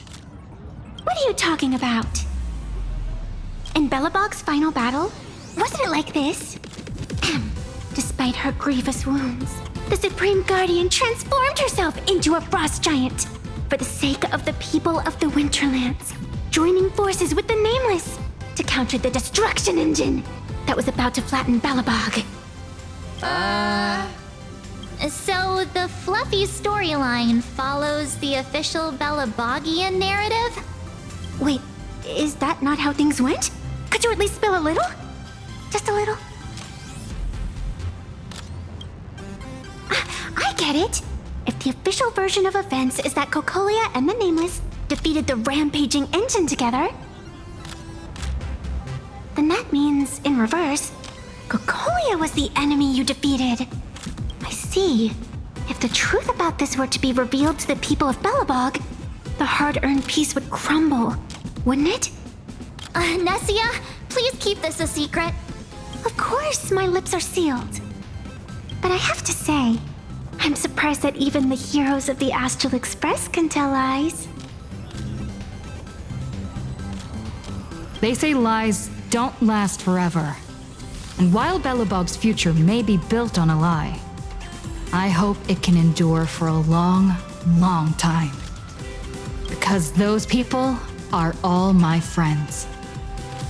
Thank you for telling me about this. The Phantasmoon games make supplicants wear masks. But if you ask me, that's when people really drop the act and face their true selves. Big hero! The event's not over yet. Come join me on the stage and deliver your decisive strike in the epic battle between Madame Cocolia and the Destruction Engine! Me? Madame Cocolia is in crisis! Hang in there, Madame Cocolia! Fear not, everyone! I can see our hero approaching! Today, we are honored to welcome to Starrail Fest the hero of the Astral Express, one who survived the Battle of Belobog, the Trailblazer! Let me hear you say the name of the Will of Preservation's successor! Trailblazer! Trailblazer! Trailblazer! Trailblazer! Come on, warrior from beyond the sky! Show us that legendary scene again! Ignite your flaming lance! Charge up Madame Cocolia with your power, and let her hear our calls! The host is calling for you. Time to take the stage, great hero! Oh, that's not fair! I don't use a flaming lance! Reenacting a legendary scene right here. Oh, good thing I'm not the one up there. Big hero. You're gonna shout that line when you ignite it, right? Of course, it's Flaming Lance forward. You've got to shout it really loud.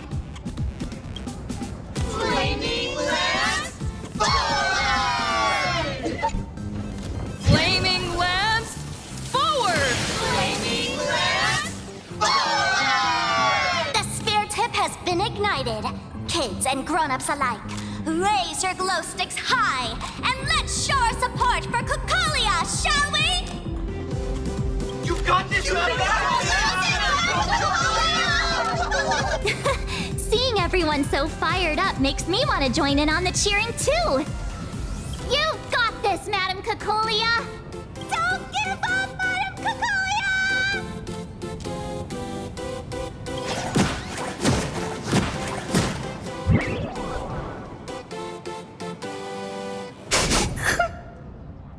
What's wrong, Nessia? I'm getting all emotional. This scene takes me back to the moment I first cracked open the Fluffy Across the Blue comics. The Speeding Express, Dazzling Cosmos, and a bunch of quirky yet adventurous companions. I know the story is fiction, but I really want to be part of it and travel with you guys. But leaving home, that's not exactly easy for me. Thanks for the love. And hey, traveling with the little animals aboard the Fluffy still counts as traveling with us in my book. Thank you for the love. Being able to connect with friends like you through stories is probably the most precious part of this journey.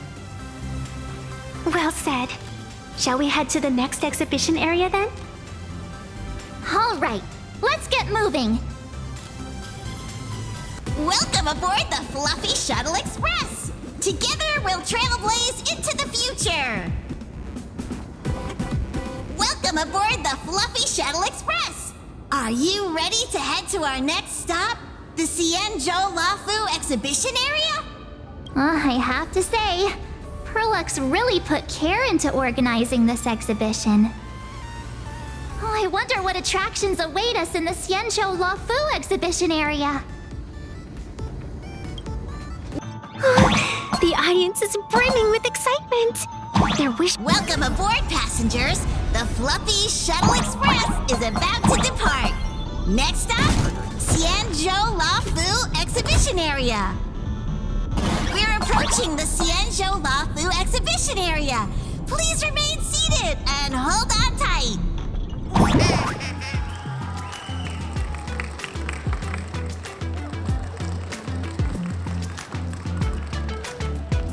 Oh, brr. The frigid waters of Scale Gorge Waterscape are chilling me to the bone. Why is there so much water in the exhibition area? Did a pipe burst or something? I bet this is some cutting-edge immersive theater performance. I gotta say, these tickets are totally worth every penny. Based on what we saw in the Belobog area, the Fluffy's adventure on the Xianzhou should be... I got it! It must be Woof Woof Dawn teaming up with Jingyuan Yuan to battle against Lord Ravager Fanti.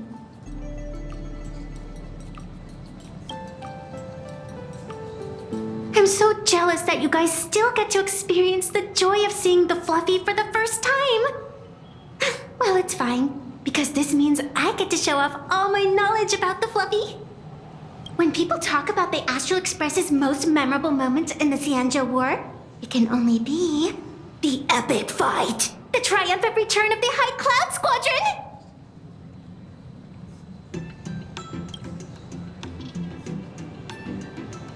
When people say squadron, they mean a bunch of superheroes teaming up. Did I get too excited? Sorry. I really got carried away. Not at all. I'm guessing this High Cloud Squadron must be referring to the Xianzhou's High Cloud Quintet, right? Did a memo snatcher steal my memories? When we fought Fantilia, did we really have that many people helping us? 5 at once? Oh, I can't take it anymore. I'm bursting with curiosity. Quick, let's go inside and take a look.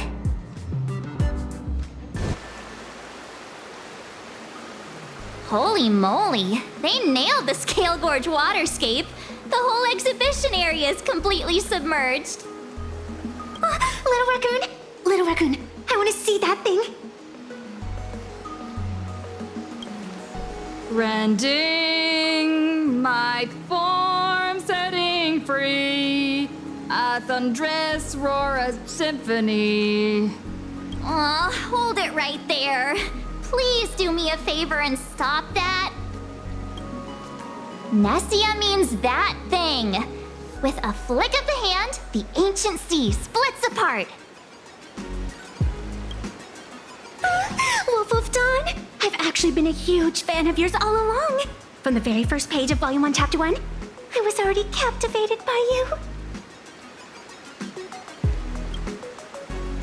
Who on earth did this kid learn to ask favors like that from? From March Bunny in the comic, if you must know. What? This is absolutely the biggest personal attack on me ever! Never mind. I'll go ask someone about what's going on. Hey, host, this immersive theater is getting a bit too immersive, don't you think? Ugh. It's been almost 20 minutes. Where's the actor who's gonna split the sea? That's right. The script for this exhibition's stage play was written under the guidance of the Xianzhou's legendary literary master, Mr. Cien. We guarantee you'll get an authentic recreation of the Express's most iconic moments.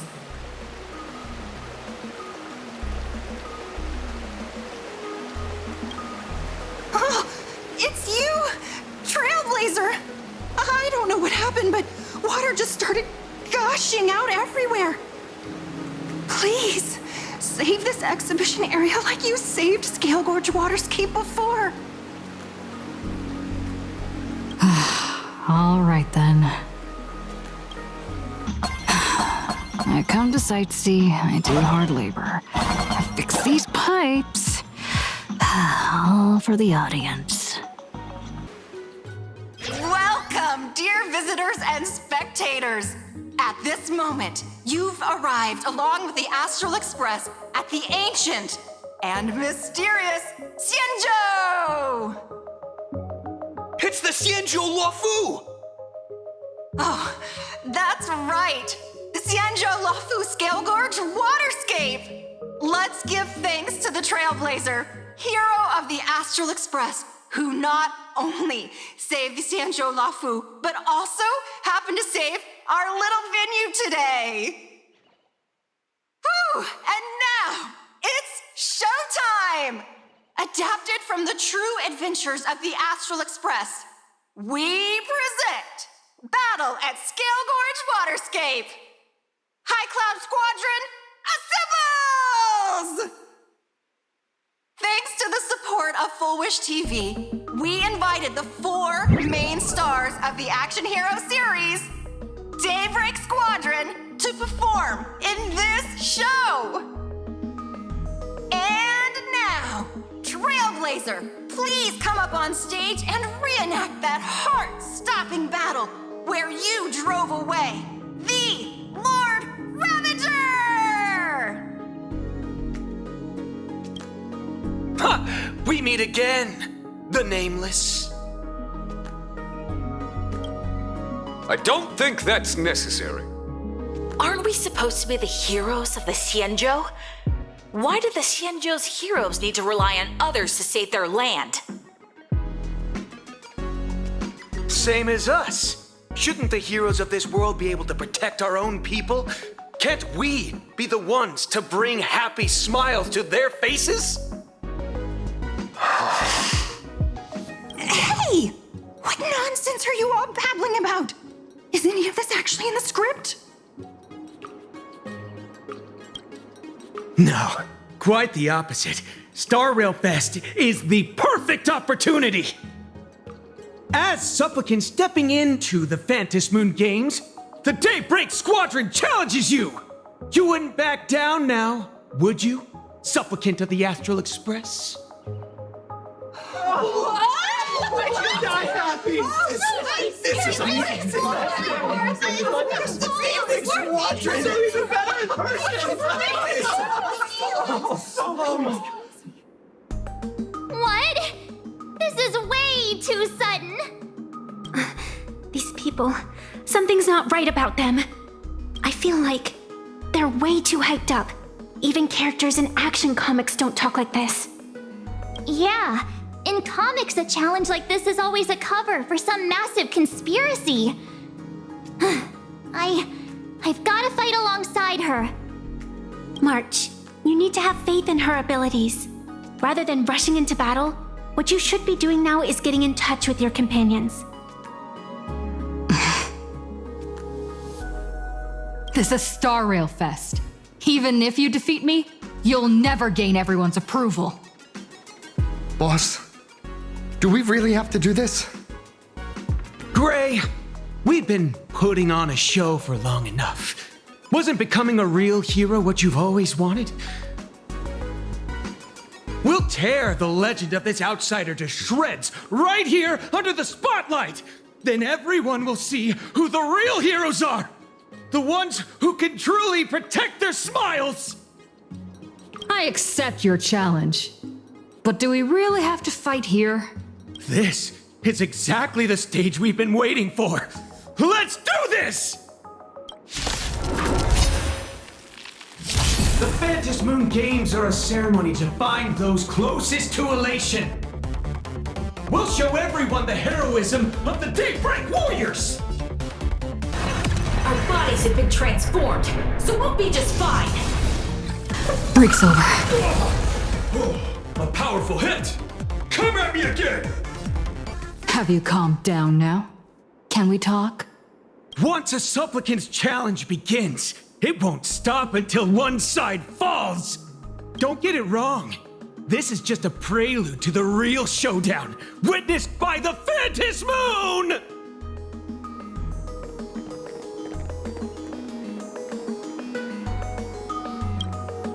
Just what exactly are they planning to do here at Star Rail Fest?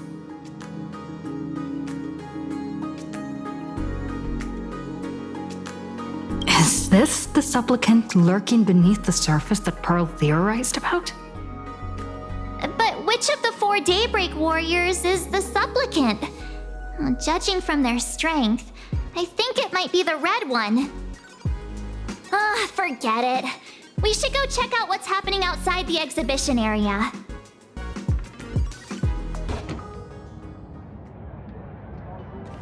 Interrupting a show for no reason.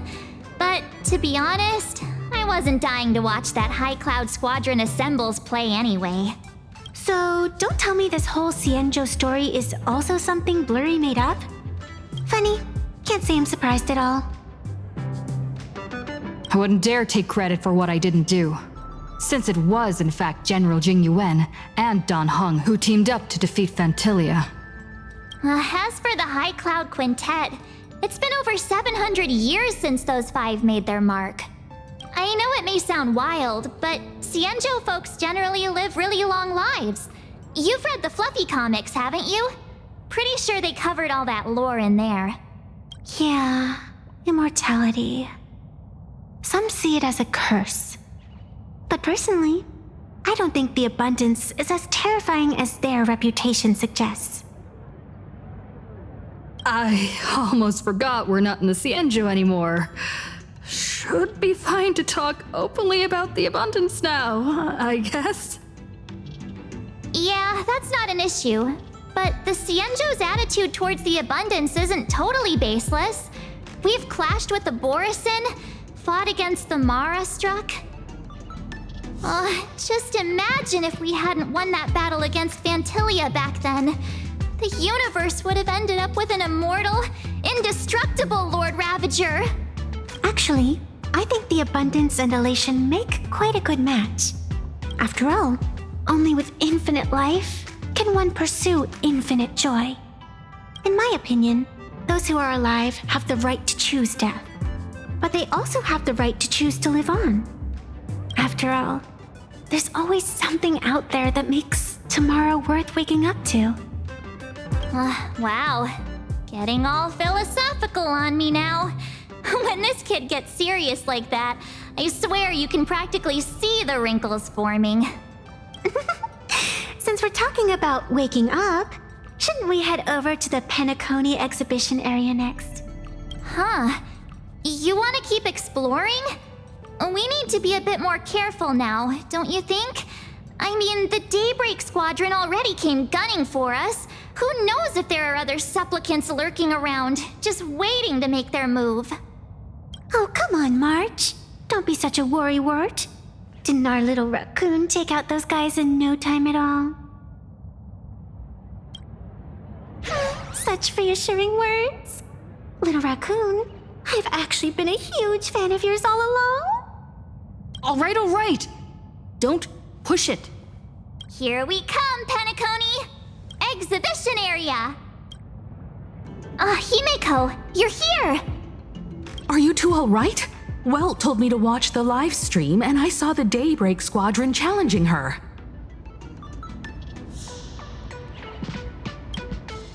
You did well. I bet their intention was to stir up their supporters' wish power through the challenge. If you'd hurt them recklessly, it might have pushed many supporters straight into their arms. Oh, and you are? Oh, nice to see you again. Express Navigator, Miss Himeko. Pardon my poor memory, but have we met before? Of course. I've seen you in the news more than once. It's such an honor to meet you. This is Evanescia. I think she's a student from Graphia Academy. We ran into her at this expo, and she's a huge fan of both the Fluffy and the Express. Huh? So that girl you saw in the Phantasmoon courtyard, it was her? Well, wait a second. She made you a mask? So you're telling me Nessia isn't just a normal girl? Who exactly is she? Who exactly are you? Me? I'm no different from you. Just a spectator of the Phantasmoon games. Though I suppose my position is a bit special. I had so much fun tagging along with you two.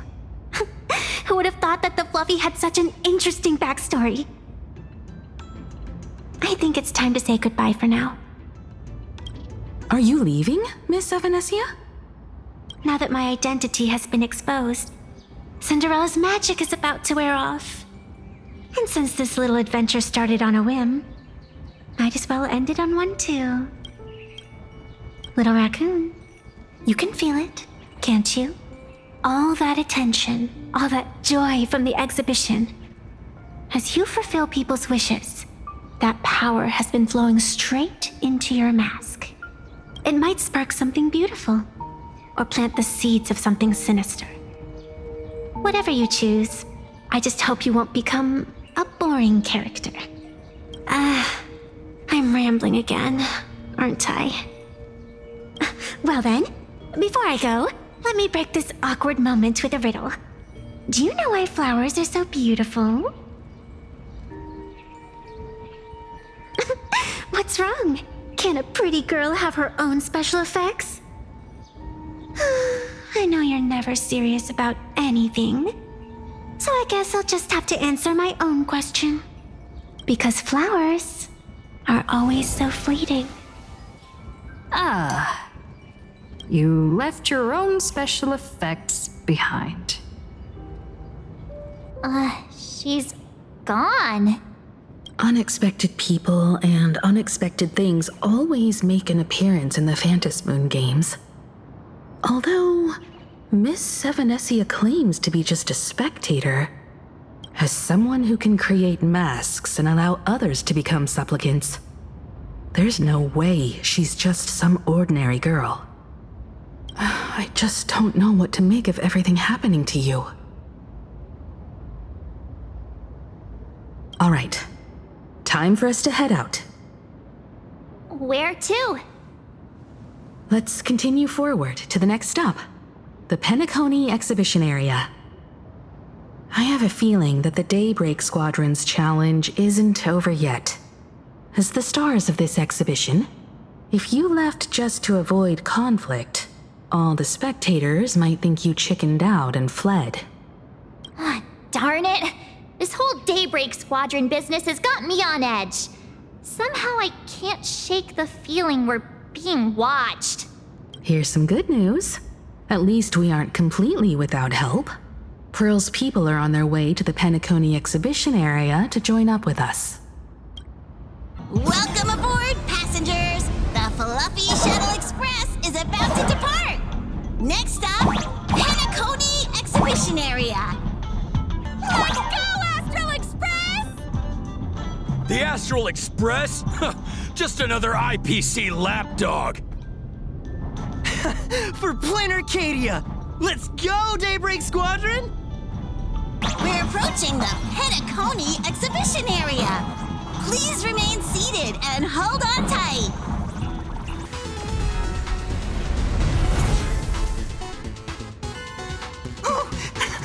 Would I get run over by the Express if I lay down on the tracks? Yup, and you'd get blasted straight into a comic book. Who knows? Maybe you'll be reborn as some superhero or something? That's what I call true happiness!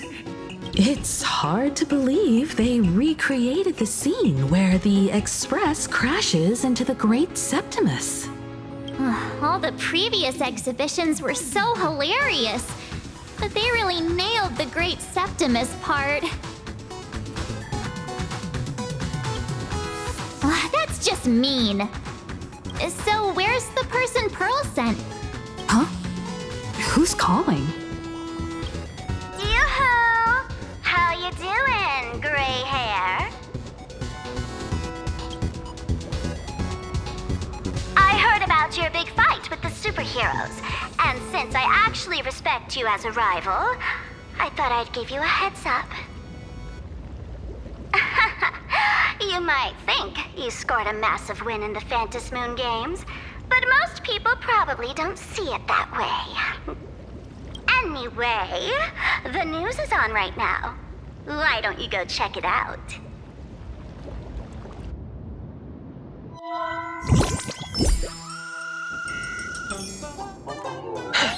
Just moments ago, an extremely violent incident broke out at the ongoing Star Railfest exhibition venue. The Astral Express supplicant Trailblazer brazenly launched a brutal attack on the beloved local heroes, the Daybreak Squadron. The scene descended into total chaos! Oh my! This is terrifying! Didn't this nameless just defeat Sparksy and save Graphia Academy? Was that victory still not enough? Could she, like the defeated Sparksy, now be a threat to everyone's safety? How chilling!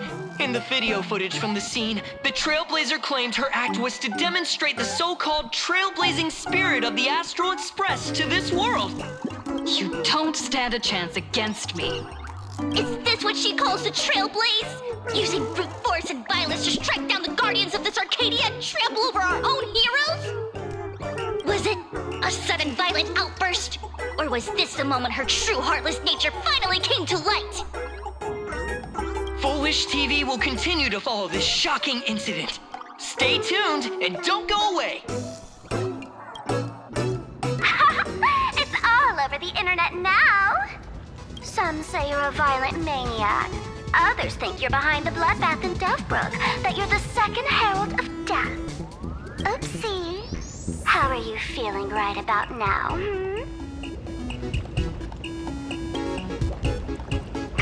Of course, someone's definitely pulling strings behind the scenes and stirring up drama. As a top streamer in this field, Sparksicle can spot these tricks from a mile away. Oh, right. Didn't you also do a TV news interview? It's not about what you said, it's that you said it. Here, let me send you the interview video. I won't go any further, but since you managed to defeat Miss Sparkle... No, I mean Miss Sparksy. I don't want to see you embarrass yourself in front of those clowns. Good luck. See you around. Hi! Trailblazer. Sorry to bother you. We're with Fulwish TV. It's our lucky day running into you here. Do you have a moment? Keep it brief. I've got plans later. First question. Seeing as Planar Cadia was the starting point of the Express's new voyage, how would you describe your impressions of this place? Plain Arcadia. Everyone's chasing the latest trends, looking for fun. Interesting! Throughout the history of the Phantom Moon games, it's been extremely rare to have such a renowned cosmic figure as yourself participating. As the Astral Express's supplicant, what kind of changes do you hope to bring to this world in these games? Show everyone the strength of the Trailblaze to change this world. That's an impressive answer. Speaking of which, after joining the games, you immediately went to defeat Miss Sparksy, who represented the Masked Fools. What are your thoughts on potentially facing native supplicants in the future? The other native supplicants? Way too dangerous. I'd rather defeat them through violence. Speaking of local supplicants, we've noticed that Star Rail Fest is Pearluxe Corp's way of rolling out the red carpet for the Express. There are rumors that the IPC is also sponsoring the Express. So, I have to ask, are you representing the Express or the IPC in these games? At the end of the day, this is a festival for the IPC's interests. Madame Pearl and Pearluxe extended such a warm invitation. I'm not one of the guests. I'm the master of this place. Wait, what? This is totally a malicious edit to frame her! How shameless. Over these 15 years, the nature of competition in the Phantom Moon games has evolved. The Daybreak Squadron's taunts were just smoke and mirrors. The real game is being played in the shadows, where our opponents have mastered the art of weaponizing public opinion. Come to think of it, it's only natural. After all, the true stars of the games were never the supplicants on stage, but rather the audience, whose gazes they command. Indeed. The audience is all fired up, waiting to see you work your magic, kid. But you know what? I bet what they really want to see, deep down, is the Daybreak Squadron taking the Astral Express down a peg or two. Oh, well, if it isn't the folks from the Astral Express. Fancy meeting you again. This storm online is several times more intense than the day you stopped SparksyCon. Miss Kuchiba, you've seen all this fake news too, right? Pearl assigned us to investigate the Sinwish Syndicate massacre. But every suspicious thread we followed led us from the Research Society of Happy Smiles straight to the Daybreak Squadron. And then there's the one pulling the strings behind the scenes. Fulwish. Fulwish? Oh, you know that name. Now this is getting interesting. She was my junior at school. 15 years ago. She was also the only student who survived at Graphia Academy. The good news is your junior is living better than anyone else. She owns TV stations, charity organizations, has a huge business empire, and wields both wealth and power. Oh, as for the bad news, she's probably plotting something for the Phantom Moon games. And I mean the worst kind of something. My gut tells me that the Sinwish Syndicate massacre, well, and that's probably on her tab too. Madame Pearl sent Mr. Ashveil to ensure everyone's safety. Of course, I understand that with the Nameless's skills, there's no real need for extra protection. But Madame Pearl didn't want to take any chances. Long story short, feel free to use me as muscle. No need to be shy about it.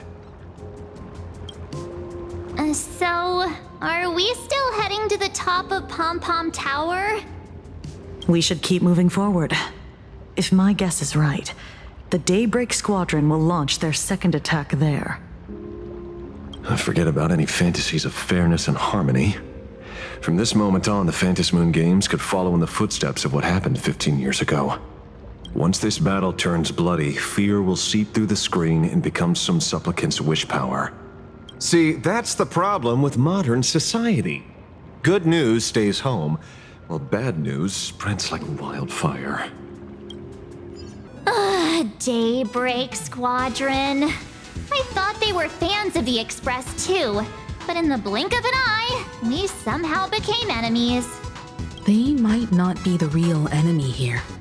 Someone could be pulling their strings from the shadows.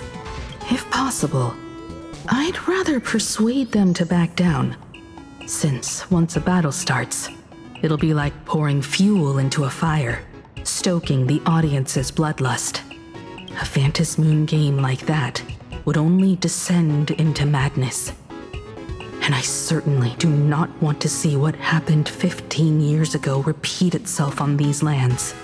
Ooh, I know about this exhibition area, thanks to the comic Miss March gave me. Wouldn't have pegged you for a comic book reader. I flipped through it on my way to pay respects to Costide. Even though that volume's story was pretty random and all over the place, it was quite interesting. A group of furry animals took over the Soul Glad soda factory to wake up the other animals in Penacony, using Soul Glad as fuel for the Express.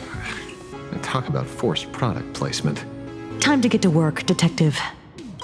To move forward, we'll need to fuel up the Shuttle Express first. Come on, let's fuel up the Express.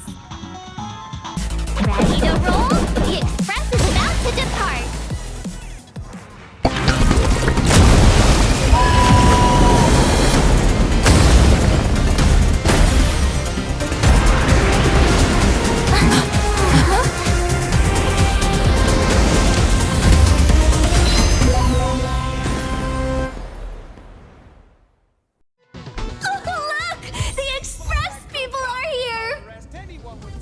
Quick, stay back! It'd be terrible if you got caught in the crossfire. Astral Express! We've been waiting for you for quite a while.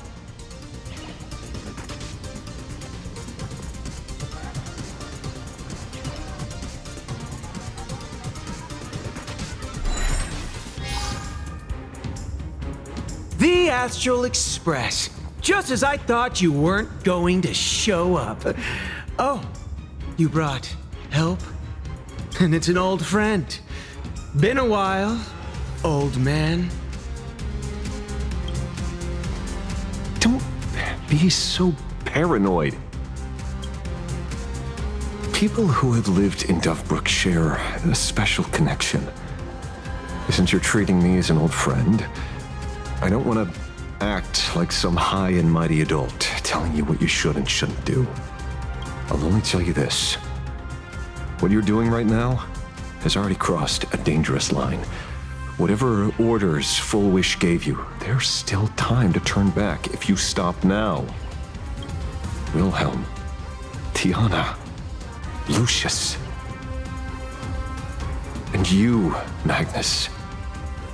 After my heartfelt warning, do you still insist on taking Fulwish's side? They're my partners. Listen up, old man. Supplicant's challenges during the Phantasmoon Games have no restrictions. That means you have no right to stop us.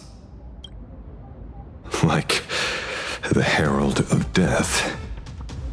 Oh, we're not the Herald of Death. And we're definitely not here for bloodshed this time. We will prove to the people that we are true heroes who can protect their happiness! The Astral Express. These visitors from beyond the sky claim they saved the cosmos from a Lord Ravager. But who knows what the truth really is? This so-called saving the cosmos might just be another scheme of the IPC. Just like us back then. Putting on a show on TV, desperately trying to comfort the kids in front of the screen. Tell those children, tell my past self, that when the Herald of Death comes, there will be heroes who put themselves between everyone else and a threat. Captain. But where were the nameless of the Astral Express when we children needed protection 15 years ago?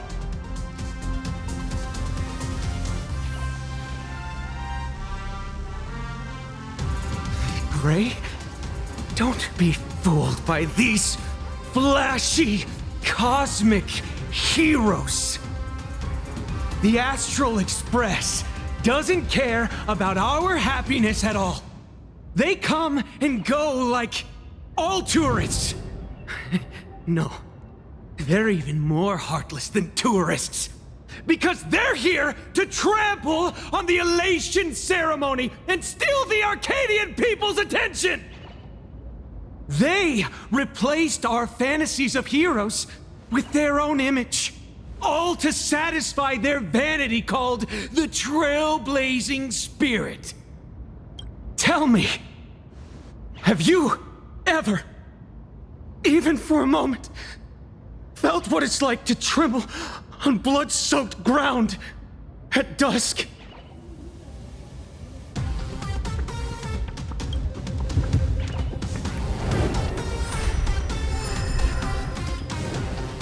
I'm afraid of losing my companions, afraid of death. There are so many things that I fear. It's not the Astral Express you hate. You're just hating yourself.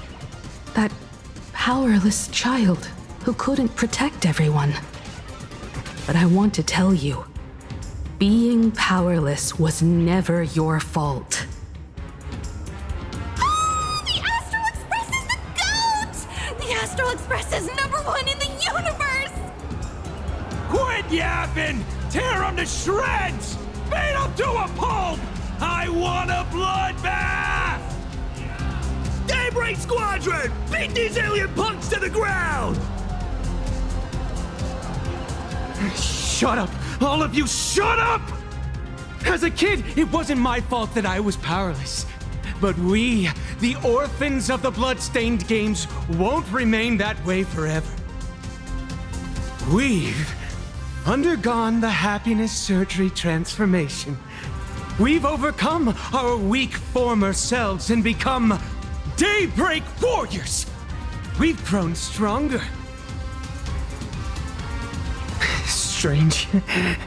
Even though our suffering was erased, why was I so scared just now? And why were there tears? Brother, that's only because this pain has been here all along. It's time to overcome it. It's time to use the power of happiness to defeat it once and for all! Well said. Then let's finish what needs to be done. Let's reclaim from these outsiders the image of heroes that the people of Ahatopia hold dear. What about you, Magnus? Sorry, Mr. Ashveil, but a hero never betrays his companions.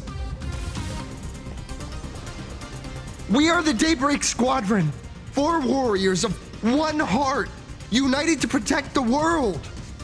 I won't let down my companions, or those who believe in us. We are the true heroes. Look at the statue of the conductor. It's just an empty shell.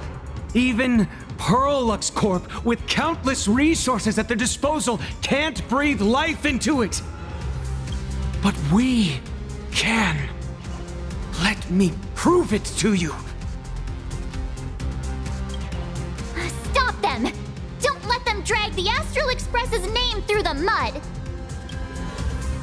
I shall provide the wish power to awaken it. I shall become its skeleton and allow it to stand! I shall turn into the fuel that drives it forward! I shall become the core that makes the engine sing the song of eternal joy! Happy! So happy! Happiness! The Express is about to warp happily! Cleanup initiated! Unclean! Eliminate! Everyone will be happy!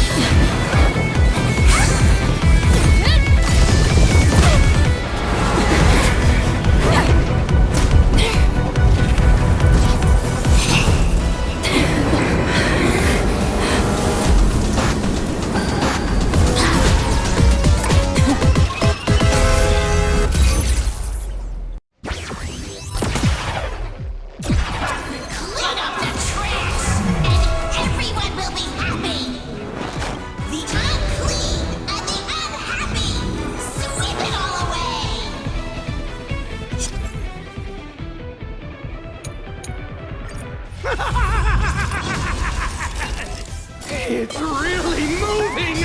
This is the power bestowed upon us by Aha! I will stop you at all costs. I won't let you trash the conductor's image like this! Did you hear that? Aha is beckoning us! We don't have to be afraid anymore! Let smile spread! Let laughter be eternal!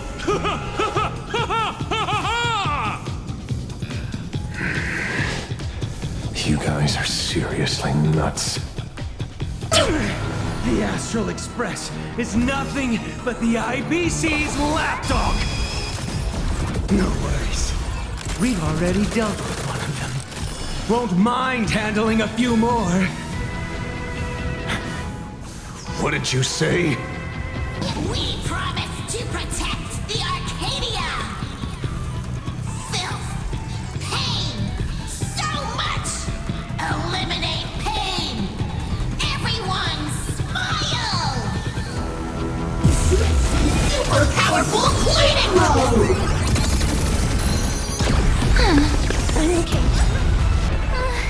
Surely that did the trick this time. Reboot! Self-repair!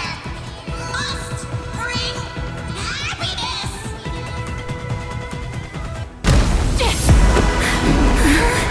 With everyone, we'll be happy!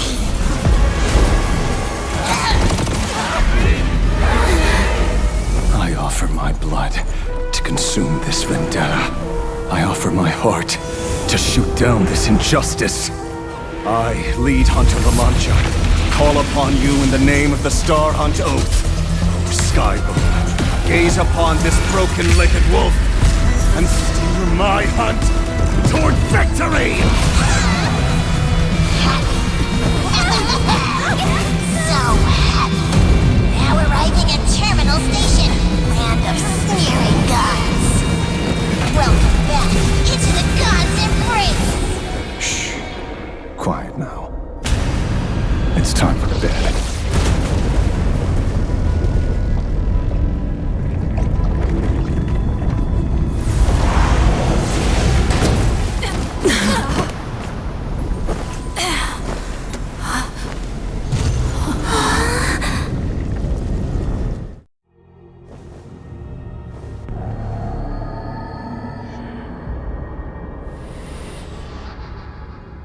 Are we still alive? Oh, hey, don't say things like that. I remember the out-of-control express taking us down and through an abandoned tunnel. Theoretically speaking, this should be a station deep underground. But what's with all these ruined buildings? And that weird space in the distance? Is this really an underground station? A place this big exists beneath plain Arcadia? Perhaps we're no longer in reality. We may have landed somewhere within the world in canvas for unknown reasons. Then, can we still make it back?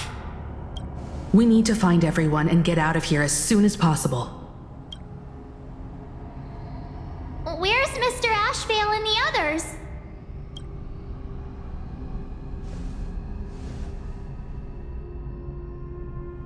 We've been reborn. See? I knew we weren't like those Sinwish Syndicate trash. You're right, Red. We're heroes. We are justice. We are the undying happiness! If you are justice, then forgive me for playing the necessary evil. Everyone, please! This has to stop! If this goes on, you'll all... Just smile. Embrace the everlasting bliss and true happiness. I beg you, please, listen to me. It's not too late. We can still go back to the Department of Aberration Defense with Miss Kuchiba and explain everything. It's no use. They are just creatures that can only react to joy now. All shall be blessed with happiness. All shall live forever. So smile and laugh. And let our laughter infect all of plain Arcadia. My senior, Mr. Ashveil, I'm begging you. Please tell them that it's not too late. Move aside, Magnus. Please, just give me another minute. You know they're good people. It's best if you just move aside. A true hero never abandons his friends.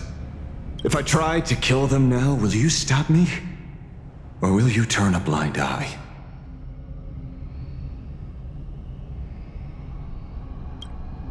I get where you're coming from, but they've made their choices and so have I. After all, are they really better off like this? A tribute of life unto death, and the debt paid in blood. The Sinwish Syndicate, a gang that once ruled the streets of Dubbrook. They sparked massive turf wars that left many with grievous injuries and racked up charges for robbery, extortion, and a whole laundry list of other crimes. Pullwave and Koss died. They were far from saints. Any good deeds they did in their lifetimes were just like a few pretty soap bubbles floating up from a stagnant pool of filth. That's why we brought them down. They and this whole world have now become happier. Yes, they may have had sins to atone for, but that doesn't justify you murdering them as if they were just toys. Thank you for your aid. I am the Blaze Weaver Warrior, captain of the Daybreak Squadron! May I? Hey, where are you going? Play? We're not playing. Everyone's just laughing along happily. Mr. Detective, do you know about the Galaxy Rangers? I heard they are a group of righteous heroes roaming the universe. In that sense, are we the city's rangers? Ah! Mr. Ashveil! Could you do us a favor?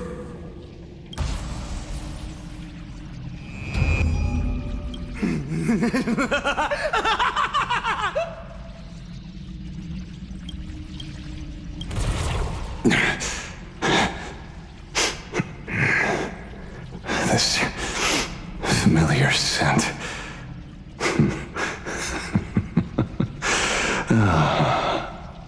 I see. What have you done? Remember what happened today, Magnus. You may seek revenge anytime. I won't stop you.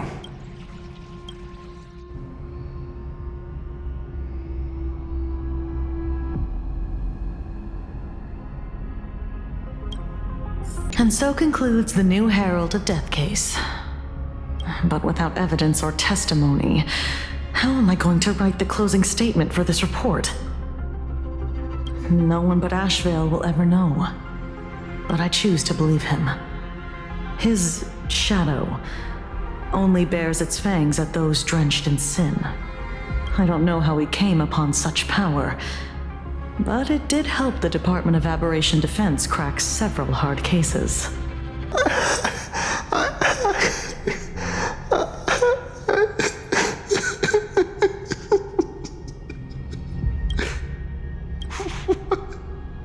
What have we done? Glad to see that you're all made of tough stuff. I was just fretting over failing my chaperone duties.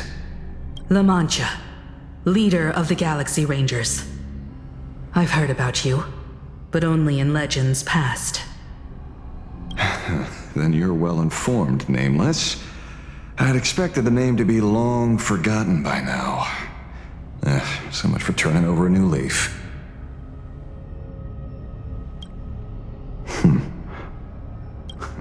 But you mean The esteemed Silver Gun Shura and dazzling ninja hero? Of course not. I retired a long time ago. Out of the Rangers I know who are still alive, one sees me as a traitor. The other is prey. And just so we're clear, I want you all to forget the name you just heard.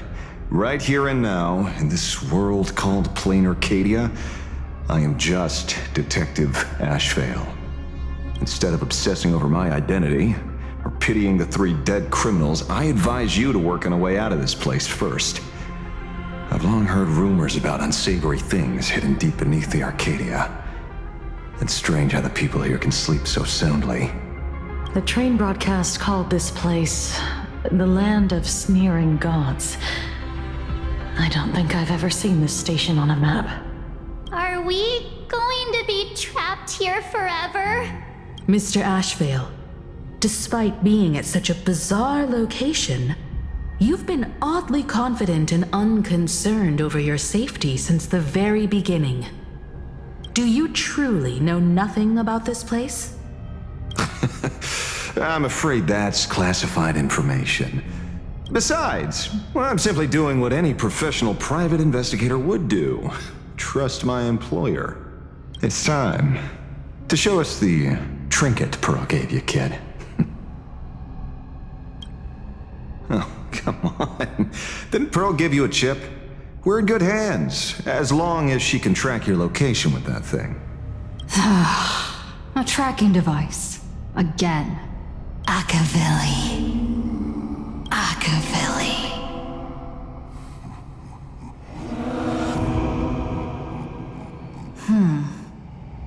Come this way. Come slowly. Yes. At the end of this path. Come. I beckon you. There's someone calling for me from someplace deeper. Did you hear that? Come to me.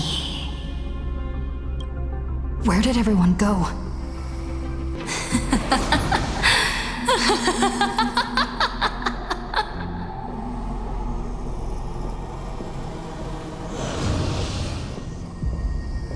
Over here. Keep going forward. Come here. This way. Akavilli. Come. Embrace this wondrous world. Come to my side. You want to go further. Deeper. Become one with me. The joy, the positive feedback, sweet synaptic flickers on your cortex. Gentle, wonderful. Listen, it's breathing, slumbering, whimpering, and grinning.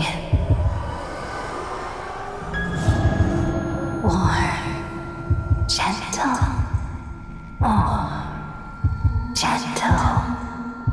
warm, and gentle. I am you, and you are me. Come, embrace this primordial joy. Life, in exchange for a boarding pass on the express toward the end. Become one with me. Become a part of me. Become mine.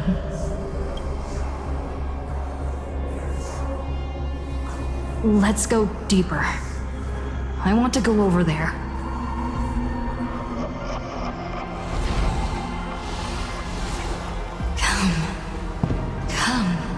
Come. Just like that.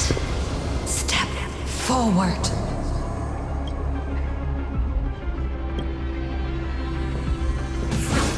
That's far enough, kid. My golden principle while working on cases in this world is to keep my curiosity in check and not get involved with matters beyond the case itself, especially things that already look considerably dangerous. However, the thing that slumbers in the deep here does look awfully familiar.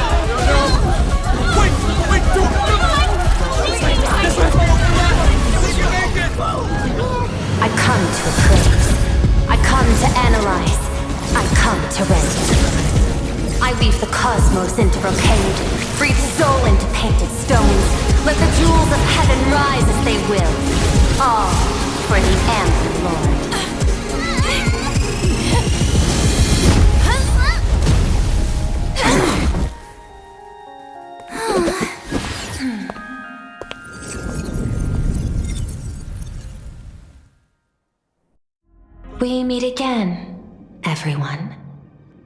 Fortunately, her lucky chip helped me locate you.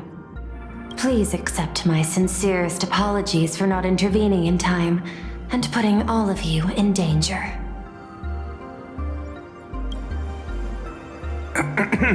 Actually, she put one in my pocket too, but I auctioned it online as a souvenir. Thank goodness you kept yours.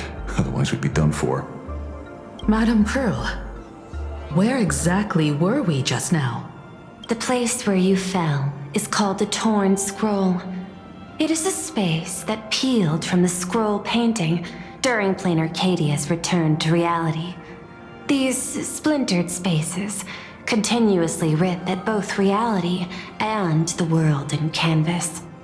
The Department of Aberration Defense originally thought this kind of phenomenon had stabilized, but based on observation, during your encounter with the Daybreak Squadron, there was a sudden speck of disturbances from the Torn Scroll.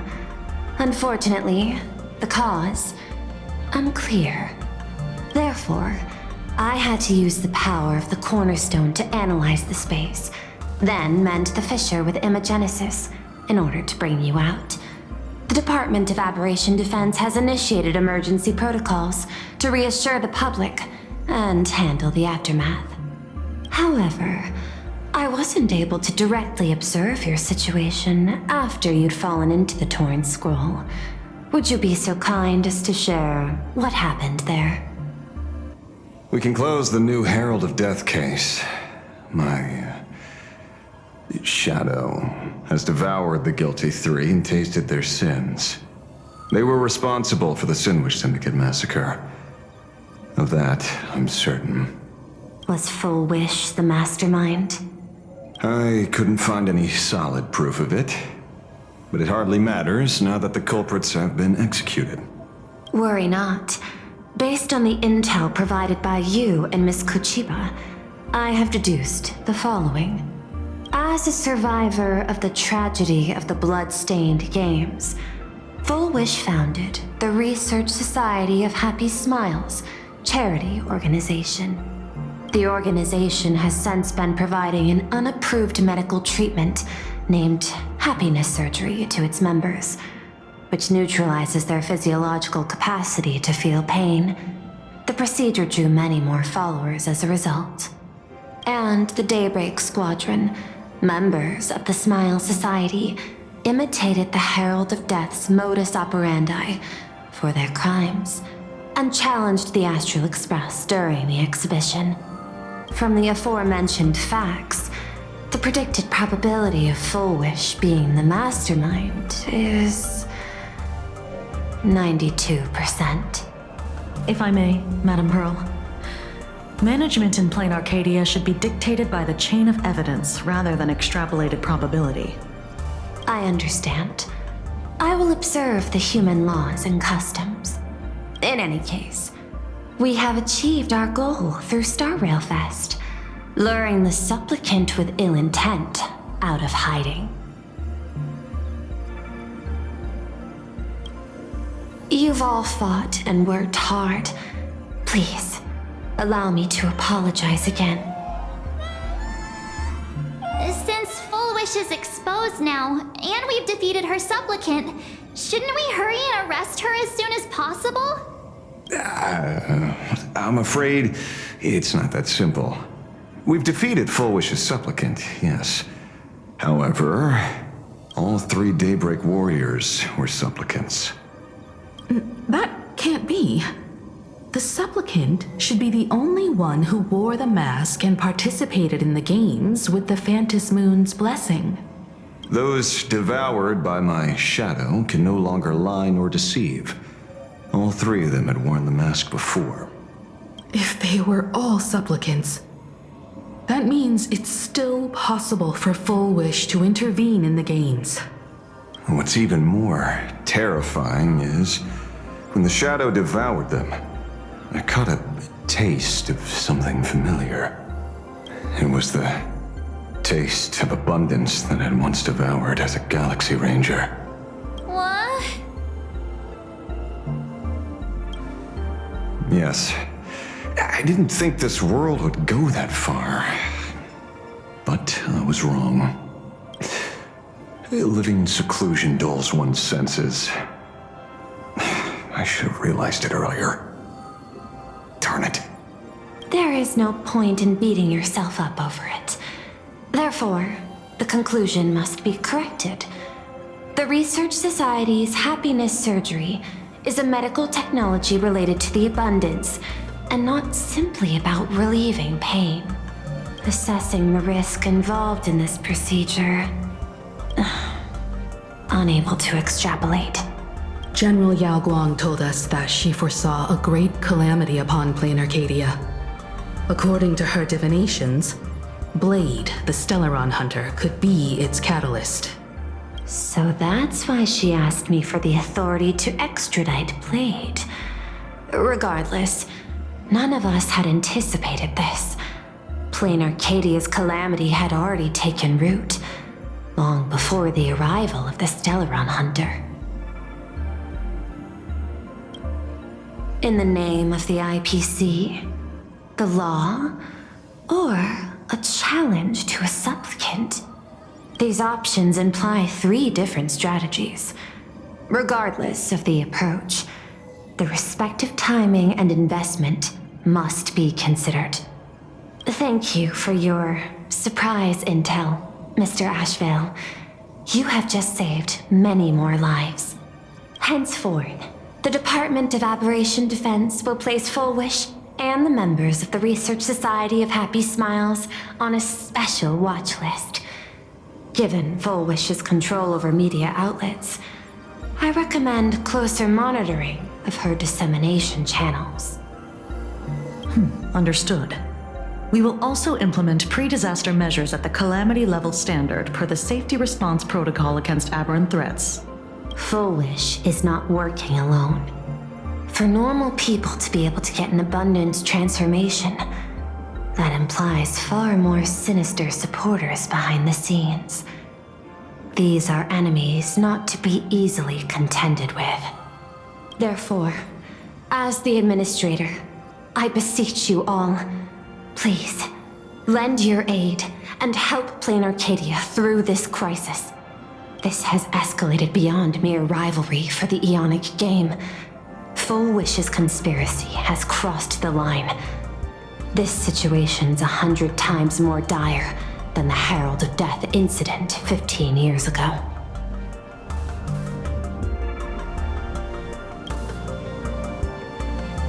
Please, Madam Pearl. This is my homeworld, and I won't allow the tragedy to repeat itself. Besides, there may be an even greater conspiracy behind all this. As a Nameless, it is my duty to see it through to the end. Indeed, there are old scars and fresh wounds to settle. For the way she toys with life, and the taste of that flesh, Fulwish must be held accountable once and for all. You have my eternal gratitude. I won't forget this bond from our shared trials. Now then, I shall prepare an action plan, as well as share relevant information with General Yao Guang. The seed of abundance planted by Fulwish must be uprooted and eradicated as soon as possible. Fulwish's partner? Perhaps someone far more dangerous has already set their sights on this round of the Phantasmoon Games. Oh no. They are definitely up to no good. So it's true. The captain and the rest really did kill all those people from the Sinwish Syndicate. Miss Fulwish is also plotting something terrible. This is absurd. It's been 15 years since my life turned into a montage of nightmarish amalgams. And it's still going. Thank you. Mr. Ashveil is right. This is not the same as playing the hero on a stage. In the end, I'm just an actor. Oh, leaving now. We're counting on you, hero of the Express. Because it's just another Phantasmoon Games for me. Check the records in the Ministry, and you'll see. Save the mythological times, they always end up in a huge mess, without fail. Maybe that's precisely why Aha designed it this way, so they can watch humanity stumble over arbitrary obstacles we impose on ourselves and others. Otherwise, they'd probably die from the boredom of an orderly universe.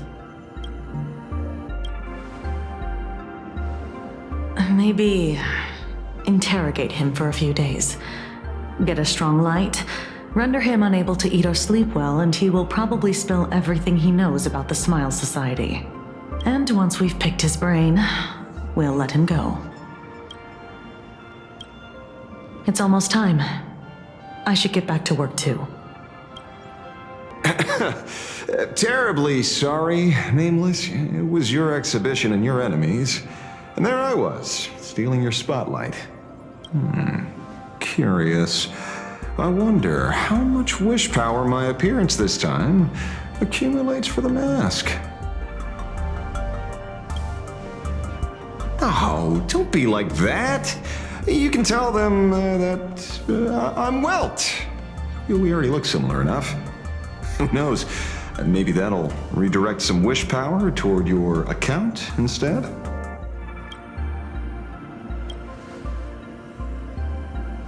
We fought side by side in the past, and, well, I know a few faces. But, as they say, the honeymoon phase never lasts. I heard some of theirs were still looking for me before I went into my last cryosleep. I'm counting on you to keep this a secret.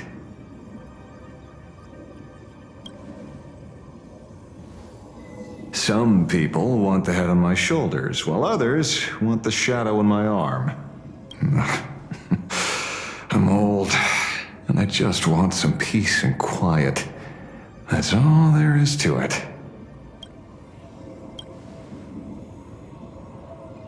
What? Itching to get rid of me already? Well, you're not that hasty, are you? An even greater prey just joined the game. Sure, she could be small fry by your standards, but in terms of viciousness, she might surprise you yet. Before the supplicants go their separate ways, Fulwish is definitely a good hunting target for us to align our goals. Such confidence. Can't help but smile at that. And for some reason, you really remind me of a young man named Tiernan. You nameless bunch just love jumping headfirst into fire pits, don't you? Well, Given your skills, would you be interested in joining the Galaxy Rangers? If you're still alive by the time the Phantom Moon Games conclude? Tiernan is also a senior member of the Express that I respect. I will follow in his footsteps. Forgive me for being presumptuous. Being a ranger, it holds little appeal, really.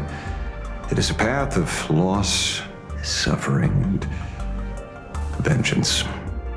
In that case, I will take back my words. Young Nameless, may you never have to tread the path of a ranger. Is there something else I can help you with?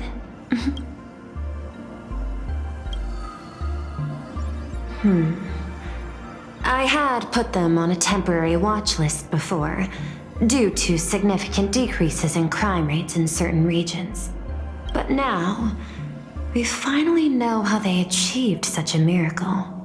Personally speaking, I cannot fault the citizens who joined the society, nor do I wish to fixate on the accountability of those who governed at the time.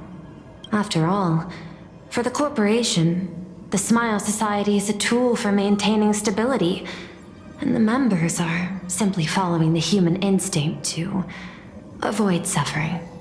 You've been to Penacony. You should know. There, the family's members lull guests to sleep with power of the harmony and soothe their pain. From a human ethics point of view, it is well within people's rights to avert pain in moderation. Humans cannot turn off their innate negative feedback like Intellitrons do. I understand and deeply sympathize with that. My assigned theme is analytical art, but at the same time, I am fortunate to be appointed governor of a world. The portrayal and sublimation of pain in human works of art shine among humanity's greatest treasures. Tragedy, elegy, and lost epics. Their soul-stirring power springs from a profound understanding of this negative feedback. This so-called happiness surgery does more than just obliterate people's perception of pain. It strips away human complexity and turns what was dynamic and brilliant into a monotonous blotch. To me, governing this world is like creating a painting. My vision is to maintain the diversity of life forms and preserve their potential for growth and change. The Research Society has disrespected my work. Thus, my duty and theme have become one and the same. I will do all that I can to cleanse the misguided strokes of the Research Society from this land. Thank you again for lending your aid, Nameless. I will begin extrapolation of our next steps now. Please, be my guest. I hope you all get some proper rest before moving out again.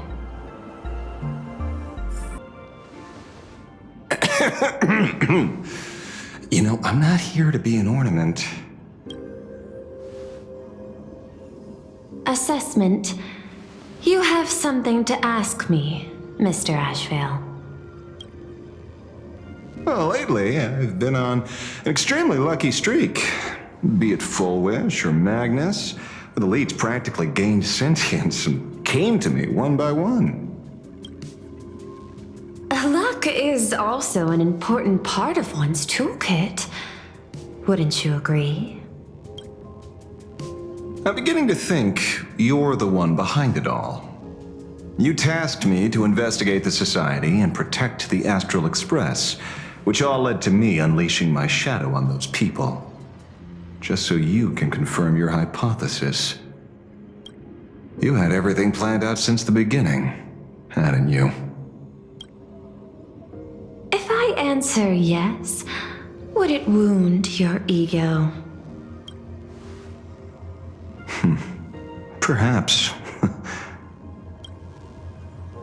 Yes. I paved the way for your investigation, leading you straight to the suspects. Through you, I confirmed my suspicions about the Research Society. However, the question of abundance transformation remains a thorny issue for me.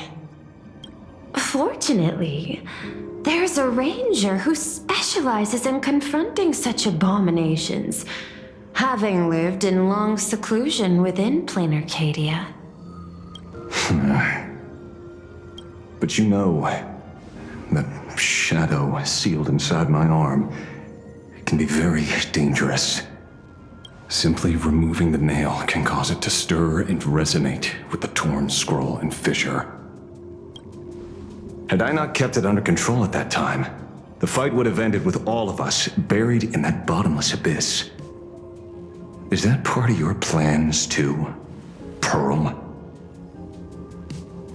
Humans fear the worst, but to the Intellitrons, such fears are merely irrational deterrents.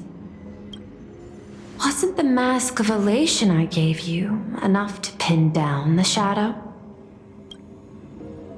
That gift you found through the guidance of the Express Navigator, Star Seer, I see.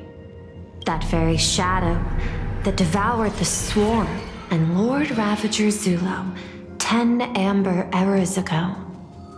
That very shadow that devoured Shuhu, the Emanator of Abundance, hundreds of years ago. You won the bet. You sure know a lot about this. Please, allow me to correct you. My ethical parameters prohibit engagement in probabilistic gambits. Accordingly, I operate by acquiring sufficient information to ensure zero margin for error. Then again, you are the species that brought art into existence as a form of expression. That seed of creation exists even in the most ignorant of humans' minds. And for that, I love and admire you. Whether you believe it or not, I will honor our initial agreement, Mr. La Mancha. At the moment of victory in the Phantasmoon Games, I will free you from all sufferings and fulfill your wish. To let a Galaxy Ranger die peacefully in his bed.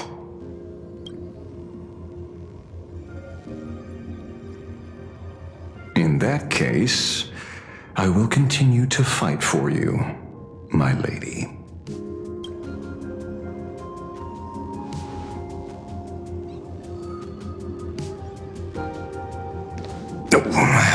Right. You mentioned several times wanting to replicate the works of Graphia. I don't know much about art, but I was considering that, despite the lack of artistic quality in your strokes when sealing those fissures today, to the people of this world, your creation is just as important as the works of Graphia. Not a single innocent soul was lost on this day because of your protection. Looking back to the ancestral painter of the Cinder Age, do you truly think she cared about the artistic value of each stroke when she created world and canvas?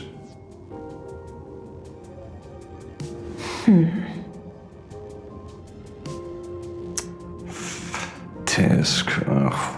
But what do I know? These are just crude observations from an amateur, so pay them no mind. I'll be on my way.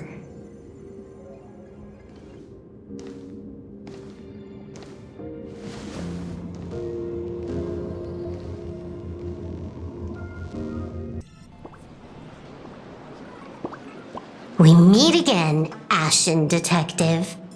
It's hard to believe that I came back for you, especially after learning that you wanted to sell me out to Pearl. I gotta thank nature's gift. The 6.1 billion credits reward has appeared again.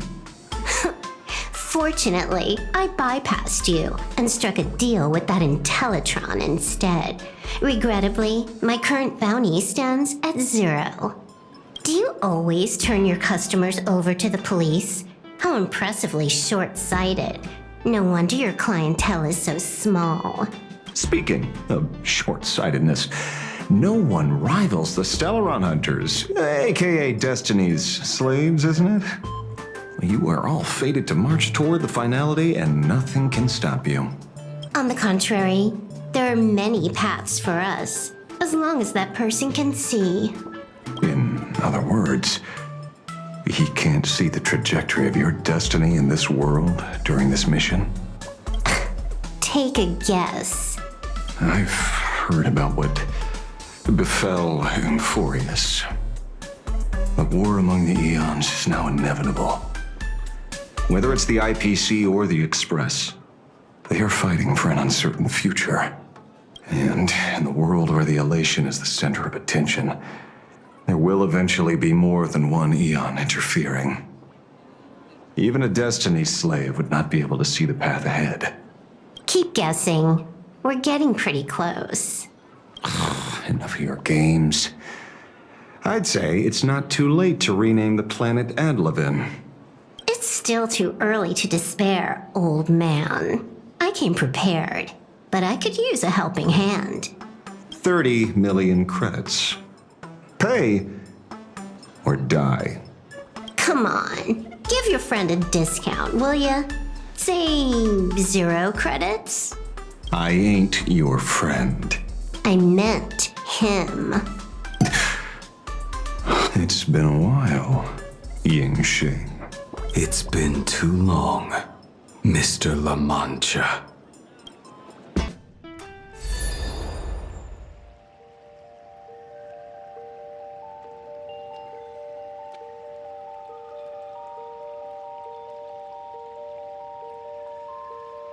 I knew it. There must be an explanation for the unusual fate of this world. Though I lost sight of the sparrow, I discovered a mysterious tree. I finally found the heart of the Phantasmoon games, thanks to this little birdie. Mr. Sunday, do you sense me? There's no reaction from the bird. What's wrong with it? Hello? Is anyone there? Can I get somebody here? No one's here. No one. That's a lie. I saw a pretty girl hiding right here through the bird's eyes. Who are you? That's none of your business. None of your business. If that's how it's going to be, then I'm done playing nice here.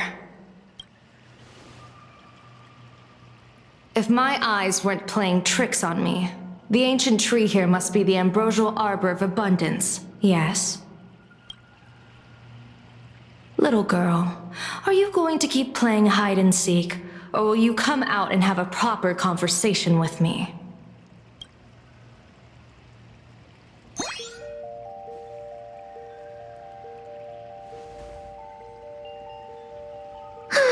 The Department of Aberration Defense often comes here to record game progress. And now my movements have been exposed to complete outsiders. I suppose it's time to leave. You sound unpleasant to talk to, but since you have eyes keen enough to tell what I am at a glance, I'll have a short chat with you. I will answer 3 questions, so ask away. Once you have your answers, I'm going to show you the door.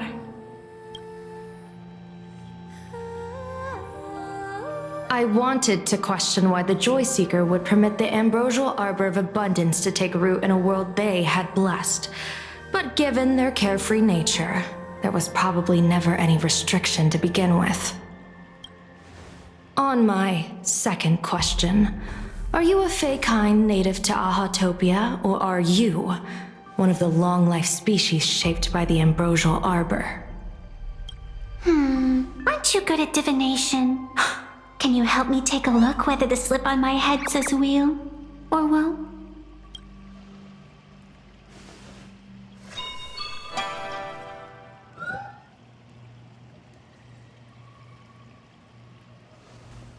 There's nothing on your head except your ears.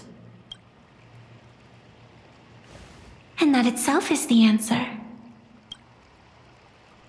I am the arbitrator who determines the outcome of the Phantasm Moon Games.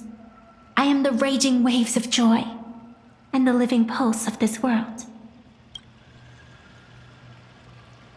Diviner of the Xianzhou, the weal and woe you behold are but a single petal fallen from my hand. It blooms with the morning and withers by evening, reducing to dust in a fleeting moment. My true form is the Panarch Elwood, the embodiment of instant and eternity.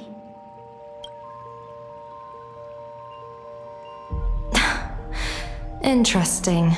Took you quite some time to come up with those words, huh? The one who created me did say most people wouldn't believe me. Turns out they were right. I believe you. I feel the same way.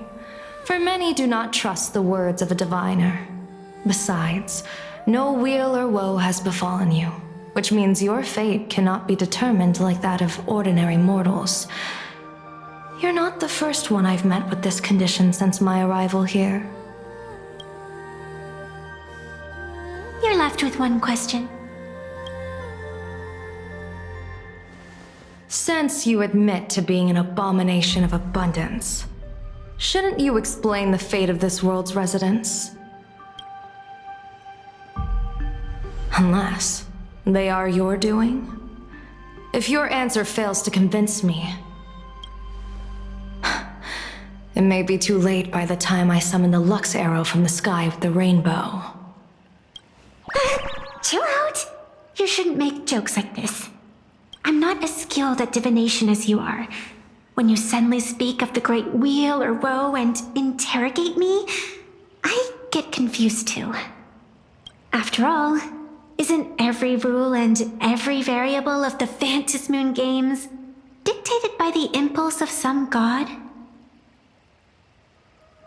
As for the brewing storm, let's settle down and discuss whether the turmoil once again is the result of the laughter's mischief. This entire day has felt unreal. We had situations lined up one after another, and a growing crisis on our hands. The Research Society is insane to meddle with the power of abundance. There's no telling how many have already undergone the happiness surgery. Fulwish witnessed the tragedy caused by the Herald of Death 15 years ago. And now, she herself has assumed that dreadful mantle. We have to relay this information to Don Heng, Sunday, and General Yao Guang as soon as possible. Fulwish is definitely aware of the enemies she's facing. That is why we must win an audience with Aha. At the very least, we need to stop Fulwish from winning the game. Yeah. The thought of the Research Society of Happy Smiles going through with their plan gives me the chills. It's been a long day, and all of you must be very tired. Take this chance to get some proper rest. I'll go meet Weld back on the Express. March? What about you? The best way to recharge is to waste time. So, I'm staying outside for some fresh air. Sounds good. I was thinking of heading to the streets for a walk. What was that? Did you hear that?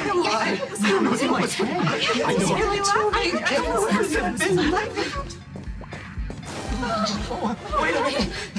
This can't be! It was the moon!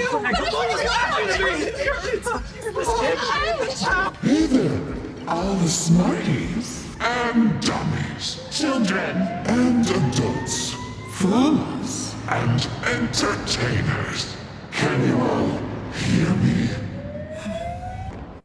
Now that everyone has made their appearance, no need to keep further secrets what began as a spark must grow into wildfire as an extra one of these fantasy games shall receive all of my authority within a few minutes to become the true permanent one of elation. As such, it's time to revel in unabated joy.